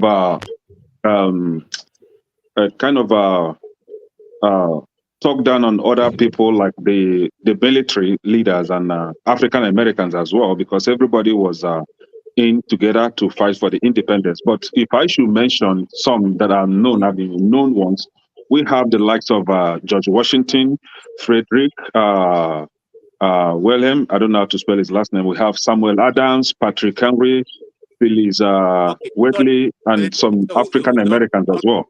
We don't keep time. Yes. So everybody's hands were on deck to fight for the independence. Righteous Man, all they're trying to drive is that they have more Republicans who are open to ending slavery than you have on the other side. Go ahead. He wasn't talking about slavery. He was asked about the independence. Independence. Okay. There was no party before independence. There was no party at all. What started it, like a Boston Tea Party. That's, Boston where I live. Yeah, but I think what he wanted to ask was which party? Yeah, what he wanted to ask, he was trying to know the party that fought for the liberation of blacks from slavery. And if that is your question, then my answer would be that it is the Republican Party that fought for the revelation of black people. Ekene, don't put words into my mouth. I never said so. No, that's what I say. If that is your question, say what you want to say. No, that's not my question. Hold on, it is my turn. It's my turn. Now, you help us if you don't ask questions that people have to respond to. Just ask, speak, say what you want to say. Go ahead. So, before they got independence, have slavery been eradicated? Go ahead. That question, you just go ahead and speak because it's a question, please. It will help me. No, now. It's not because I've answered the question. I've answered the question. So, it was the people hold on. I said I want to be educated this night because I'm not living in America. And those of you who are American citizens, you should have enough information to give to me. If slavery was not eradicated prior to their independence, it means no black man was part of the liberation of America to gain their independence. Because they have no right to vote. That's not true. There was no voting. There was no voting. The US was ruled by King. Good analysis. Was ruled by King in England. That US was King James. Yeah. Good analysis. Okay. Righteous man, can you restrict yourself to this presidential debate that's going on? You are taking us far away from where we don't want to go. Come back to the table. The table is we have presidential election coming on in 2 days. Why I ask these questions to be educated is so that I will not go beyond my boundary because I am not living there. But what I want to say is this. Number one, it is very ungodly, unchristian to disrespect anybody. The topic that was discussed in this program yesterday, when Kamala Harris was disrespected, I wept during the time electricity was moderating. It was really, really causing me pain in my heart because I can't understand where such topic would be brought up to say somebody slept away to the top. That's disrespectful to womanhood. And if she happens to be my sister or my mother, and you use such a derogatory word to describe her ascension to power or to rising in life, if I have opportunity of engaging you, I will engage you brutally. That is disrespectful. Unfortunately, you were not angry that Trump was accused of sleeping with his daughter. You're not angry with that. Hold But you are angry that on. Kamala Harris slept away up. Oga, if you like, be angry. Anybody that brings up of that false accusation against Trump, I will bring up the Kamala Harris engagement with sugar daddies too. Fine now. Nothing can be done about that. Hold on. Nothing can be done about that. We all know the story. Ekene, what I'm trying to say is this. Look, this platform cannot change me from the discipline I received from my parents. The discipline that the scripture, the Bible have given to me. There is no way civilization or being part of this platform will make me or change me from that person that I've chosen to be.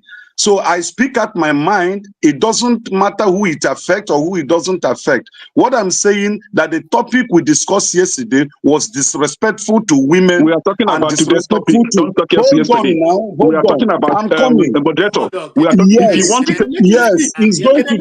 if you want to talk us to yesterday, I'm going to go back to yesterday. We are talking about today's topic. Do you understand that? We are talking about today's topic. And that was why we are not going back to yesterday. But if you want to take us back, hold on, Kenneth. It doesn't concern you. No. Stop. Everybody stop. I don't want to do this. Is he talking about yesterday? No. Hold on. I don't want to take anybody out. I said this earlier. That was my first this thing. That let us be civil. Let us discuss quietly. None of us here is going to occupy the White House. So let us just be civil.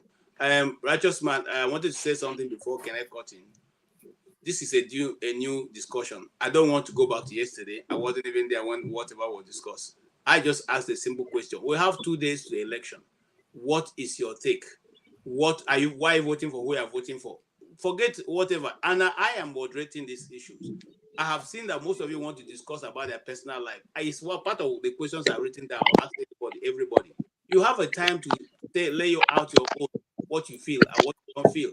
But for now, let's just restrict to the fact that you answer why you think the way you think. Let's not go back to yesterday, please. Go ahead. Yes, KJ. Respectfully, listen. I don't know how to betray others, and I don't know how to tell lies against others in order to have my way. That's me. That's how I've been wired.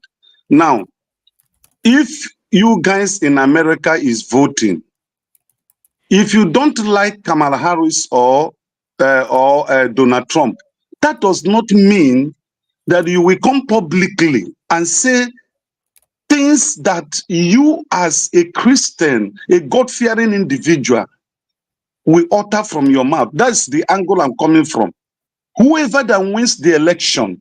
We are talking about today's topic, not yesterday. Do you want to correct yourself on that? If you want to take us back to yesterday, I am all fit to go back to yesterday and we'll have that discussion properly. We're talking about... I am monitoring. I'm the one moderating. I can stop him if I've already told him I want to restrict the discussion to today. But let him make his point, please. Let's just be kind to one another. I beg you. Go ahead. So, as regards to the forthcoming election on the 5th of November this year, my prayer is this: that whoever that the hand of God have designed to win the election will definitely win the election. If you ask me as an individual, I am somebody that believes in the existence of the Almighty God, and He allows whatever that happens to happen for His own reason. In 2016, nobody ever thought that Donald Trump will win Kamala Harris. And for me, I believe that is how nature, how the Almighty God have designed it to be, and He won. And whatever that happened after that is fulfilling what had been written to happen in America. The Bible said that God ruleth in the affairs of men, irrespective of how, whoever and whatever you believe. There have never been any proofs that there is no God that is existing. If not, those that have died, science should have restored their life back. It is only God that can do that. So what I'm trying to say is this: Trump has the opportunity to win. Kamala Harris also got the opportunity to win. And whoever that wins, how does it affect Africa? For me personally, as an individual, I believe that whoever that wins pursues what is called the American policy. How have the American policy in the last 500 years favored Africa or favored Nigeria? Their companies are here in Nigeria exploiting our oil, taking our natural resources. What is their investment value? Okay. Do they even have regard for the blacks?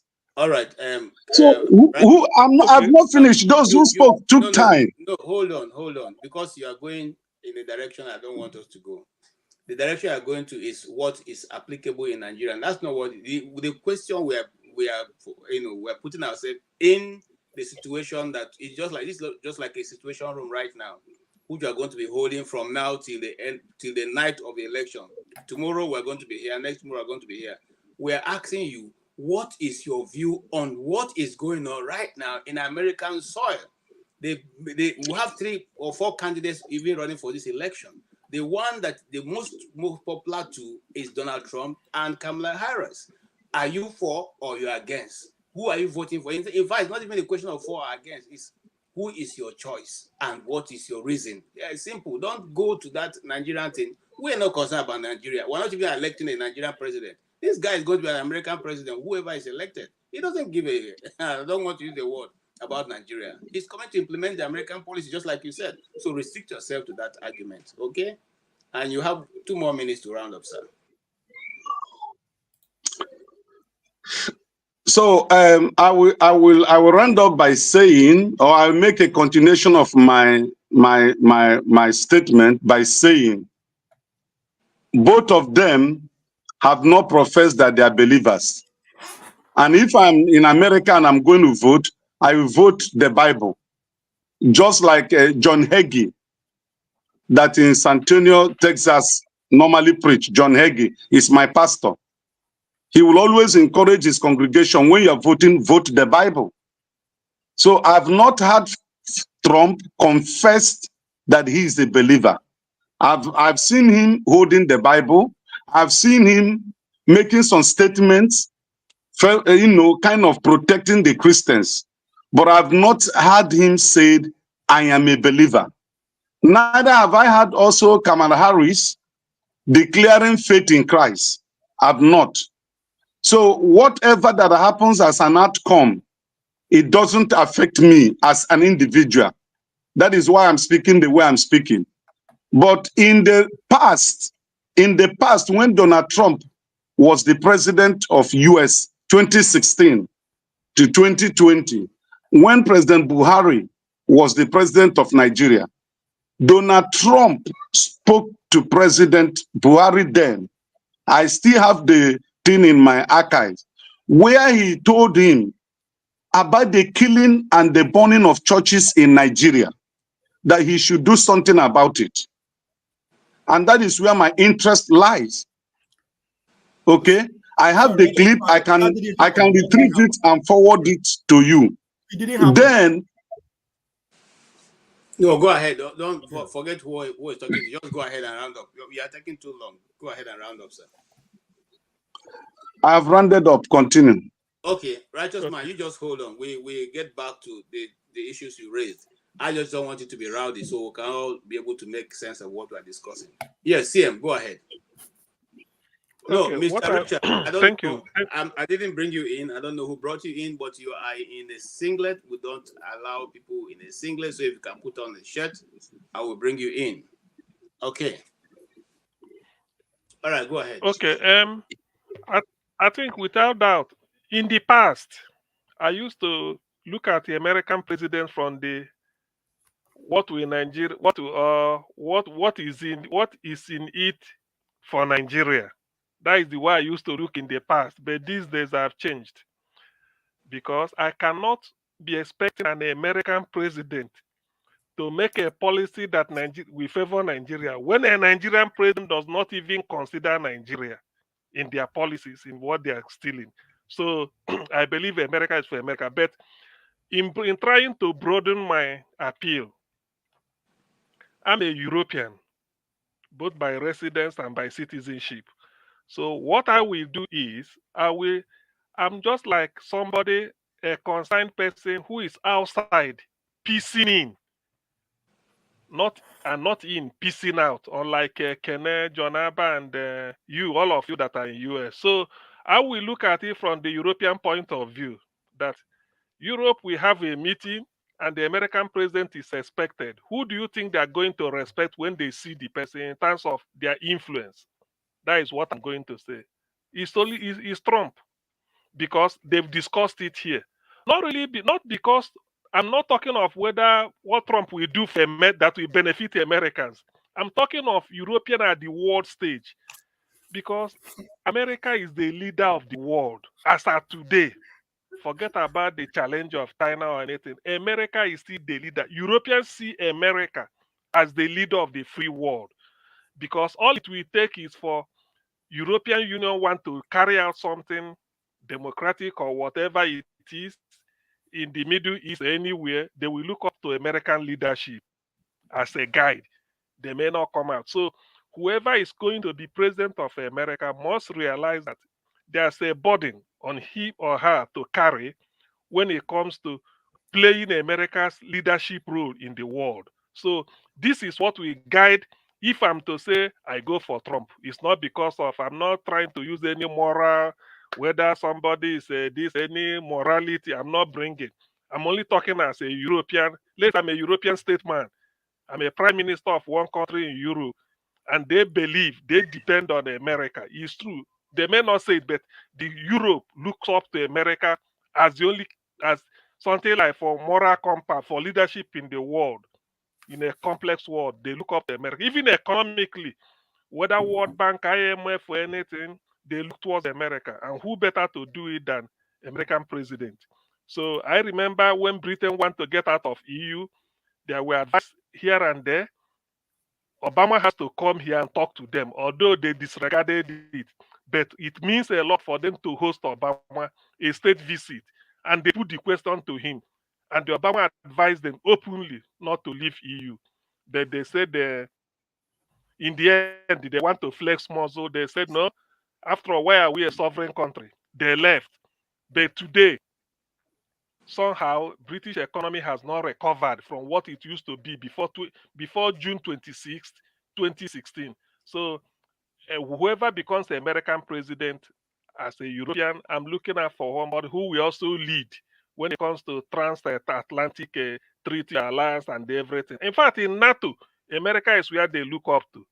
Though NATO is a North Atlantic Treaty Organization headquartered in with headquarters in Bonn, Germany or so. But they look up to United States for everything. So American leadership is very important. And I believe my instinct is telling me that a typical European head prime minister will prefer a Donald Trump to Kamala Harris. That just let me just stop here for now. Okay, thank you so much for that very concise answer. Yeah, so what CM is saying is what most of us should say or should think about who are non-Americans. Okay, how will the leadership of the leading nation in the world affect or shape the outcome of the polity in the world? Nobody is interested in who becomes president of America, but we are all interested in what will be the outcome, the fallout of the presidency in America. With that, we'll welcome Mr. Richard, who I think has a lot to say. And yes, sir, what is your initial comment on this issue? Thank you very much, KJ. I greet each and every one of us. Firstly, I want to apologize that I look like this. I was deeply asleep. So I just got up and I didn't wash my face. So I'm so sorry. And then again, I apologize. It's been a while. So they changed my schedule at work. So it's really conflicting with the time of the program. So I'm happy to be back. At least for today. I had to call out. I'm not feeling good. So it's a very interesting topic. And I don't want us as immigrants, as Africans, I don't want us to think that it doesn't concern us, because it does. In everything we do, everything. CM struck the nail on the head. America has the most influence on every other country in the world. Look at Nigeria. We got our independence from the British, and our education programs are fashioned behind the British. The degree we got, or the degree that were awarded to us after graduation, BSc, MSc, they are fashioned after the British system. Totally different from the American. American, we award you BS, not BSc, MS, not MSc. But you will see today that Nigeria is moving away from British to the American. For instance, if you go to medical school in Nigeria, they give you MBBS or MBCHB, which is Bachelor of Medicine and Bachelor of Surgery. That's what they award you in the British. But in the US, it's MD. But surprisingly, if you go to Nigeria now, Nigerian doctors call themselves MD. When I was growing up, I was little. We have in the military, there are 4 senior positions. 1-star general, like the British, they call it a brigadier. Then we have major general, they have lieutenant general, and then the general. That was how Nigerian, award their promotions in the military. But in America, it's brigadier general. Can you believe that Nigeria has switched away from the British? They don't call them brigadier alone. They now call them brigadier general. That started like 15 years ago. So you can see the influence of America on us. The degree we award, the name we want to be called. I'm an MD, not I'm an MBBSc, which the British gave us when they left. So you can see the influence. And then look at our kids. They want to sag their pants, which I condemn. We are Nigerians. Either you are Fulani, Hausa, Igbo, Ibibio, Efik. We are very concerned. We have our cultures, which define us. Our cultures in all the tribes in Nigeria are conservative cultures. And those cultures are what makes us unique. You can see a Nigerian in any part of the world. He or she is ready to compete. In America here, we are the number 1 when it comes to the black race that can stand up to any other race, academically. And why? You can see a Nigerian child with no shoe. No shoe. But that child will come to America and become whatever he wants to become. You can see a Nigerian guy with no textbook. Most of us went to school. When I was in Ife, we had to borrow textbook or make photocopies. Well, it still didn't limit us because of our culture, which happens to be the foundation of our education, home training. Home training is, if you lose home training and you think you acquire all the other degrees, no, your foundation is weak. That training you got from your parents is the home training, and it's the most important form of education. Now, where am I going? I want to call our attention to something as Africans, as Nigerians. It's just like you are on the field of play, and your opponent is JJ Okocha. If you are facing Okocha, please don't look at the ball. Look at his leg. If you are looking at the ball, he will dribble you. Look at his leg over. Pay attention to his leg. If you're looking at the ball, that hey, the ball is going here, you are deceiving yourself. He will dribble you and it will go past you. So I want to call our attention to what the liberals are doing all over the world. Don't just say, I don't like this one, I hate this one, I hate this one. Now, when I first came to this country, and with what I read before coming here, the Democratic Party of JFK, of Bill Clinton, is different from the Democratic Party of today. You will never hear what they are saying today from the mouth of JFK or from President Bill Clinton when he was the president. Now, they wanted to change the world. It's just like we gather together and say, hey, we have a religion. We want to spread it to the whole world. How do we spread it? Number one tactic is we want to keep silence other people who doesn't accept us.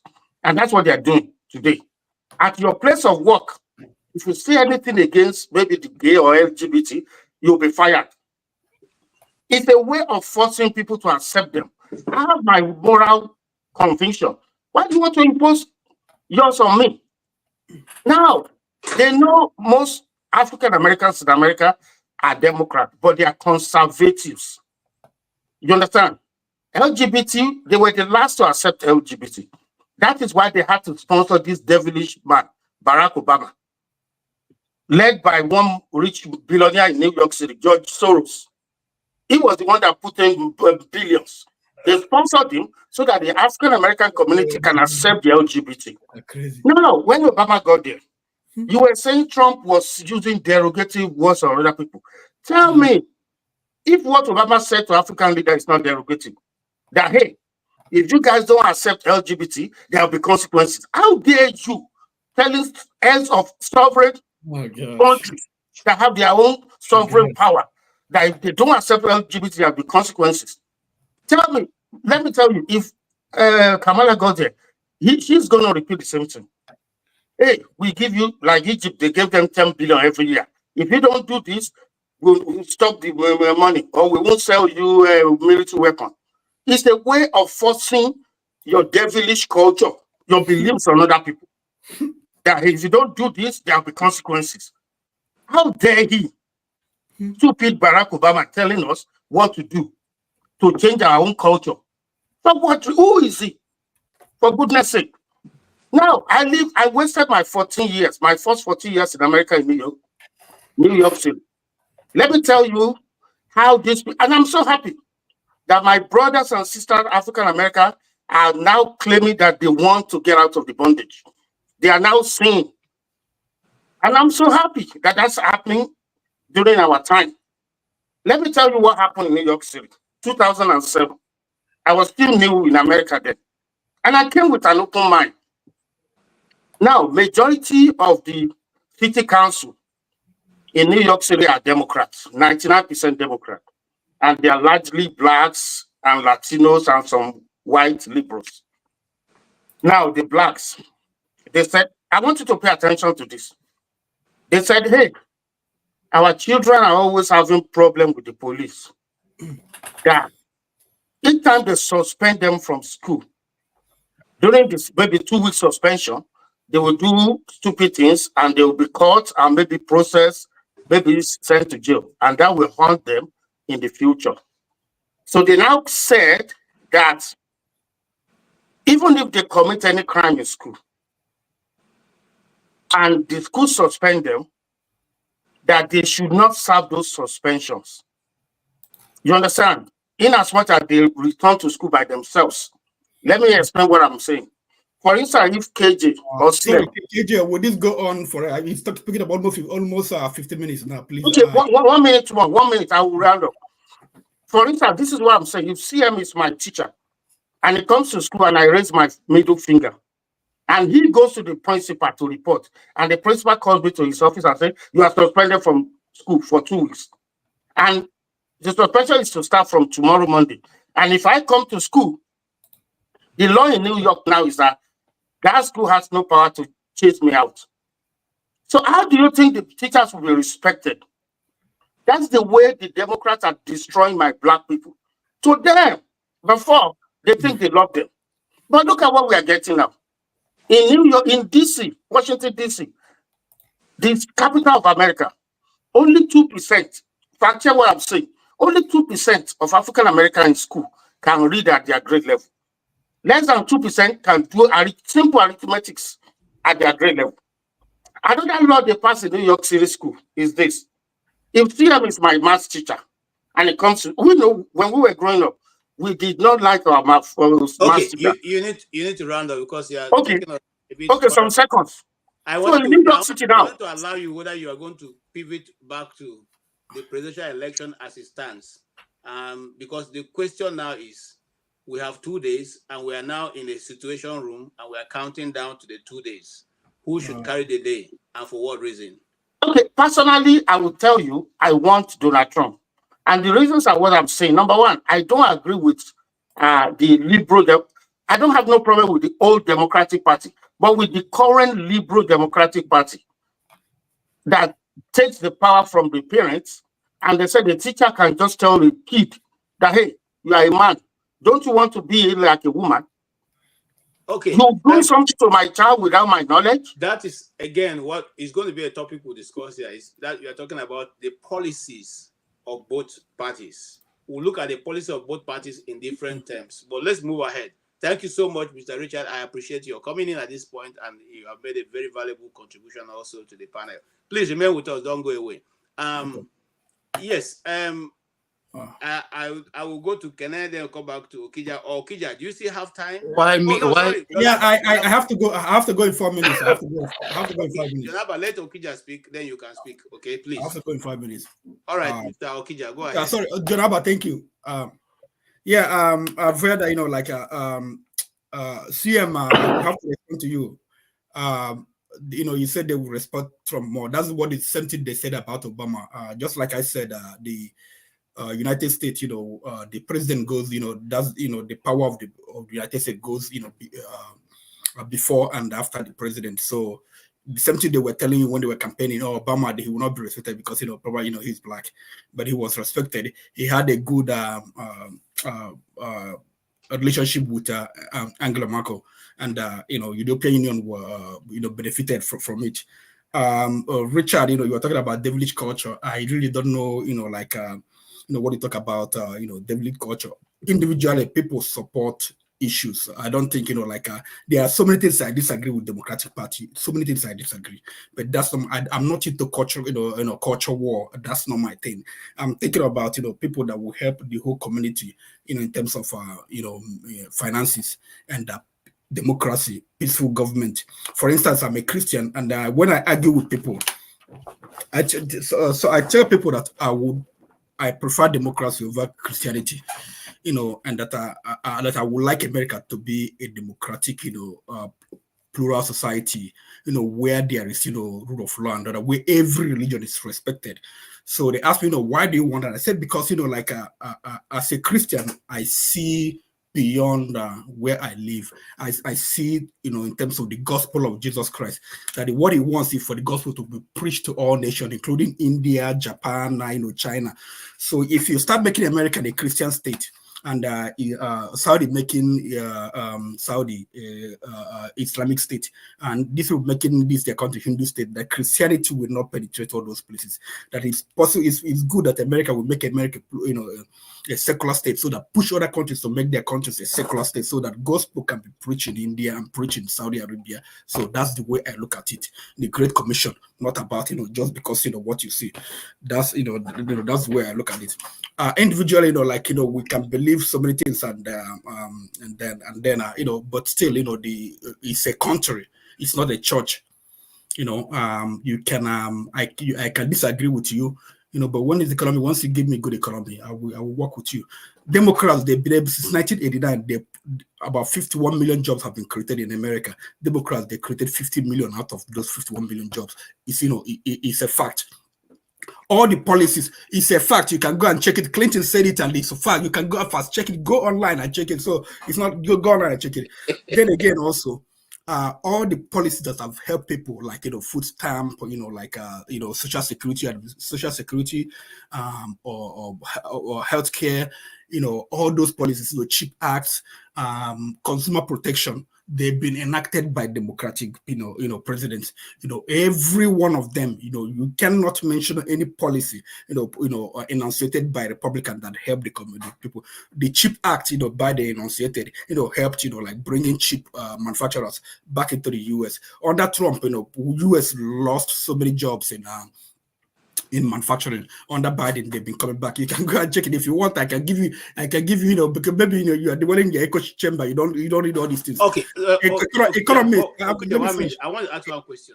Yeah. Do you know that in the last 14 years of American life, just 4 that belong to the Democrats, I mean Republicans, the rest of the 12 is being under the Democrats? I'm talking about from 1989. I'm talking about from 1989, the jobs that have been created from 1989. So Bush was there 8 years. Clinton, you know, Bush first was there as well. You know, so check it, you know, 51 million jobs, 50 created by Democrats. So like in the Economist, you know, came out, you know, the other day and said to that American economy, you know, is doing better than the best economy in the whole world. The economies, they have tested to that, and you know the Trump policy. You know, why people don't see is this. You know, like I didn't come here to America to fight, you know, religious war or to fight social war. I came here to make money and live a peaceful life. You know, people who will provide me a peaceful life are the Democrats. People who put money in my pocket are the Democrats. So like right now, Nigeria is suffering under severe economic stress, and some of us who are here, we are the ones carrying our family back home. Could you imagine next year, you know, Trump messes up the economy because it's about tariff?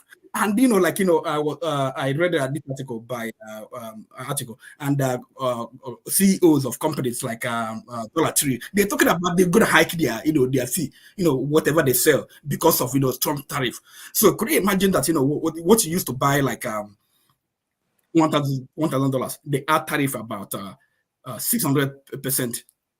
We're talking about at least, you know, another, like, you know, where not even up 600, because, you know, the stores, what they do their profit based on markup. So it's just not only $600, it's gonna be about $1,800 for markup, you know. So that's what we're talking about. So I'm gonna be dealing with me that is helping my people back home. I'll be dealing with my own economic pressure. And how do I help my people back home? That's what it will benefit me as a Nigerian, that Kamala Harris wins, so that I will, you know, like have rates. And because I don't know when it will get better in Nigeria, so that I will be able to help people back home.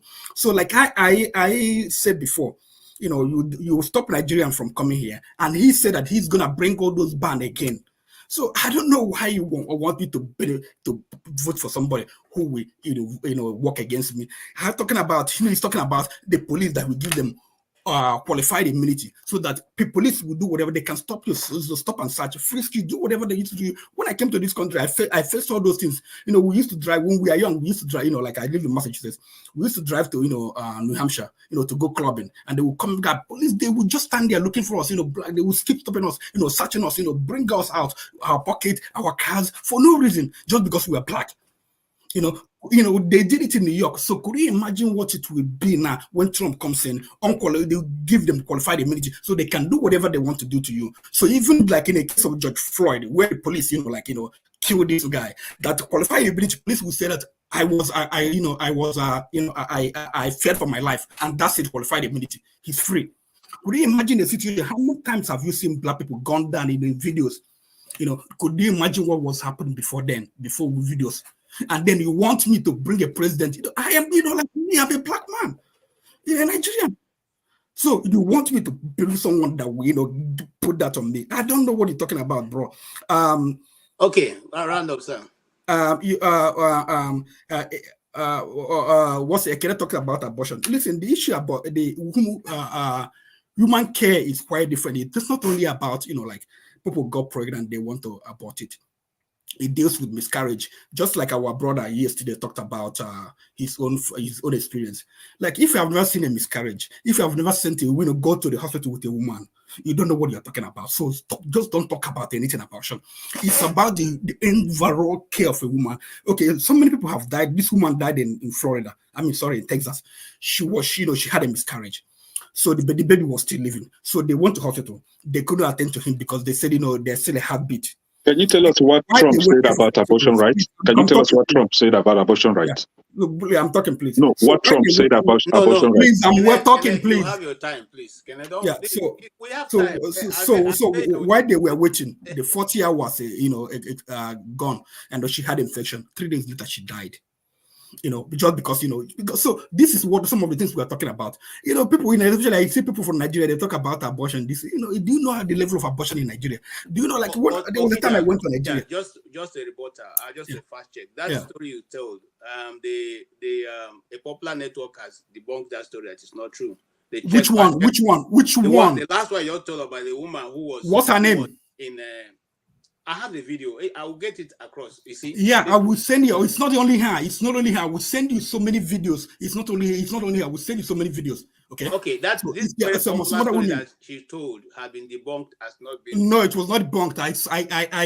I will send you the video. I don't know where you're getting your debunking. I mean, I know you know about conspiracy and all those things. So I don't know where you're getting them. No, you see, I'm a reporter. I'm just a moderator here. Bro, you are not a reporter. You are a QAnon, Nigerian QAnon. So I don't know about that. So don't tell me just to be a reporter. What else am I doing? I'm not on your side. I'm not on the other side. I know you personally. That's those who you are. You go into all those rabbit holes, and you come up with all those things that I cannot even imagine. And sometimes I doubt if you were ever a reporter, because you don't even investigate. You don't even investigate. So that's the thing. So anyway, so there are so many. What concerns me more about economy and how it will work out for me, for being someone who has worked with state and city of Boston, did some project for state and city of Boston. I've come to see how some in the ways government work, and I've seen how the advantage of being a democratic city or democratic state.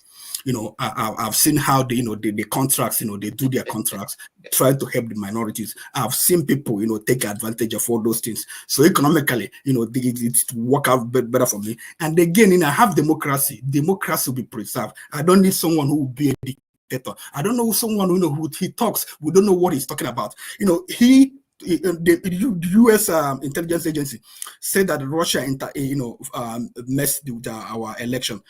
He went to Putin, Helsinki, 2018. He went to Helsinki in 2018 and had a meeting with Helsinki. Putin watched his brain, and he came out, to their meeting, and he was saying that, I believe Putin. But the intelligence community, even Lindsey Graham, he's telling that no, that Russia messed with our election. I couldn't believe it. So anyway, you said you will be going in 4 minutes. 10 minutes already. I don't have problem with the Republicans. Okay, I don't have problem with the Republicans. Okay, but I have problem with Mitch Romney. I like Mitch Romney was my governor. Okay, Romney was my governor. Even though I didn't vote for him, but I had peace. So I want to go to sleep. Okay. 4 years, next 4 years, I go to sleep. I don't know. I don't need to worry. I don't need to be checking my phone. What is the president saying again? Peace of the mind is paramount to me. So under camera, I will have peace. I don't have to even check the news in 1 week, 2 weeks. I don't care, because nothing is going on. But for Trump, every day I'll be checking my news. Every day I'll be fighting with coworker or whatever, or somebody. We don't want that anymore. We experienced it for 4 years. 4 years. But you are in a Republican. You are in a democratic state now. No, but the presidency. He talks. See, if you tell yourself the truth, 4 years under him, it was one thing or the other. Okay. 4 years under Obama, do we hear anything? 4 years under Biden, do we hear anything? It was my time they gave you. I will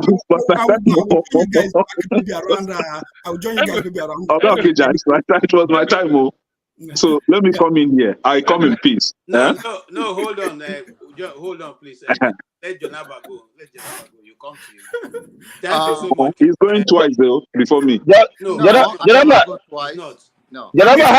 How was church today? I thought Okija is a shrine that I'll go and be worshiping when I go to Nigeria, but now he's talking about Jesus too much. Now I'm confused. All right. Thank you for so this. Go ahead. I'll be listening in the background. I will join you guys back later. Thank you. Right. Thank you. Like I always said, it's not a thing that a Democrat that I agree with. I'm not a Democrat. I'm not a Republican. I just choose to pick who I will vote for. In this election, I already voted, and I voted for Kamala Harris. And I understand politics very well. I understand how he play out between the leader of Democrat in many Democrat cities, whether mayor or councilman and all of that. They are not all the best, but Nigerians say among the evil, then they go for lesser evil. So that is my view. The issue of Obama trying to impose African on gay thing is something that we, the people, make a choice. If it is a basic human right and generation shift, I don't think when Obama ran for the first time, they asked him on the interview, he distanced himself from commenting. But when there is a shift, they use it politically. If you are involved in politics, it's what is popular to the people at the time. And the notions that whether it's Obama, we have more problem in Nigeria. It is ludicrous to talk about a gay right or no gay right when we doesn't even have a basic social amenities between our people. So whether you are Obama, which is not, but then if then in the school here, there is no school you go and then they tell you that, oh, become so sex. I think it makes no sense whatsoever. Somebody says that, and I think Richard said that charity begins at home, and the value we raise our children with is the value that they go out for it. And there's influence in places, even at our place of work, where we spend 8 hours to 16 hours. You cannot discount that environment will not have a part on you. But you have rightly said that when we bring our children and whatever we are doing is contagious, and that is the value. The scripture says something. It says, train the child the way he should go, and when he grow up, he will not depart from it. And the cultural value of who we are as a people, if you grow up to a level, trust me, if your child walk into your house, after you have done all you can to raise them and give them the value, school, everything, and they come back to you and they say, oh, I'm changing, I'm interested in, as a lady, I'm interested in dating another lady. Of course, you will not, it's not natural to me, it's not natural. I think we are created male and female. But then you will still love that child. You will still not kill the child because he tells you that you have changed the sex. This is not the era of Marvin Gaye, where the father has to kill him because of all of those things. So this is a new generation that we have people come up with everything, but you still have the love and protect them under the condition. Pastor John Aban, Pastor. Don't call me that name. Don't provoke me to tell you something you not sleep tonight. Please, allow Jonaba to make his conclusion. Yeah, so we cannot, you will still love your child. You will still bring them, embrace yourself. That is even what is called unconditional love. And I will not naturally, I say things that are very beautiful things in woman's body. I don't know what a man sees in another man's body, and I don't know what a woman sees in another woman's body. I will believe that a man should marry a woman, and a woman That is my culturally belief. It has nothing to do with Bible, and it's a nature. So to me, all those things, Democrat promote this, it has to have a weak home, and if you do not respect people's view of life, then nobody go anybody say forcing you to become gay, they say let there be a right under a human right that if that is the life you choose, you can go to the hospital and you will not be discriminated against. You can live your life and get a help. That is the basic of all of this. It has nothing to do with anybody forcing somebody to change sex. If you dig into it, it's about basic human right. So that is all about it. KJ, please excuse. Wait, excuse. It's my Mr. turn. Jonaba, It's my Mr. turn. Jonaba, I'm Now. not It's talking my about turn. turn. You can take the whole time. It's my Mr. turn. Jonaba, please, Yeah, what it's do my you turn. drink? I will send you a big bottle of I need wine. to go. I'm going to take your contact. I need that, please. I will No send you problem. No a big problem. bottle of It's my wine. turn. Thank you. While you are trying to So send as him I a round big bottle up, of wine, because please I will also send me coffee so I can have a cup of coffee while we're having a discussion. You Okay. can't only send to him and then not send to us. Look at we are 6 now. I will round up. Everybody. I will let you go so that I will be going to have a visitor. I will rejoin you guys. And it's now between Kene and Richard, who they have a similar view. So it is going to be very boring. So I think you guys should not continue No problem. with it because No problem. and all right, I will be Thank you. thank you. No, Jonaba, wait a little bit, then before you leave, because it will be boring. Yeah. Hold on. I will not feel bad that they are sending a bottle of wine to you because I don't drink wine. So I will not feel bad with that. But this is it. Which one do you drink? You drink water. Righteous holy wager. Look at him, holy wager. Please. And for you guys know, I'm hosting Rudolph next year. So I will invite all of you. Come and have a good time. Even some of us that I do not agree with you doesn't mean so. Try to send us address because I will come. I will come. I will come. It's going to be blast. I will be joining If you you guys. like, don't open door for me. So the thing is, somebody here, somebody here was saying something about Augustine, please. I want because that you should train up your child in the way they want them to grow, so that when they do, they don't depart from it. I don't know how he sentence that, but that is not completely true, because we know that children learn from the world around them. You know, the society influence your child's development, attitude, and behavior. So if your child go to school and all they teach them is about man humping on man or woman humping on woman, and they should change their body, they should enhance their body organ to change to the opposite. Castration. Yes, to change to the opposite sex, and you, the parent, you have no right to say no. You don't do this to my child. Matter of fact, the school system can go on your child's record, remove the he that defines a boy to she, and you, the parents, you have no right to argue that. And if you dare, you'll be arrested. And this is something that a born Nigerian that drink his mother's milk will support.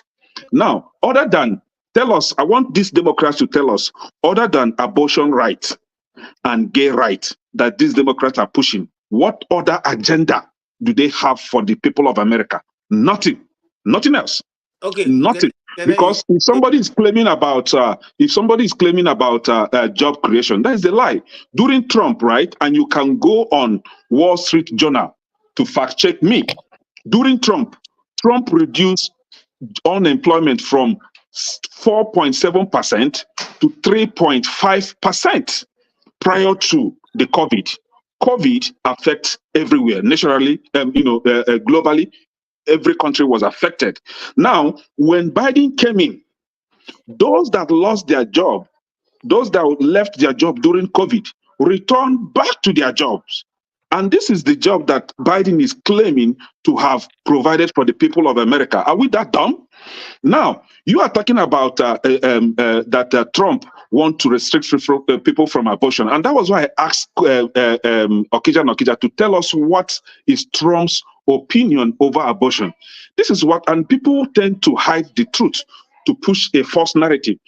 Trump says that he has nothing, he has no right to stop people from doing what they are doing. However, he wants the state to determine how they want to run this affair. So let the people themselves vote if they want abortion or not. And Trump also stated that when it comes to abortion, if it is medically related, that a girl, a woman should have the right to do this abortion because it is medically related. It is life-threatening.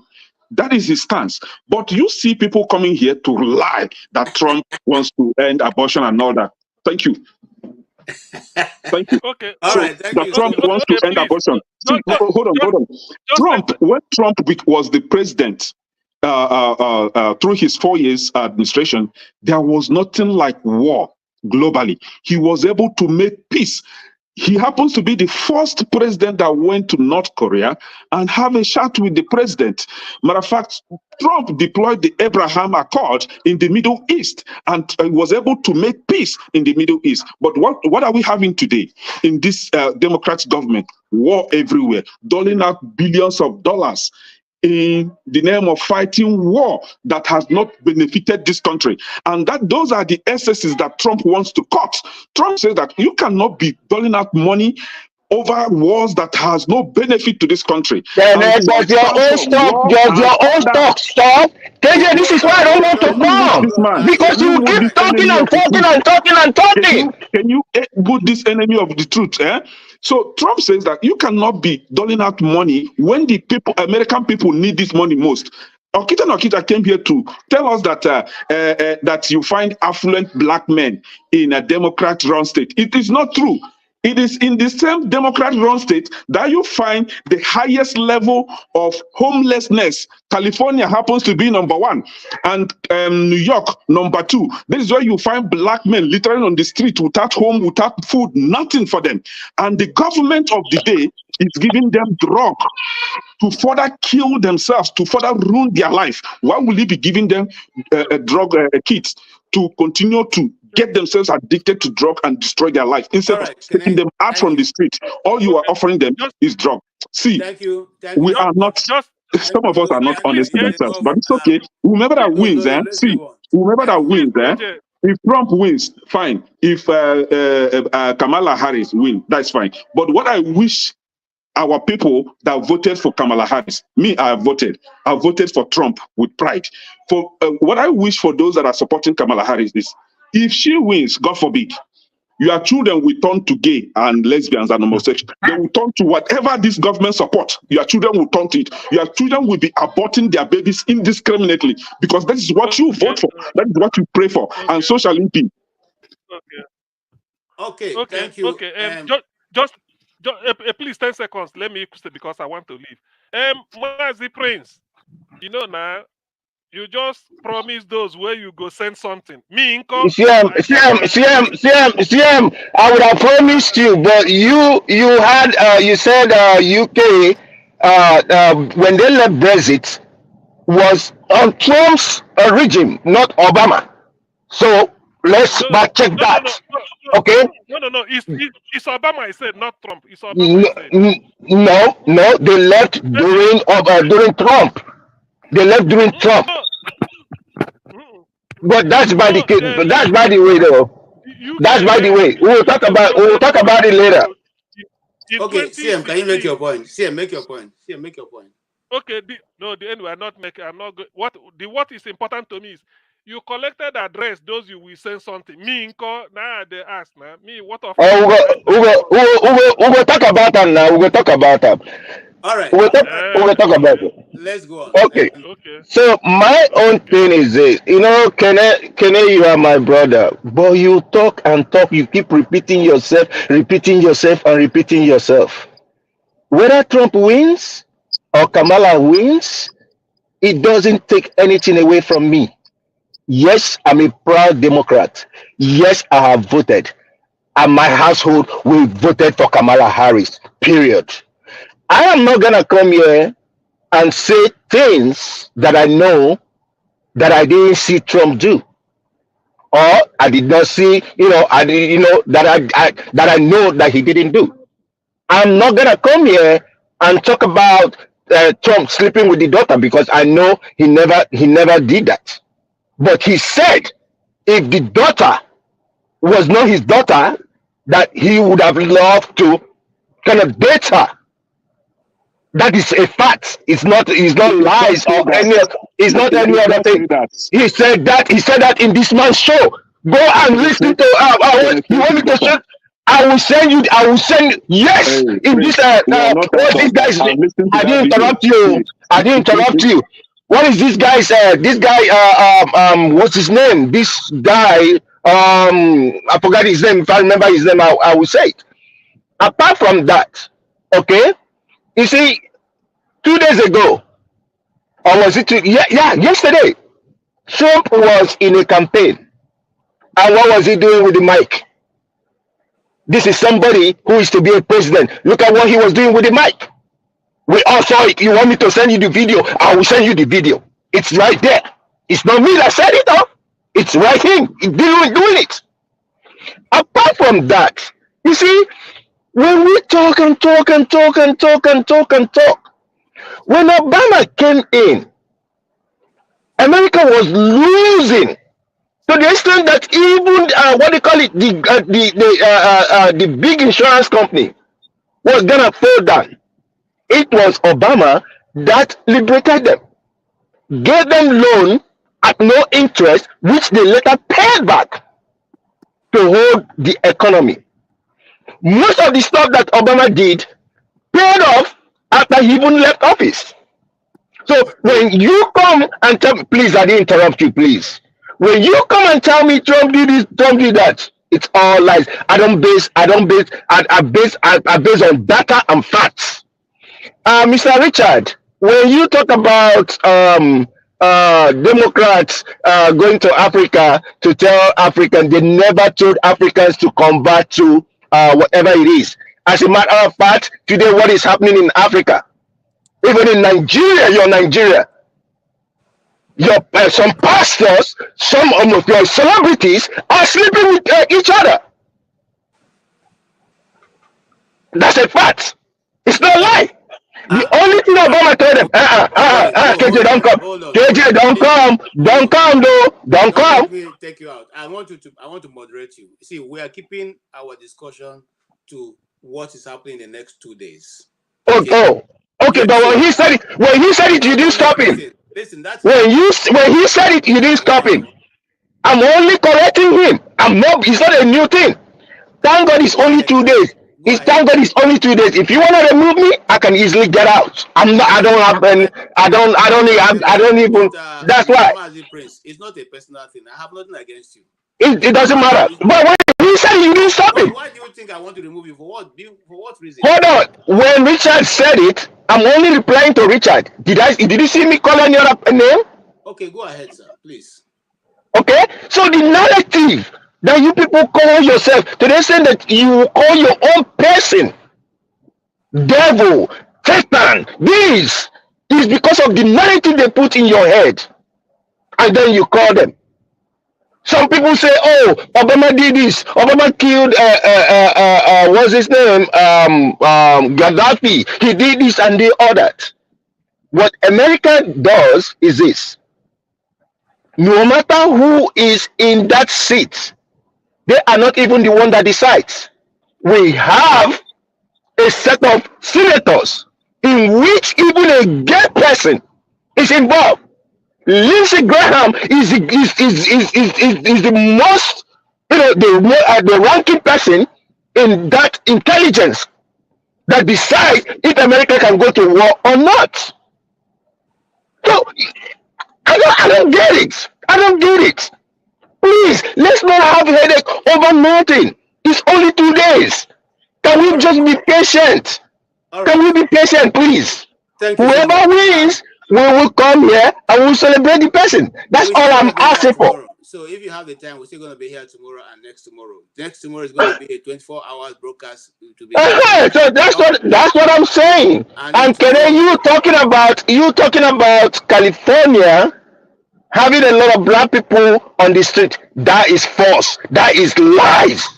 Can we Google it? AKJ, Google, can you Google it? Google whatever, State Google with the whatever, highest level Google of whatever you homelessness. want, Google it and check. Google whatever you want to Facts, Google. we deal with facts. Google whatever you want to Google. Not emotion. If not that I left San Francisco, I would have gone to San Francisco and showed you that most of the people there are white people. And where are those white people from? From the south. Are they not human beings? No, they are From the Californians. south. They are not even California. Don't start that. Don't start that with me. Those in New York. Thank you. Where are they from? Those in New York are from where? So at the end of that's your are they from California? I thought you have the truth. Are they from California? Are they from California? Are they from California? No, those from New York. Are they from California? And as a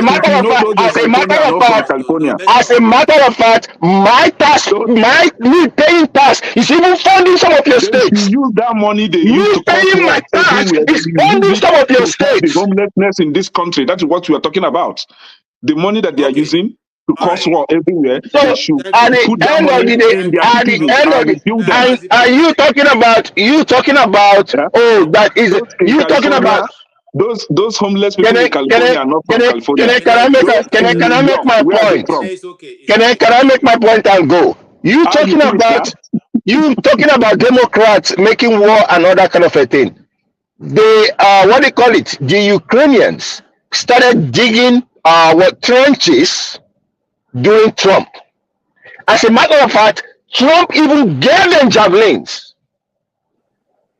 This is somebody that will say, oh, he doesn't like war, but he gave them javelins. And what is javelins? Okay. Thank you so much. You have made your point. Can I move on now to Jagun? Thank you so much, Mazi Prince, for your contribution. I appreciate that. And like I said, I'm just here to moderate. I'm not on any side. I have my choice, but today I'm wearing the cap of a moderator, and I'm just going to moderate. So, Jagun, you are welcome. You are living in Britain. So, just a minute. I want to leave Mazi Prince to continue with his support for Kamala Harris. In 2 days, we are going to see the results. KJ, can you take out Kenneth, please? Can you take him out? Oh, but Kenneth is already gone out. All right. I'm only kidding. So, yes, you live in England. Yes, sir. You have a different perception of what the politics is in America. What's your view so far in terms of? I'll give you a quite 4 minutes. What's your perception in terms of policy, in terms of approach, in terms of style of government, in terms of what America is now, vis-a-vis what America was during the time of Trump? Thank you, KJ. KJ, I always support your administrative nature as a moderator. I think you do it extremely well. Thank you. I never really like your pursuance as a somebody who's on a platform making your own point of view. I'm afraid that's the dichotomy I have with yourself. It's okay. And I say that based on the fact that I don't vote in England. I've never voted. I don't like politicians generally. I believe the only place that I may vote would be in Nigeria, because I believe that the Nigerian system could have brought up somebody far better than the current regime that we have, that we've continued with after wasting 8 years with Buhari. We continue with it, wasting our time. Having said that, where Kamala Harris and Trump are concerned, I care for neither of them, to be frank. Having said that, on an international scale, I don't want Kamala Harris there. It's not to say that I necessarily want Trump there, but I see for the state of the West, I will believe that Trump would do a better job on an international basis. What he may do on a national basis for the Americans, I don't know. I have no real appreciation for how the Americans generally feel. I mean, listening to those who are in America on the platform, some are looking at Trump, some are looking at Kamala Harris. because they basically do not want Trump there. So I have to take those considerations on board in the way I'm looking at the political race so far. But where we have a big issue in the Middle East and we have a big issue in Ukraine and Russia, I can't see anyone other than Trump being able to galvanize international respect to quell these issues. I think Trump would tear up the paper in quick time on the war with Ukraine. I think he would leave Zelensky by himself, and Russia would basically do what it needs to do, to the point that he and Putin would discuss what may be fair to do. Where the Middle East is concerned, that is a lot more concerning, where Trump or Kamala Harris are concerned if they come in, that the wickedness that's going on there, wickedness, blatant horror show on a daily basis that's going on there, completely unfair. I feel both of them, again, would side more with Israel.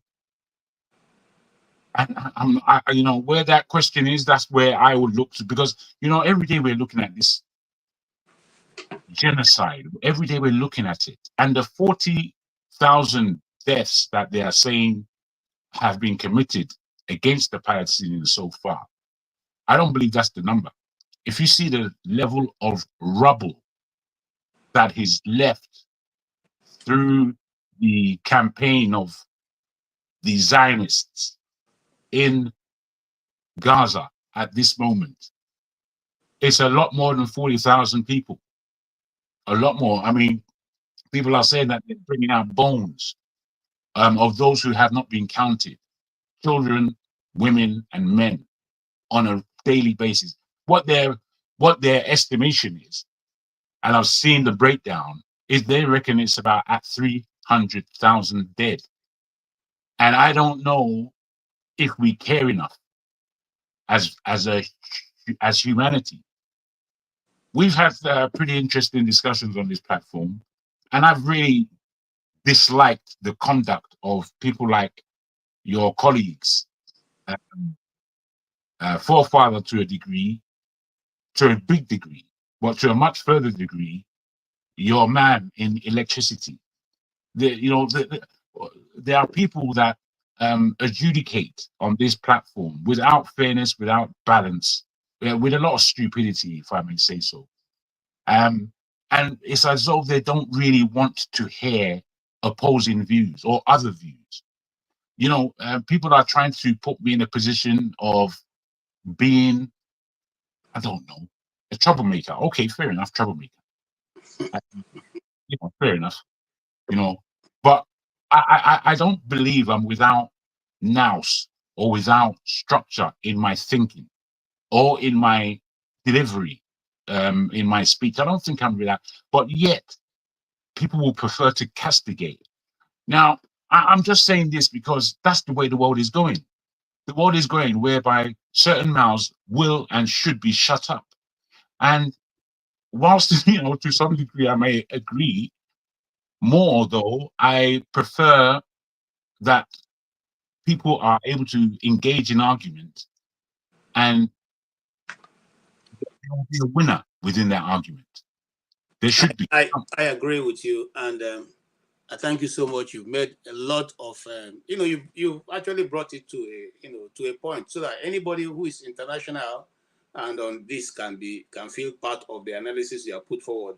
As authentic. I think I see it also as authentic, because if you're outside of the United States, what you'll be thinking is, what will the leadership of the new president coming in play in the international stage, which is very important for the advancement of all tribes, all nations.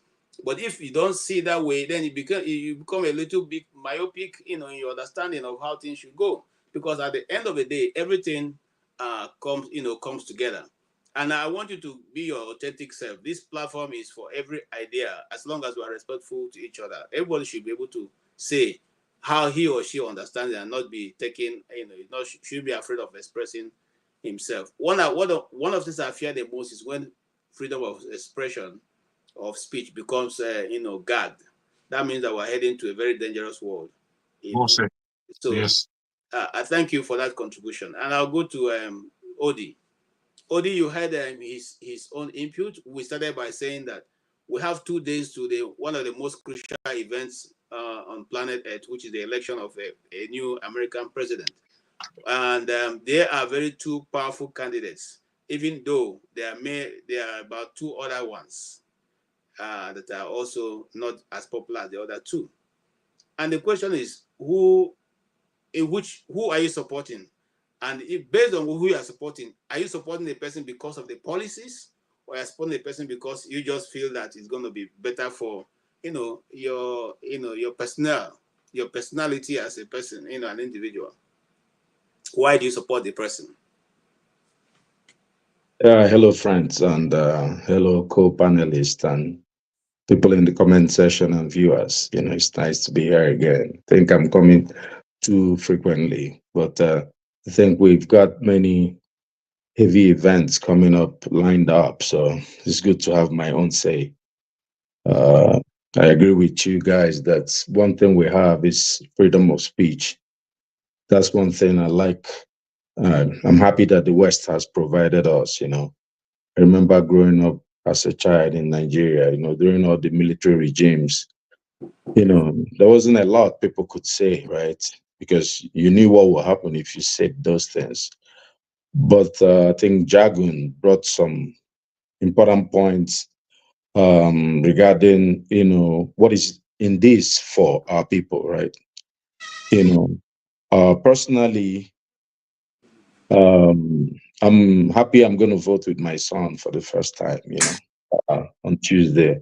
I would have voted early, but I want to vote in person just for, the tradition on Tuesday. Yeah, I think KJ should mute his mic. Okay, thank you, KJ. So, I don't think at the core, the policy of the United States is going to be changed a lot by January. I think we're going to get some more, especially, we're not refugees here, but, we're almost like, right? Because most of us would prefer to be living in Nigeria if not for the way things are. Many times what I see or I ask myself who would be better for Nigeria. I don't think any of them will be. I don't think any of them really cares, because it's the policy of the United States. That's how you wield influence. That's what you do also. I heard Jagun complaining about Kemi Badenoch. She's UK through and through now. Her job is to be against us, right? That's the only way she gets the job. If she talks any other way, she wouldn't even rise to that point. People must have known where she's coming from. And, if you think was the other Indian boy that was the, Prime Minister, Sunak, he didn't, I don't think he advanced any Indian, he's actually African, right? If you look at it, it's not really even Indian, right? No, it's Indian. No, don't let's claim him. We don't need to claim him. Let him be No, Indian. no, I'm just saying, but his parents carry African passports, at least before they carried African passports, before, Idi Amin took it away from them. But you It's see, just that's a the fact. thing. Can I just, not to interrupt you, but to add to what you're No, saying? go ahead. No, that's fine. It's a good discussion. Before we go into the hot parts, Absolutely. Absolutely. You see, what it is, we had a very interesting discussion yesterday, of which I was thrown out and kept out, which was disgusting or forefather. But he's a disgusting individual. What can we do? So I don't think you agree all the time. If you agreed with me, no, you see, by then would have run him out of town. it's just the fairness and the fact that somebody is so disrespectful because they're in the position of power. They willed it anyhow.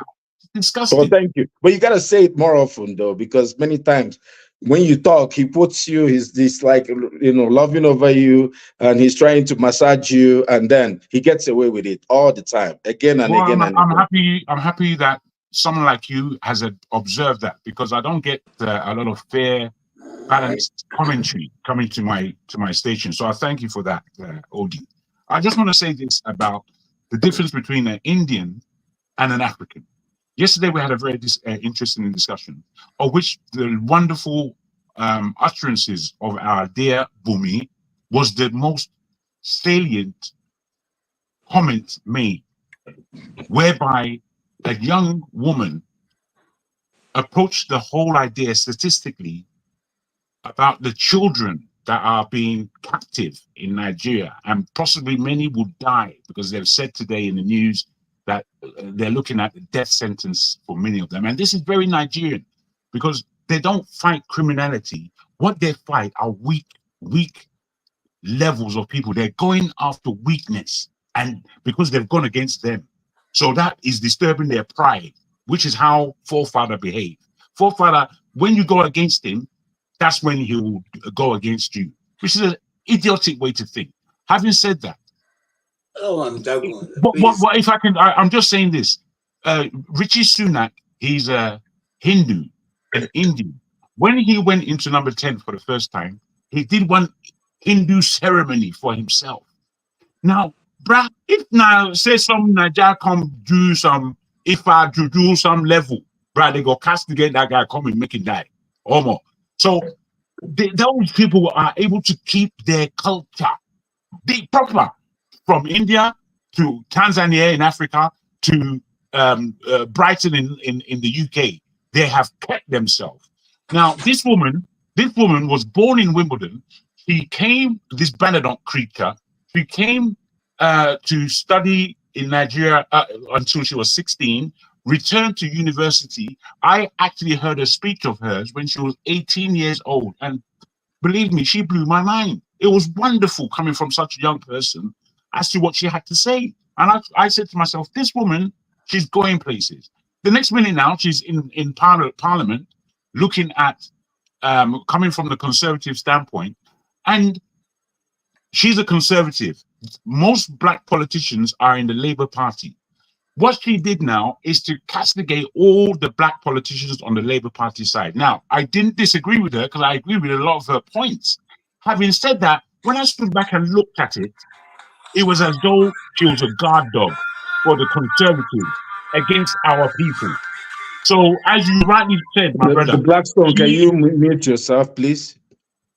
Yeah, as you said, my brother, she is in the position where she can only be against Nigeria. Hello, I am sleeping. I said good night. So please, my OD, my brother, I just wanted to add that. Please can continue. Yeah, I'm sleeping. Please, can you mute this guy? No, Odie, I don't want to say anything. I'm not contributing to the topic. No. Yeah, let me finish my point. Just 30 seconds. I'm not contributing. Can you mute the Blackstone? He's on the phone. Yeah, Ogodi, just no, a minute. I have to finish. No, I have to. 30 seconds. You have to be patient, my brother. You've been here talking. I've been watching you all day. I'm not trying to contribute to the topic. No, it doesn't matter. You just have to wait in line. That's how Republic does. That you wait for your turn. I beg. No, you're begging. Let me finish you are bully. Bully maga. That's fine, but you gotta let me finish my thoughts. Be patient. I just wanted to report. I just wanted to report a moderator. I was just trying to follow up with what Jagun said here. When Jagun named Two Niger and electricity as the worst moderators here, I may not say anything about electricity, Two Niger, but you see, electricity. It was yesterday that I confirmed that electricity is the worst of a moderator. Is a tyrant. In short, matter of fact. No, I won't allow that. You see, that is going to use this platform. Do you know what happened yesterday? No. Hold on. Okay, he said no. Just allow me to add my point so we can move on. This platform is going to many places. Yeah, we don't have to do personal attacks. Just image in this order. Electricity attacked me personally yesterday. But when he's here, you can come online and talk to him. We will deal with that. Just wait. He's not here. Now it's not the place to do this. Yeah, he's not here. Okay. So please go ahead. I was talking about Democrats and Republicans and the vote on Tuesday. Here's the deal. I know many of our brothers like Trump because they believe that Obama did something bad to Good Luck and got Buhari, and Trump was going to help us get Biafra. And look, we are born in Nigeria. Most of us here, we are conservative. That's ab initio. Extremely more conservative than any conservative person here can imagine, right? So when people talk about United States is a capitalist country, I was like, no, if you want to see capitalism, try Lagos. If you go to the ER in Lagos, you don't have money to pay to get in, you die. That's capitalism. No, Yes, there's sir. no social security, there's no Absolutely. Medicare, there is no Section 8. You die. What we practice here is some sort of communism. It's not, which is fair. That's fine. I like it actually, because the poor has to get something so they don't attack you at night. And that's what we probably have to introduce to Nigeria. Social services, not in a criminal way. But going to I don't think, so personally, I think I'm going to vote Kamala, right? My reasons are, I don't care if Trump wins. Probably will favor me. I really don't care. If anything, one thing, and many times I'm able to control my emotions and vote what I think makes sense, and I'll give you my reasons. I like Trump in his as a person. The problem with Trump is the idea that he pushes, the narrative. I was here during Bush, Obama, and all this. When Trump came in, I had to leave my church. I go to an all-white, kind of all-Caucasian church. It was a mess.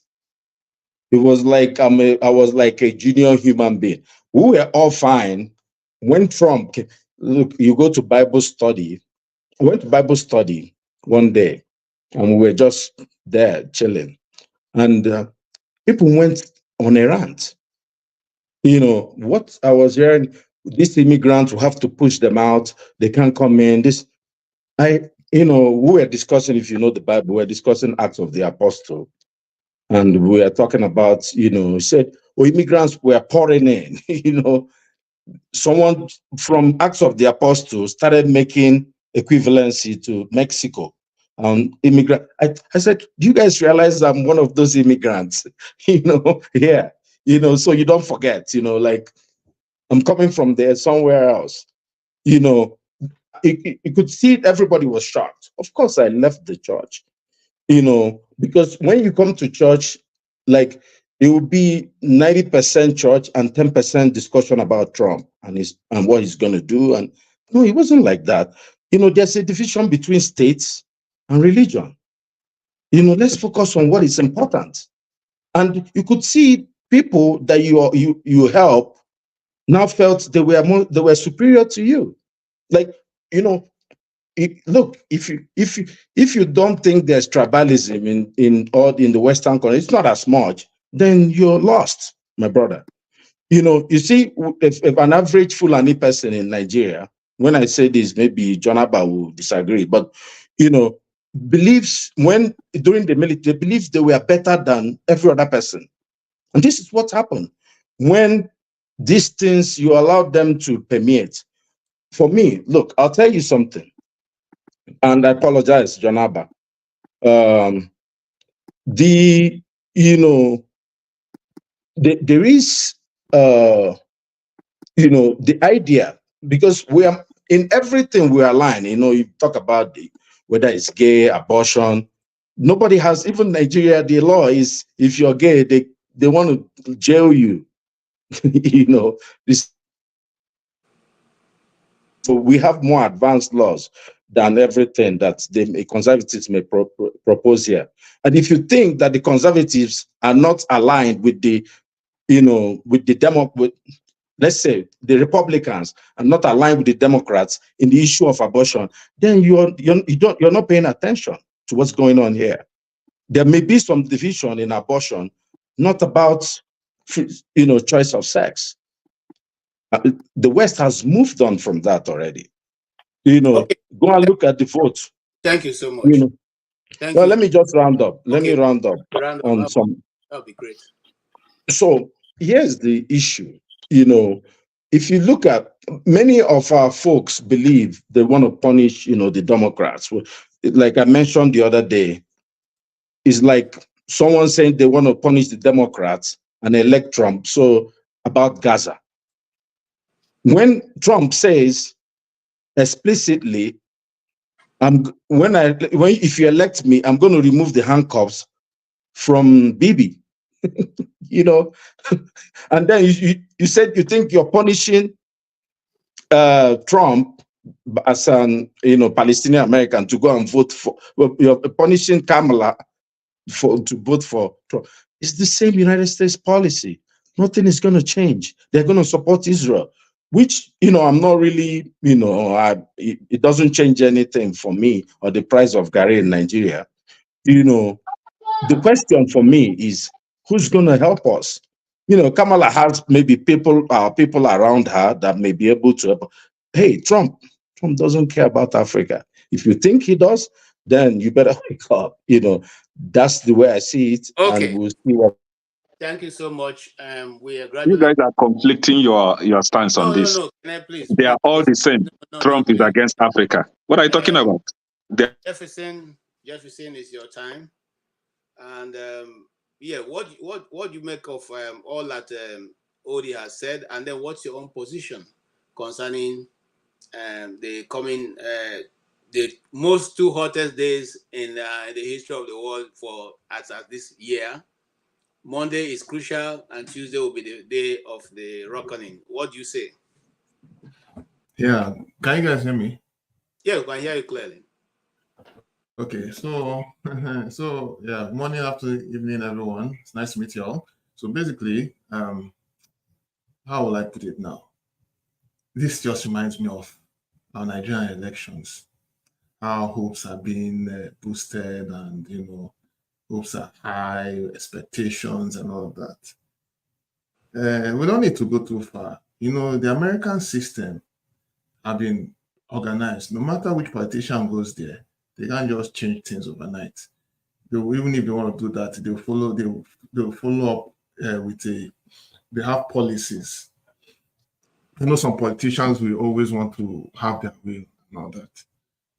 So it's going to be tensed. I would say the 2 days is going to be tensed. Trump, like I said, someone almost wanted to have my head off the other day when I said Trump is a straightforward person and Kamala is tricky.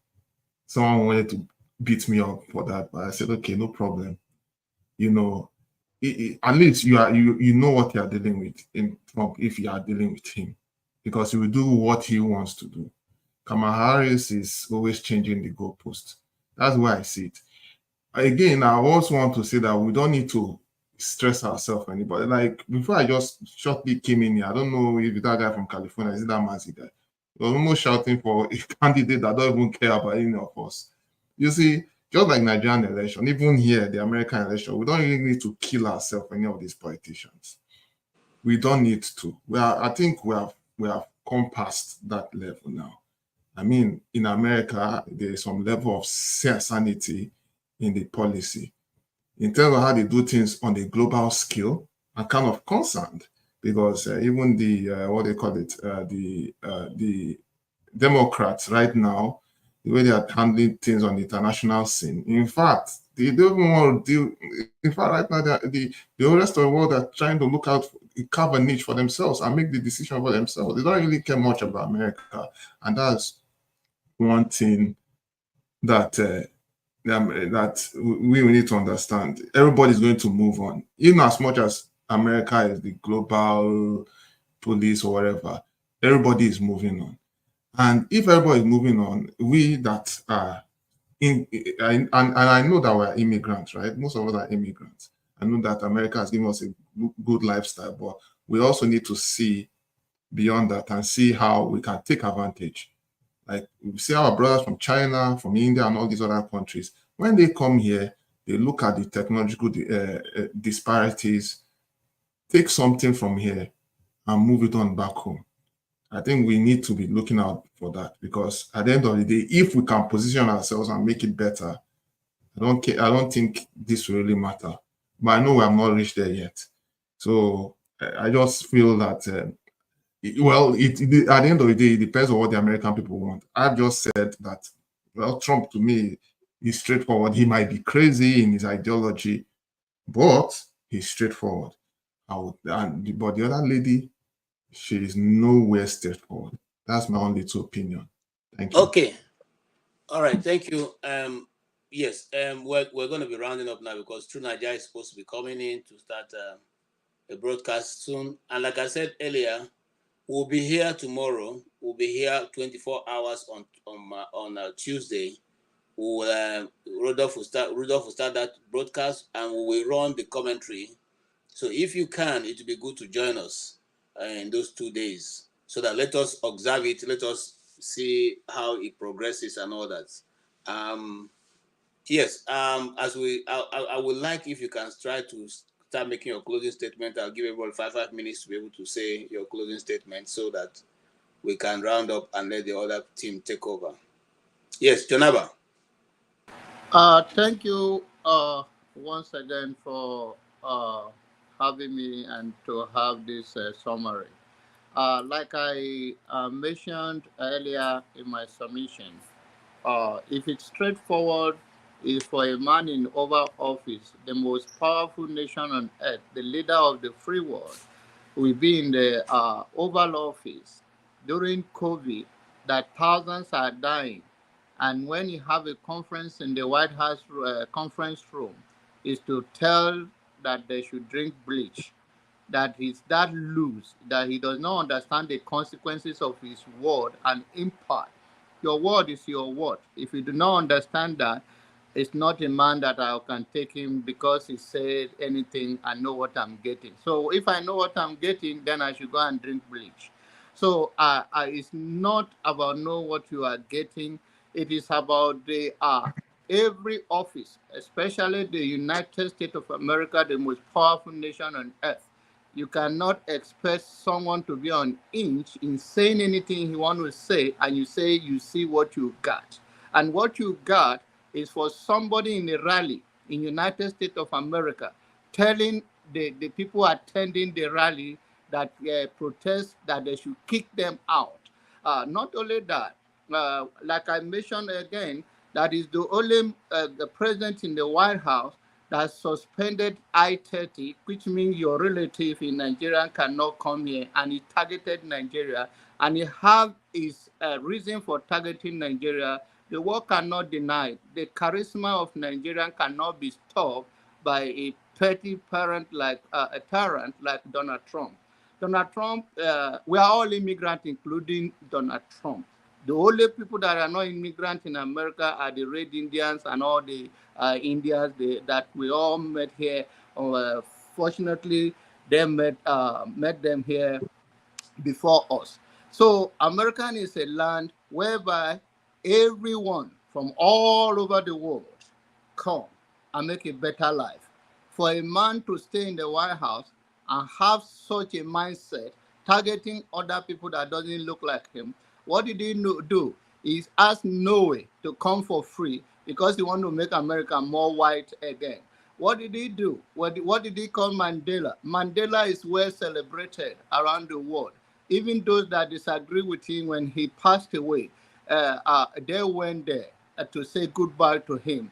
Extraordinary human being, a white man, a black man that lived as a legend. What did he say to the other people? They say they should go there and wipe out his legacy.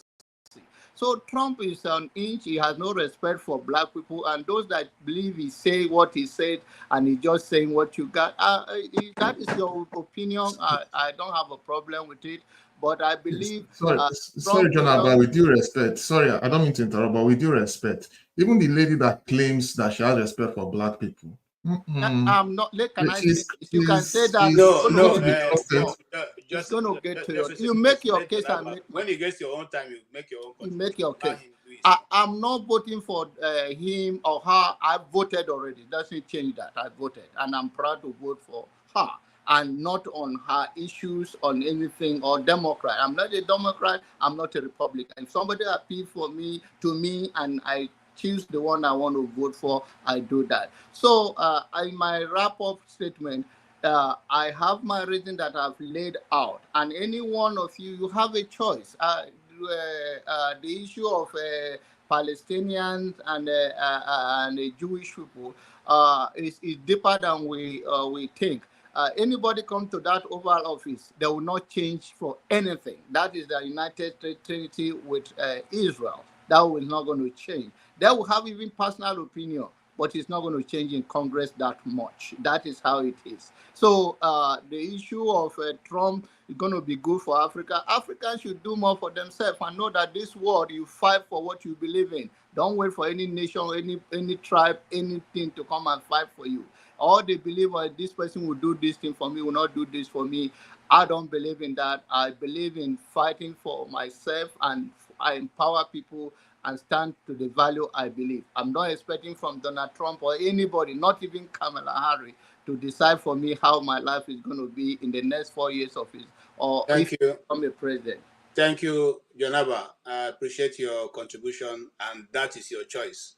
Well, no, anybody want to make a hawk transformer? Yes, go ahead, Kene. Yeah, thank you. Closing remark, right? Yes, sir. You know, it's very funny when you hear people come up here and say that Donald Trump targeted Nigeria with his visa ban. It's very, very funny because you see that these people are very, very uninformed, or they just want to lie, you know. So there's this countries ranging from Myanmar, Eritrea, Kyrgyzstan, I don't know how to pronounce that country. We have Sudan and we have Tanzania.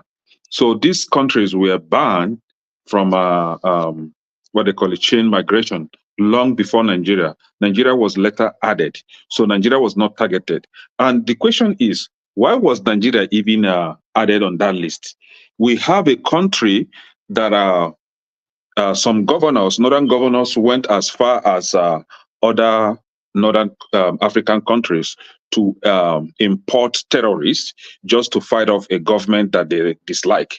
And these terrorists went on rampage, killing people recklessly. And you have a president that has the interests of his people at heart. He wants to protect America because a long time ago in Detroit, a boy from the same Nigeria attempted destroying Americans in the plane. So luckily he was caught. So now you have a president that wants to protect you because you live in America by saying that, no, you shouldn't be allowing these terrorists come into this country recklessly. And that was why he added Nigeria on that list. Initially, Nigeria was not on the list. So if you want to be truthful, you say it the way it is. But like I said, I voted for Trump, and I'm very proud voting for Trump. I wish I can vote more than once because, but it's illegal to vote more than once, so I can only have one vote. We all have one vote here. Then in 2 days, President will emerge. If Kamala wins, God forbid, we all will enjoy whatever Kamala stands for. You know, we all going to enjoy it, and nobody should come here and cry, because if you come here to cry, I will ridicule you, I will mock you very, very well, and nobody is going to stop me. Well, what about eternity? No, hold on. Yeah. What about Hold on now. I'm still talking. So if Trump wins, that is fine. We are going to enjoy it. If Trump ruins the country, come here and ridicule me, mock me anyhow, I will accept it. Are you sure? What we all pray for is for the good of this country. Our country back home is being ruined by bad leadership, and what I stand for is good leadership, so that this country would not be ruined just the way they ruin Nigeria. But if you guys want both sides to be ruined, I don't know where else we're going to run to if things get that bad in this country. Like I said, I've voted. In 2 days, the result will be out. I don't care who wins. I don't care who lost. The problem is That's not we true. You all do. know You do. You care. see, hold on now, hold on. We have, if you want to go there, we have Democrat supporters that will come and tell you, oh, they are all bad. Oh, they are the same. Trump and Kamala Harris, they are all the same. Democrat and Republicans are all the same.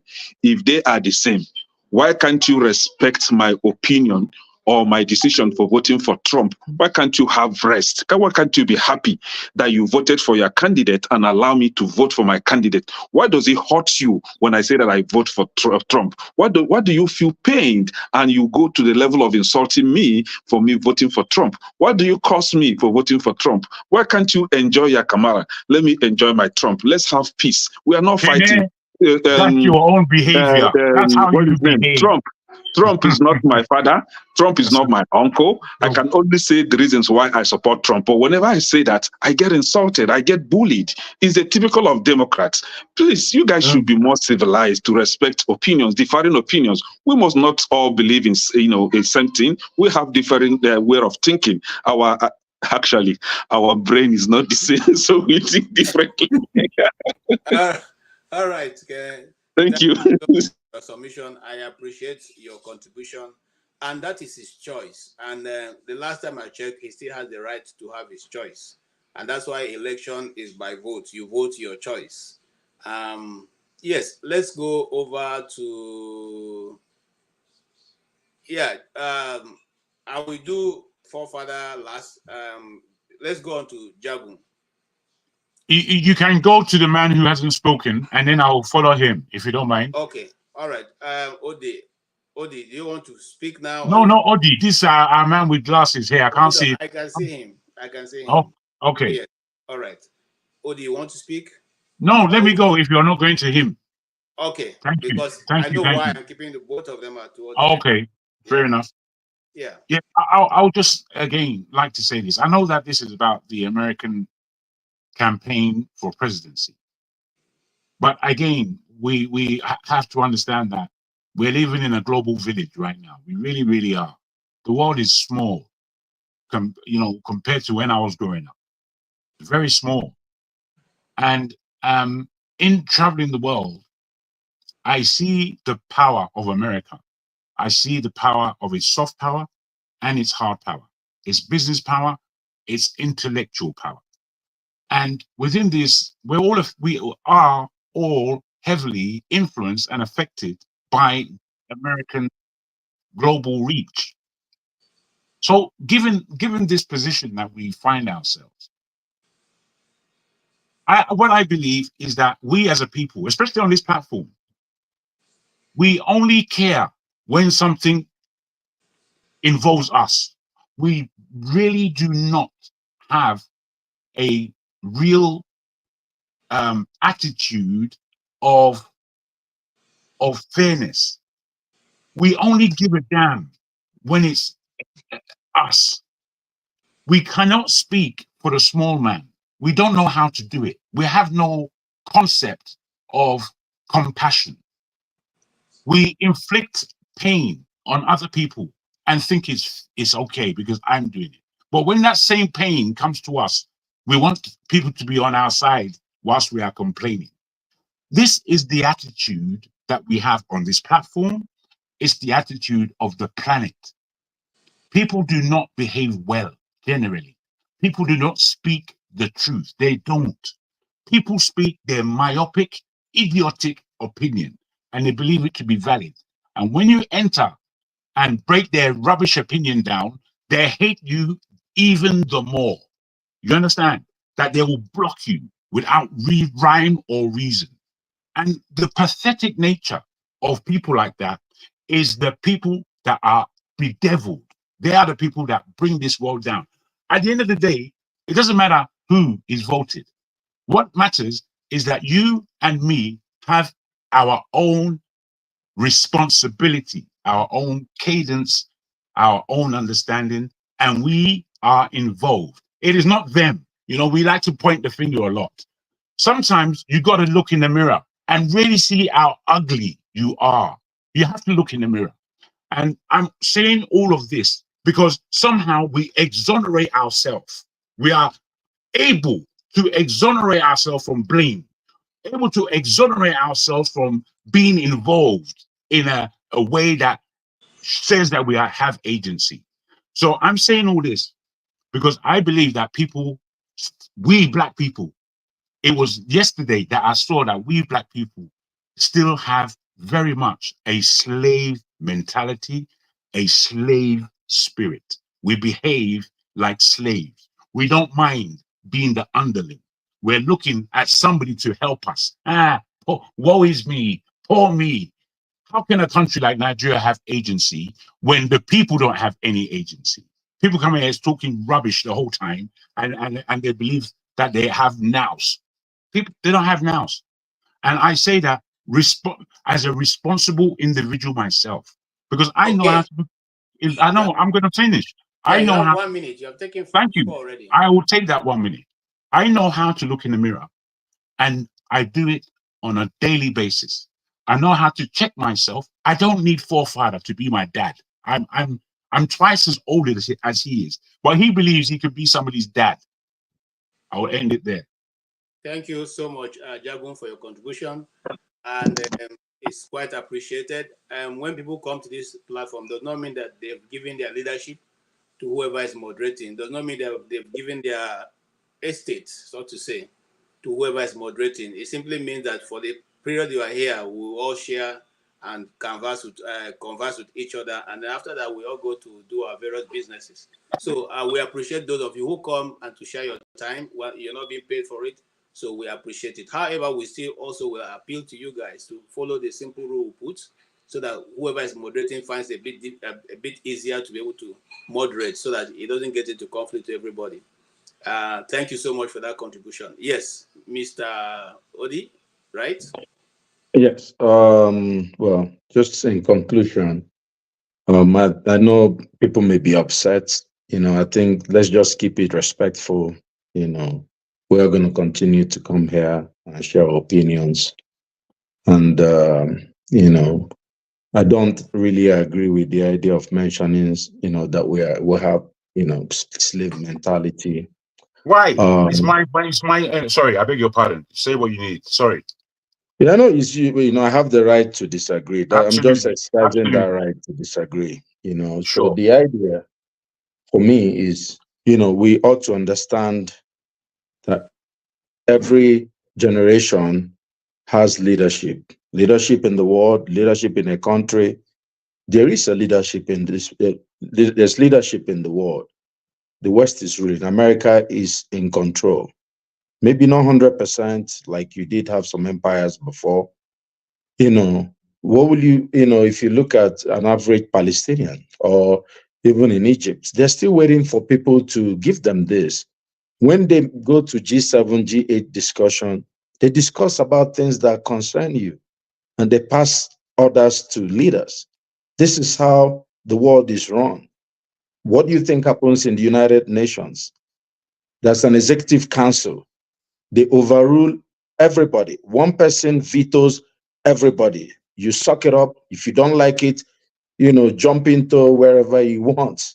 If you have an issue in your country, with, maybe with Benin Republic, they go to New York. One person tells you what to do. If the five agree, it's done. Forget it. You fall in line. So it's not just us. I don't think we should demean ourselves. I think it's not fair. But going back to the election, Kamala, there's something she did, after she was really supporting Tinubu to start that war with Niger Republic. I can't forgive, I can't just take that out of my heart. But at the same time, I need to also know where I know for sure that there is, none of these people are going to change the trajectory of Nigeria. I am 100% sure.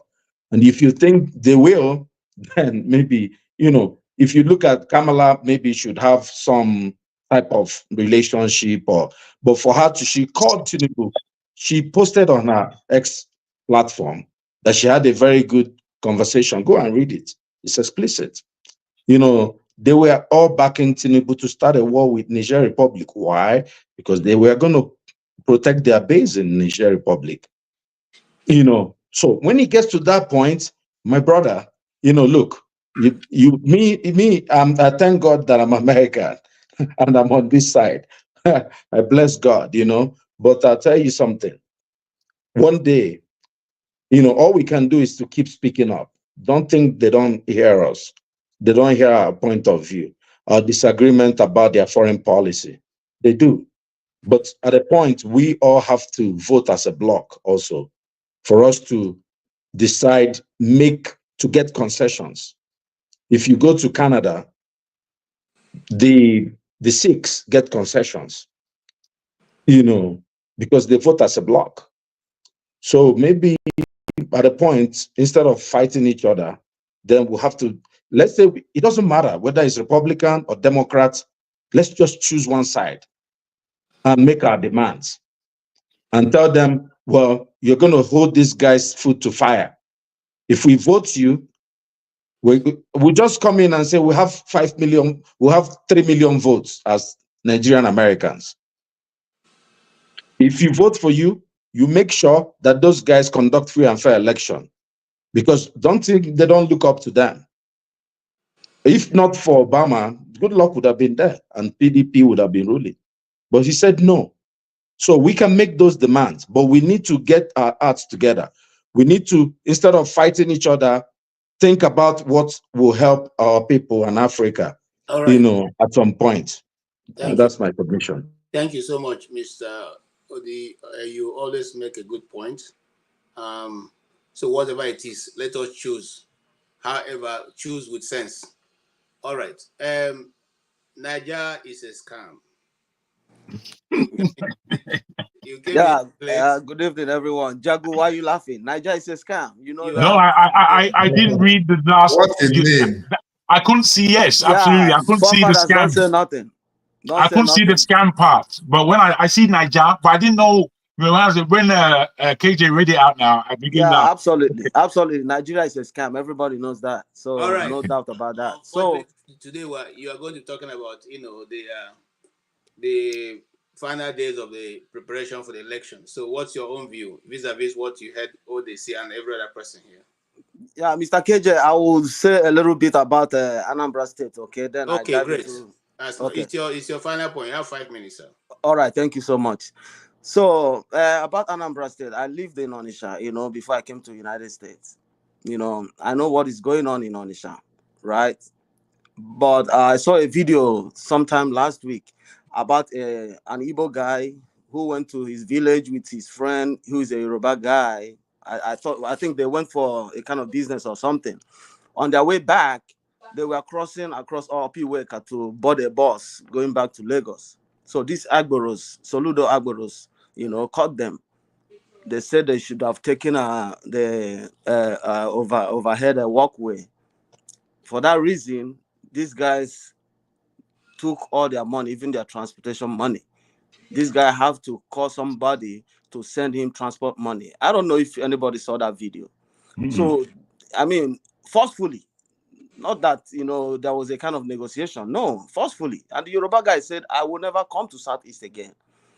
So, I mean, these are the things, people see in Onitsha. And Onitsha is a kind of place that when you come there, especially Opiweka, as we are walking, they know you are a stranger. Mm. That's how it is. Mm. We know how we walk in Onitsha to prove that we are not strangers. And these things are not good. Everybody has a right to go anywhere they want to go to, transact their business, So Soludo, I thought like a professor being a governor of the state should have made sure that all these things wouldn't happen. I watched another video on Afia TV. They were interviewing this guy. This guy said that all these tolls and revenues being collected in Anambra State was sold off to the highest bidder.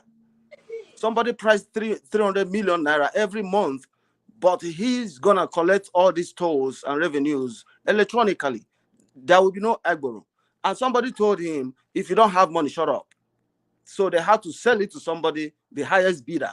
And the highest bidder is doing the job right now, causing chaos and criminality in Anambra State.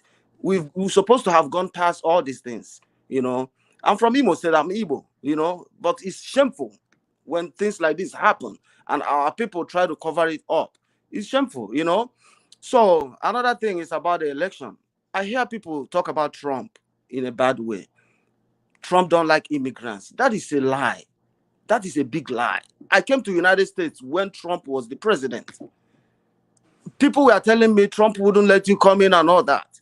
My ex-wife was telling me, relax, Trump has no hand in immigration laws. The immigration laws are already there, right? All Trump was saying is, if you are coming to the United States, come through the right process, which anybody can even do something and say the same thing.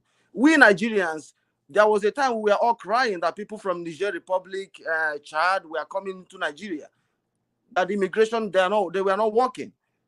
Now, when it comes to Trump, everybody's tentacle is risen up, you know. So I love Trump, right? Because all this rubbish of gay rights, you know, women, transgender, all this bullshit, you know, this is not natural. It is not how God made it to be. I like to say it the way it is. I don't care how anybody feels, you know. It is a man and it is a woman. A man cannot just, you know, all of a sudden decide to be a woman. No, it doesn't happen that way, you know. So in terms of abortion rights, I mean, if you don't want to commit abortion, man, use condom. It's right there for you. Why would you have a baby, then you go back to abort the baby? Are you stupid? Control yourself, control your emotions, right? If you don't want to have a baby, don't go close to a woman. If you're a woman, you don't want to have a baby, don't go close to a man, you know? So, I mean, I don't want to talk too much, but people should stop saying that Trump hates immigrants. No, it's not true. It is never true. Trump, he was the president. I came here 2019, January, and he was the president. He never stopped me, right? So he never hates immigrants. He himself is an immigrant. Everybody in America is an immigrant. Like John Abbas said, you know, we are all immigrants in this country.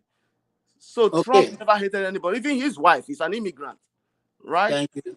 Yeah, Thank you. Thank you.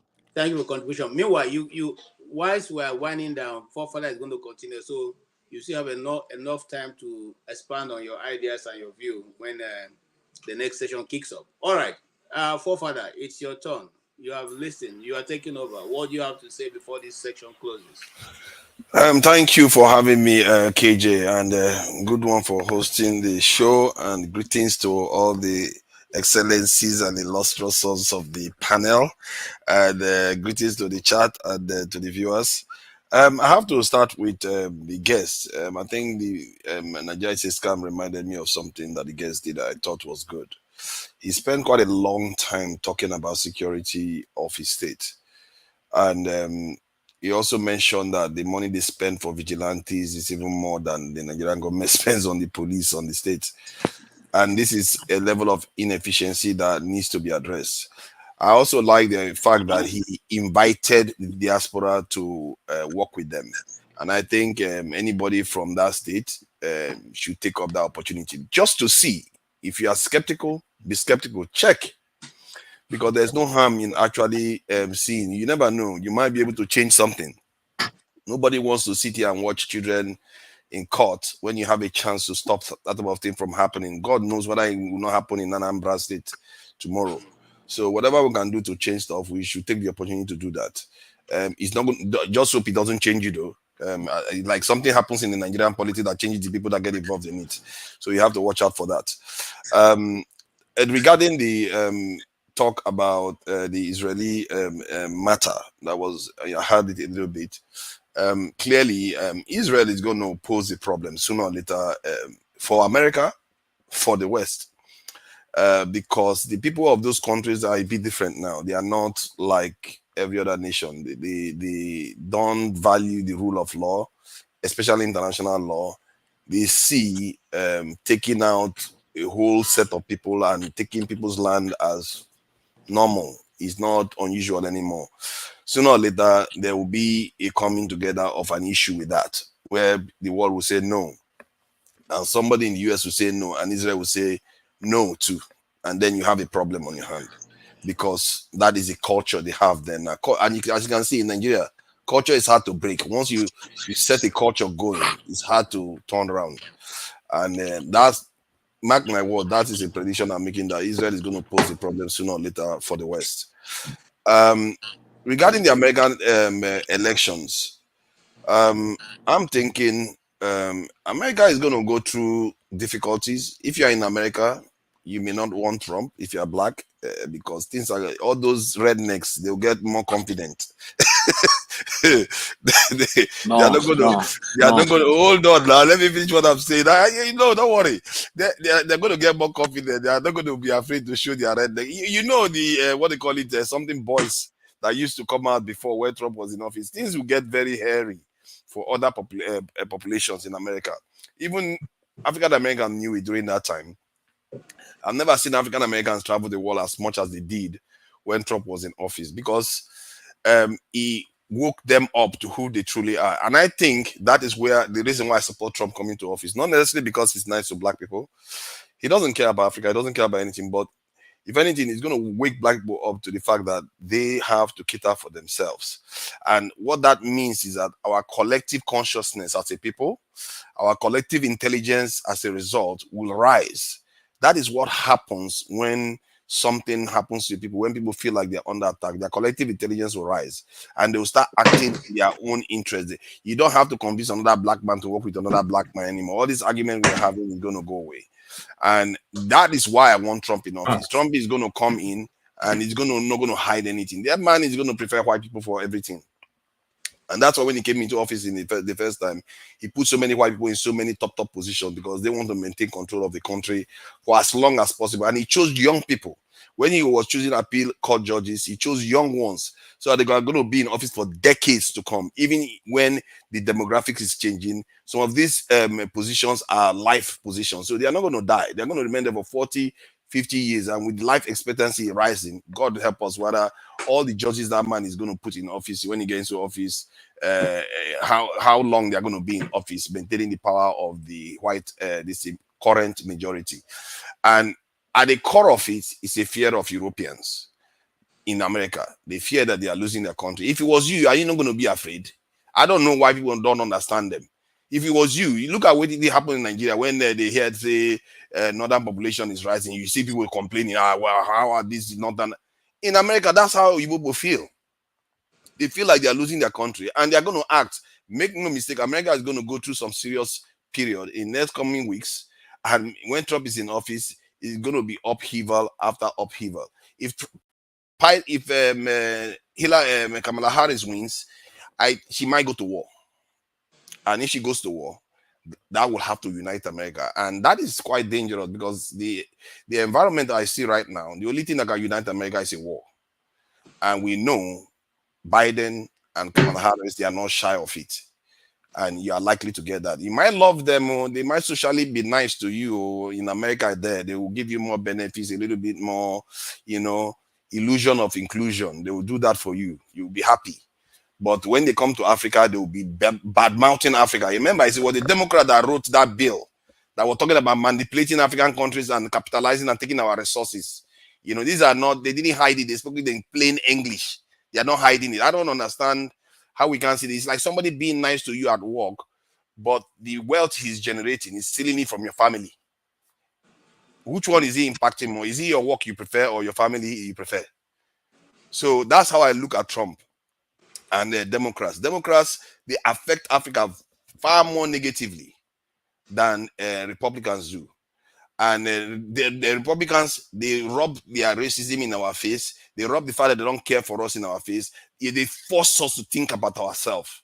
We have to do something for ourselves. And I think that is something we need badly, because we think building by ourselves is optional. Like other people are somehow going to be there to help us. So that's why I prefer Trump. Thank you so much. Forefathers, you have totally brought it to a close, and that discussion on your conclusion is very, very straightforward.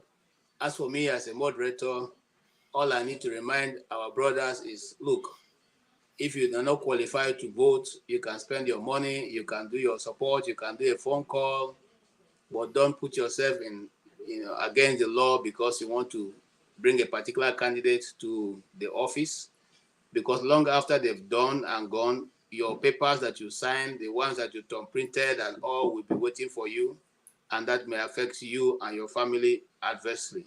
So let us keep on the side of the law and continuously to maintain our peace. Let us pray also for those of us who go to church, that the best candidates, the person that the God will want to help America and through America help the universe not go into another contraption of wars come to the place. Because if there are outbreaks of war, whether you're in America or any other place, you will still be affected one way or another.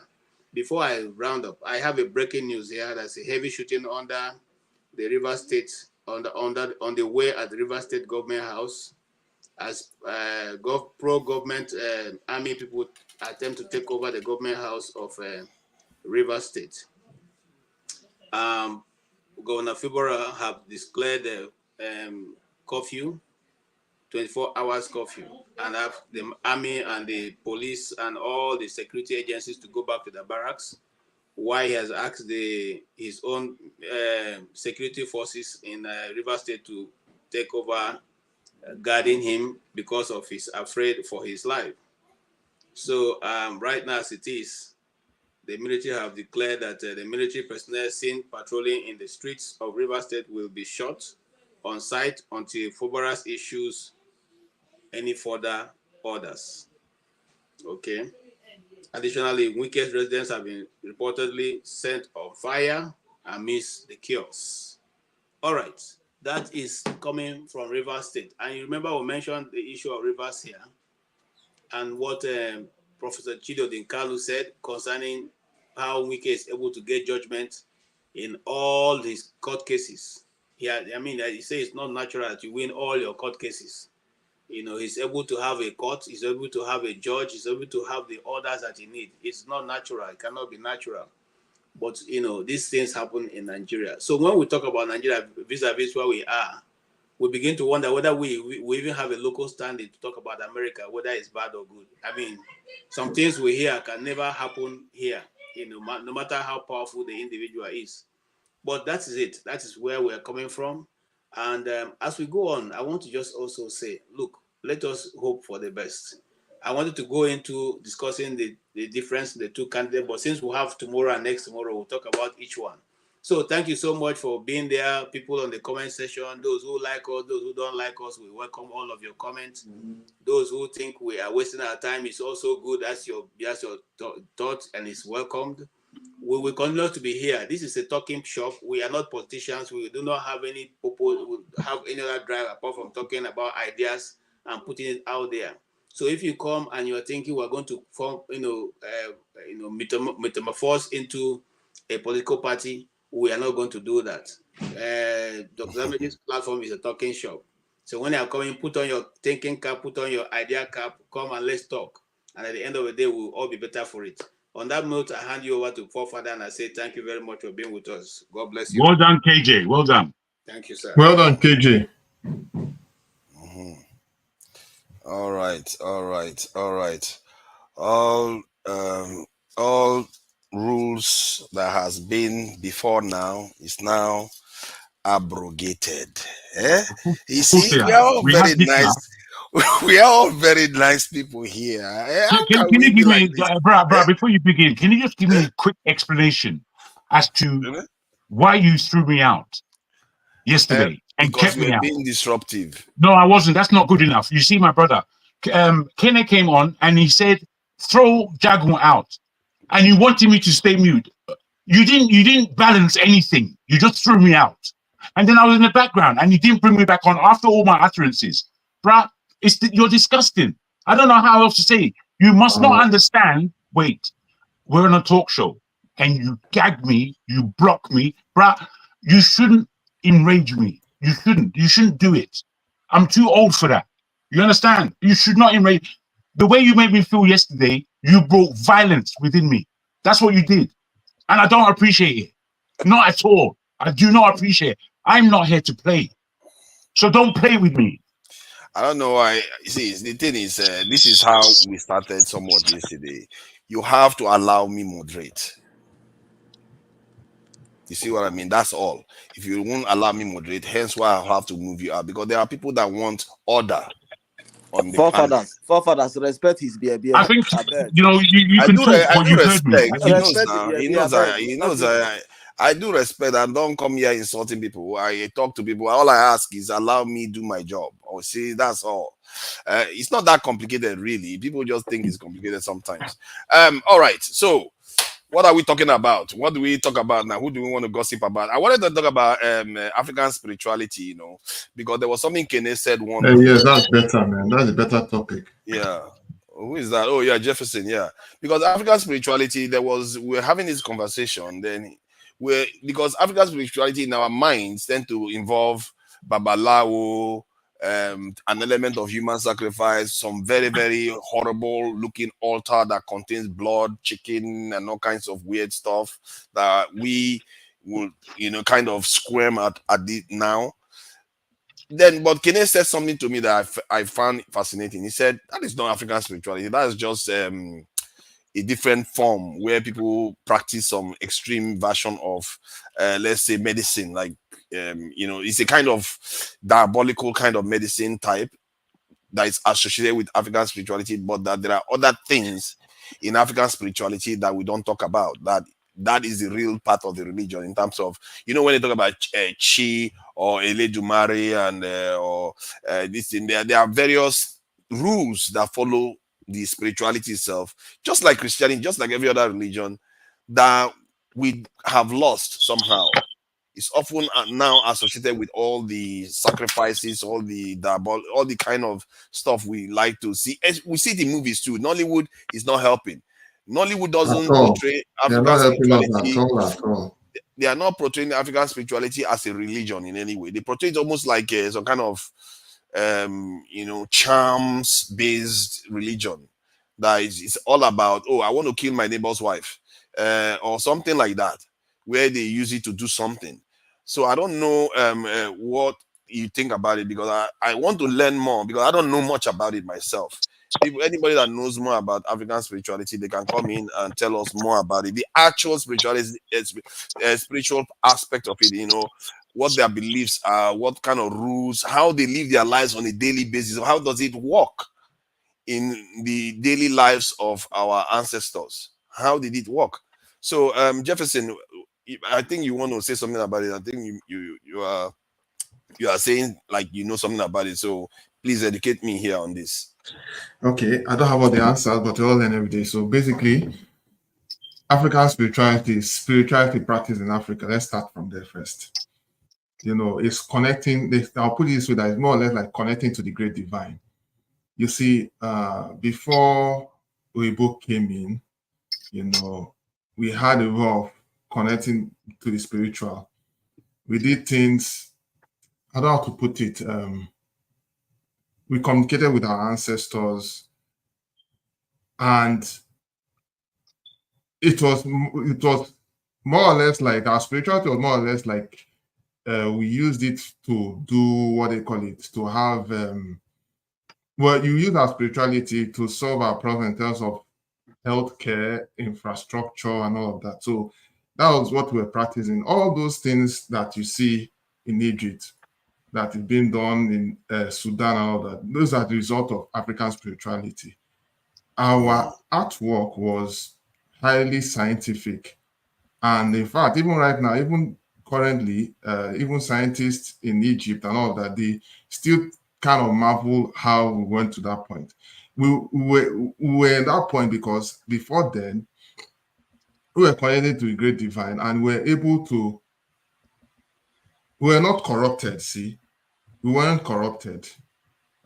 But I know so many things happened. So, and we contributed, our spirituality contributed to aspects, engineering, sciences, medicine, politics.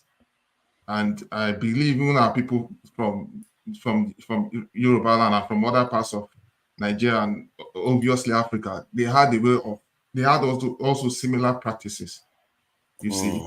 So that is just where I will start for now. There's still more to come. Do you think this deserves its own show? Because I did create a topic for it, but instead of carrying on the some other kind of discussion, let me show you what I mean. because So for instance, there is this, let me speak on one thing and maybe other people can carry on. So there's this thing they call the Taurus. Okay, well, this is one of them. Of course, maybe someone else can explain that. But we have what they call the Taurus. So the Taurus no, more or this less one is like just about African spirituality. Sorry, Jeremy, listen.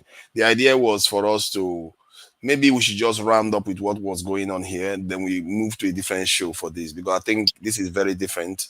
And it's Sunday philosophy session that would be good to have this, so that we can have the discussion, but most people will just watch only the interview earlier on, and the discussion might be very important for us to capture. So that is a show that we have there that is due to start in 10 minutes. So let's finish what we're talking about here, because it looks like the chat, they are still going on about what I said. They keep calling me Lai. They keep calling me this. Fumi, oh, I see you there. You keep calling me all kinds of stuff. I showed you the document yesterday. The man put this in, talked about manipulating African countries, manipulating our head, that so that they can shape our own opinions, including the ones in the diaspora too. They are targeting everybody. So this is not me making it up. It's so comprehensive. It's not even. It's almost like Orwellian, really. What the document the person shared. You want me to share it again so you see it. So I'm not making it up. So we are going to go to the other side in 10 minutes. We'll end this one. Go to that one, but I think it deserves its own topic, because I think because the topic is about African religions and spirituality. Is it whether it is misunderstood? Because it appears that from the way I understood it, all I know about is when they talk about Babalawo, and you see somebody looking very, very dreadful and scary. That's all I know about African this religion most of the time. So it will be good for us to do that in the philosophy Sunday session. All right. So now, anybody that wants to say something about the current the topic that we were discussing here before, let's just round it up and go. I think it deserves its own proper this in feed. Okay. Janaba, what do you think about the earlier discussion? Sorry, don't get distracted about the religions stuff. We'll do that later. What do you think about the election and the Democrats? Are they diabolical? Because I think sometimes they are diabolical. Is Trump okay? Or why is it that they can't create another party that black people can vote for? Like, why can't black people have their own candidate they can vote for presidency? There is nothing changing. Isn't that what you all been talking about for 5 hours? Huh? I've not been talking about it all. There's nothing changed in terms of the politics of America, wherever you create another party or not. What we are trying to say is the policy, and also if you don't believe that somebody, what they believe influences them and what they say, and then what is the essence of life in general? Whatever you believe influences your judgment.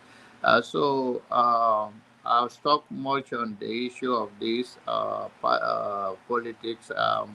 If you go to the spiritual thing, maybe we'll talk more. But on the That's right. I believe that. You know, we've talked about it already, bro. So, if you want to end the show and move on, then we'll go. Let's go. Let's do that. So that is my style. I've already voted, and I voted for Kamala Harris. And whatever come on Tuesday, and after Tuesday, whosoever become the president does not change my own view of those party. Thank you. Thank you. You want to say something, Alaba? Yeah, a few things I wanted to say, get off my mind. First of all, I don't know whether it was you, forefather, that was blocking my messages, or it was KJ. Tokpe said it wasn't her. So I don't understand when you have a program called Have Your Say, and you're all interested in gagging people.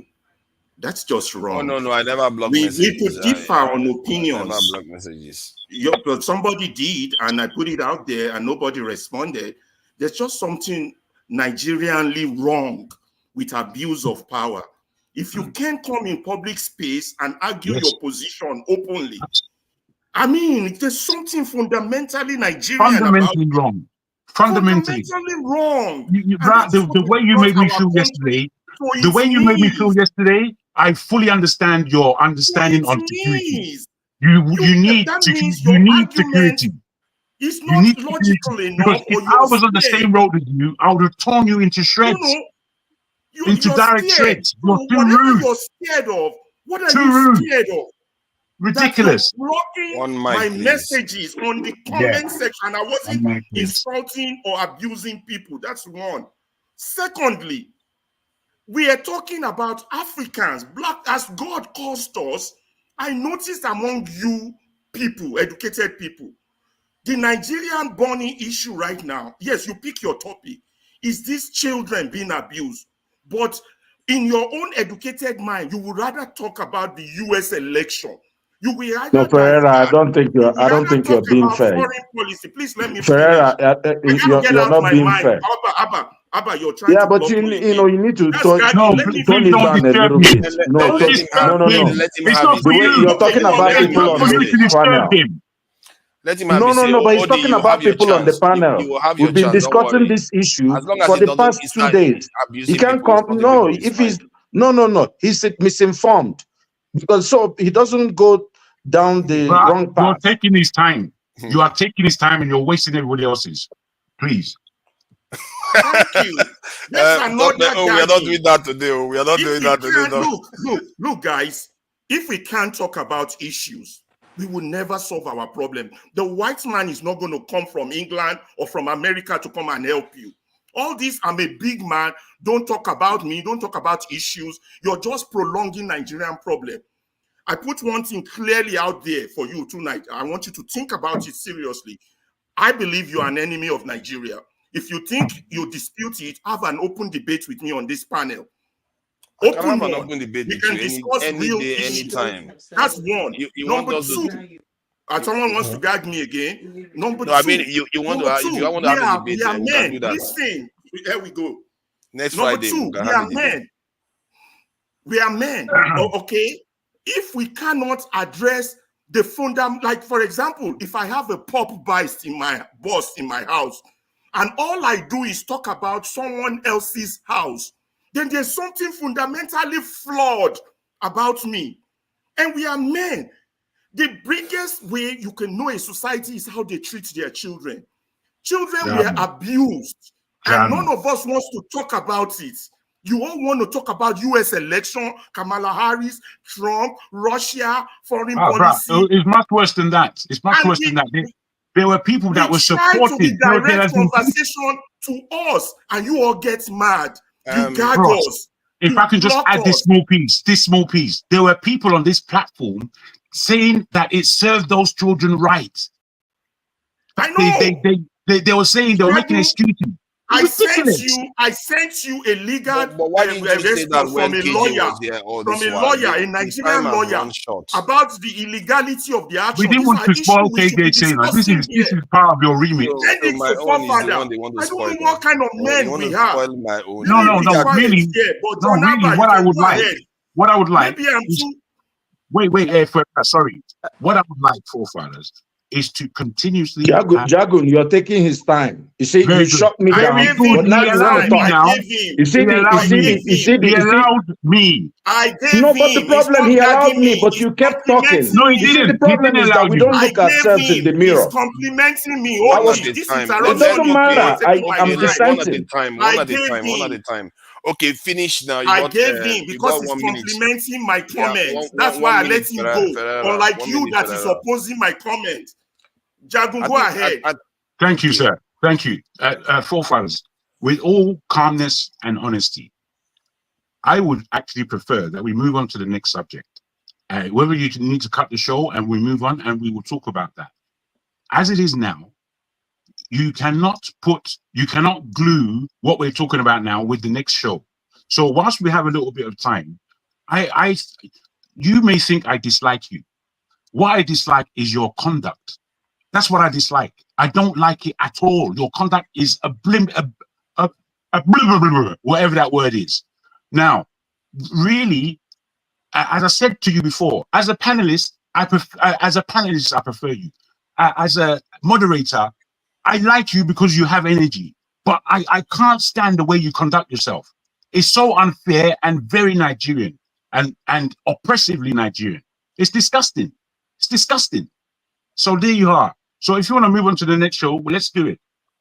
Yeah, you know, I can't hate you now, and I don't think you hate me anyway. You know, see, when Odi was saying the other time, I know Jago doesn't hate. He just gets angry, especially when you treat him badly, or he feels like you treat him badly. That's how he is. He doesn't. It's not that deep. But you did say you're going to attack me when you see me. Oh. No. I said, I understand why you are so security conscious, because you behave with flagrancy. And if you behaved in flagrancy in front of me, I would have your head. I would have it. Okay. I'm a violent person. And when I say I'm a violent person, I You have have to violence. watch our language, you know. No, all It's I'm not saying my is I channel. have violence in me. I don't. My last physical fight was in secondary school. I don't fight. I don't need to fight, but I have it. So if someone is accosting me, then you Alaba need to fight. Then you Alaba need to fight. If you are, Alaba, if you are Alaba is my brother. Alaba I know for fight. he's also an area boy now. Forefathers, this is my submission. As we, if you will get your attention while we switch to the next next live. topic. Yeah. I think I understand where Alaba is coming from, but you cannot use a high tone of your anger, busted anger. You can easily sway this topic to what you want us to talk about without going through all of these things about your own opinion. You can easily sway it when it comes to the turn, and you can sway it to that way. So nobody is it's very important to you. Then you say, okay, I choose to talk about this so thing, and you will see how we all flow to that level. So there are some of those things that is not outburst of anger or because you are more passionate about it. But then there's a way you can sway those there, and it can become a topic for tonight. So that's all I want to say to you. Forefather, I think we can move to the other subject if you want. That is your own. You are the one moderator. But I don't think we want all those energy. Yeah, and I think he has a point. I'm just curious why he didn't bring that up with KJ, because he could. It's a valid point. I would like to talk about those children to find out what is happening, whether they've released them or whether they are still in jail, all those sort of things, because it's quite an important topic. Same for Odi. You want to say something? I think have you said something in parting shots for this? Okay, say what you want to say. I think you wanted to say something. No, I think I align with John Abba, and Ferreira, of course, I agree with him most of the time. But I just said, just tone down the energy. Folks have been discussing those kids. I've been on 2 shows already. I think Electricity put up a show. We discussed that in details. Some of the guys were here. The idea that if you weren't here, then it didn't happen. Take it easy. It's good to continue to discuss it. Sometime when the Gaza issue was being discussed, I said it's not a war, but I was overruled. People discussed it, it's majority carries the vote. We got to be democratic. It mustn't be just the way we want it, So, look, I'm happy to go and discuss about those kids because it's a heartbreaking thing, But everybody should just look. We're not fighting here. We're brothers. Forefathers is never going to change. I've been screaming. I've been finding a way to twist his head for him to change. I've been changing all this while. Are you? No, man. Even to remove. Like I feel. When I say he's tribalist against the, I really do mean it. And I think one of the things that he can do is to change. But I still come to his show because, like Jagun said, he has energy. We can talk for a long time, go backstage. Some of this is therapy because we can change our situation just they don't like right now with a flip of button. So, but I think, at a point, when people are saying, look, my people say, if a child is crying and pointing at a place, if the mother is not there, the father is there. You need to find a way and do introspection, and just find, what am I missing? Because like you said, every day you're, beating up the West and Tinubu and all these guys. But look at the small platform that is given to you. The way you run it is abhorrent sometimes. It's shocking. So KJ was here. Many people disagreed with him, but he didn't take it personal. He slowed down And you can become a better presenter or a moderator, even going forward, because you like doing this stuff, you know. So just this an advice. Well, okay, it's all right. I think that I think that in the Can I say something? Okay. 1 minute. Okay. I want to, lay to what Odi has said. Just because you're not on the platform when an issue was discussed does not mean that that issue has not been discussed and it's not important. And we must not take your whatever you thought is your point of talking as our own point of talking. So I don't know. I don't understand it. KJ, were you the one that blocks me? Why will I block you? Of what purpose is it going to serve for me? Somebody did today. My messages. All I want you to know, Alaba, is this: because you have thought that is important and must be discussed at this point, we must not discuss it. And that, if you see, when you try to force it, every one of us who is here is a man, and nobody was guiding you to grow up. You fought your fights. You dare to those people. So everybody here had the consequence of being able to stand the ground and defend it. Please, let us not do this thing. You see a topic, this topic, just like Odia said, has been discussed on this panel by electricity to a large extent. Who cannot again put up and then discuss it. Then now, if another person comes and now his forefather is not talking about that, then the person will now say, you people are leaving this and discussing this. Come on. Please, I beg you. That's the reason I come back. I don't like to join issue. I'm not being paid for this. KJ, can I respond? Can I respond? Let's move on, please. I just got to respond because the issue has been misconstrued. That's what they do. They misconstrue the issue. Let me be clear with KJ. It's not an issue about topic. Let me be clear. Everybody seems to misconstrue you. The issue is being misconstrued. KJ, I got you, KJ. Can I respond? 1 minute.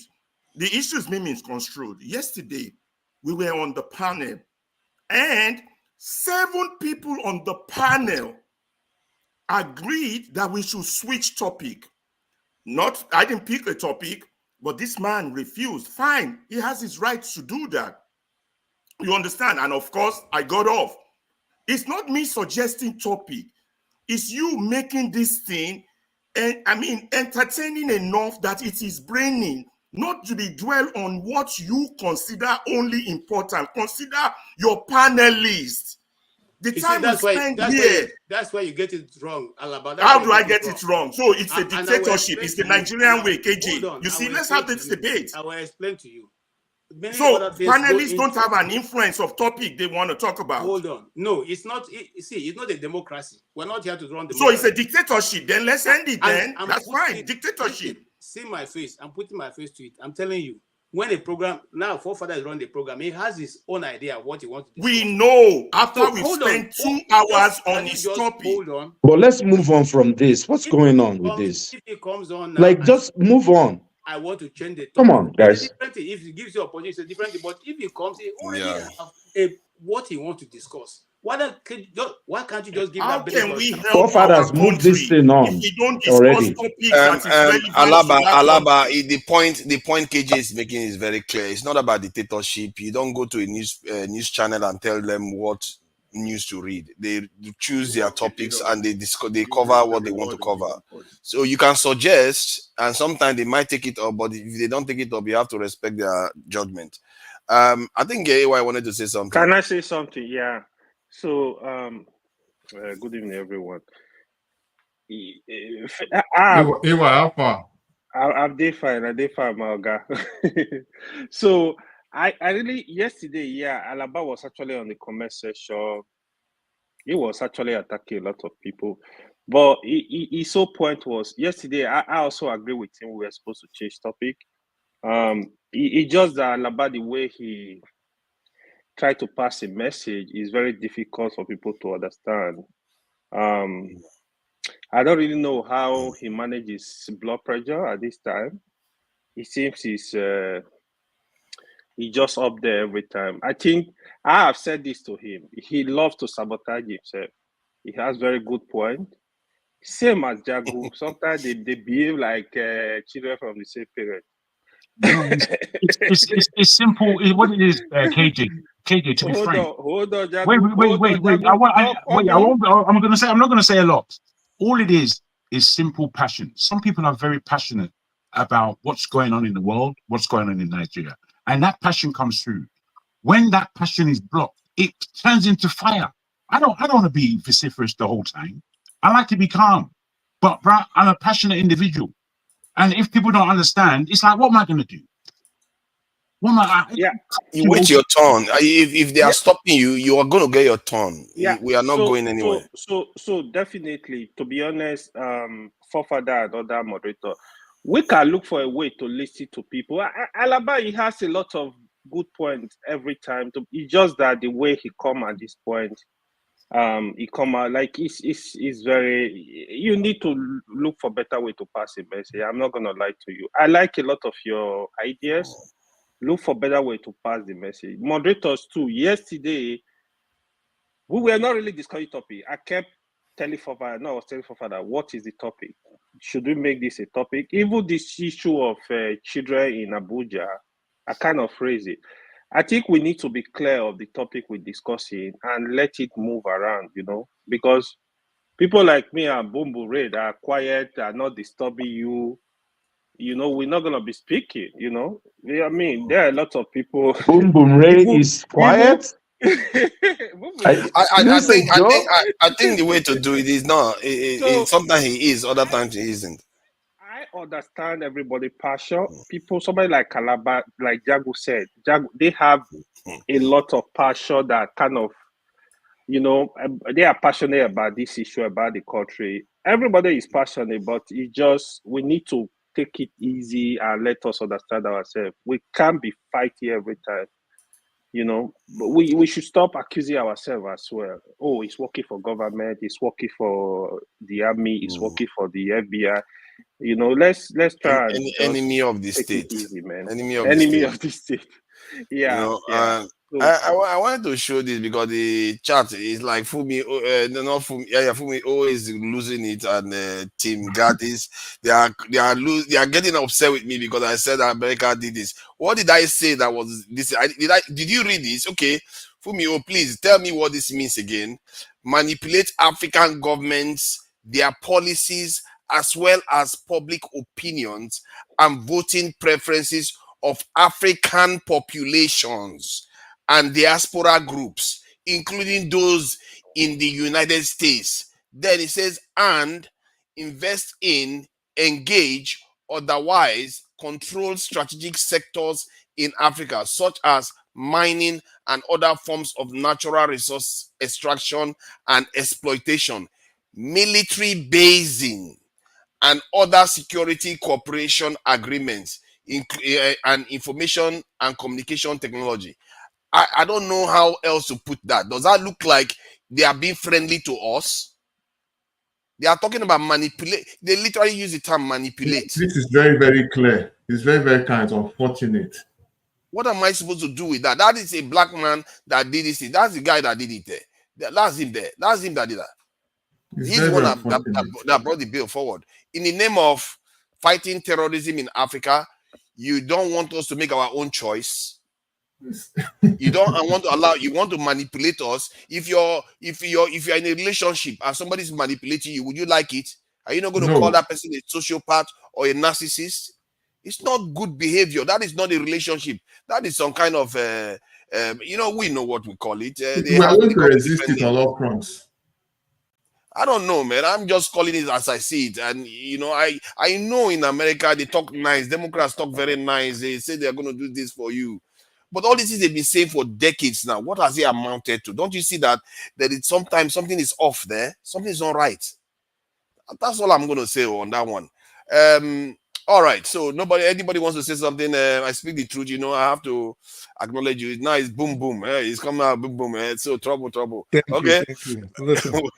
For your next welcome. What are we on now? Are you going to the spiritual thing, or what is your topic for tonight?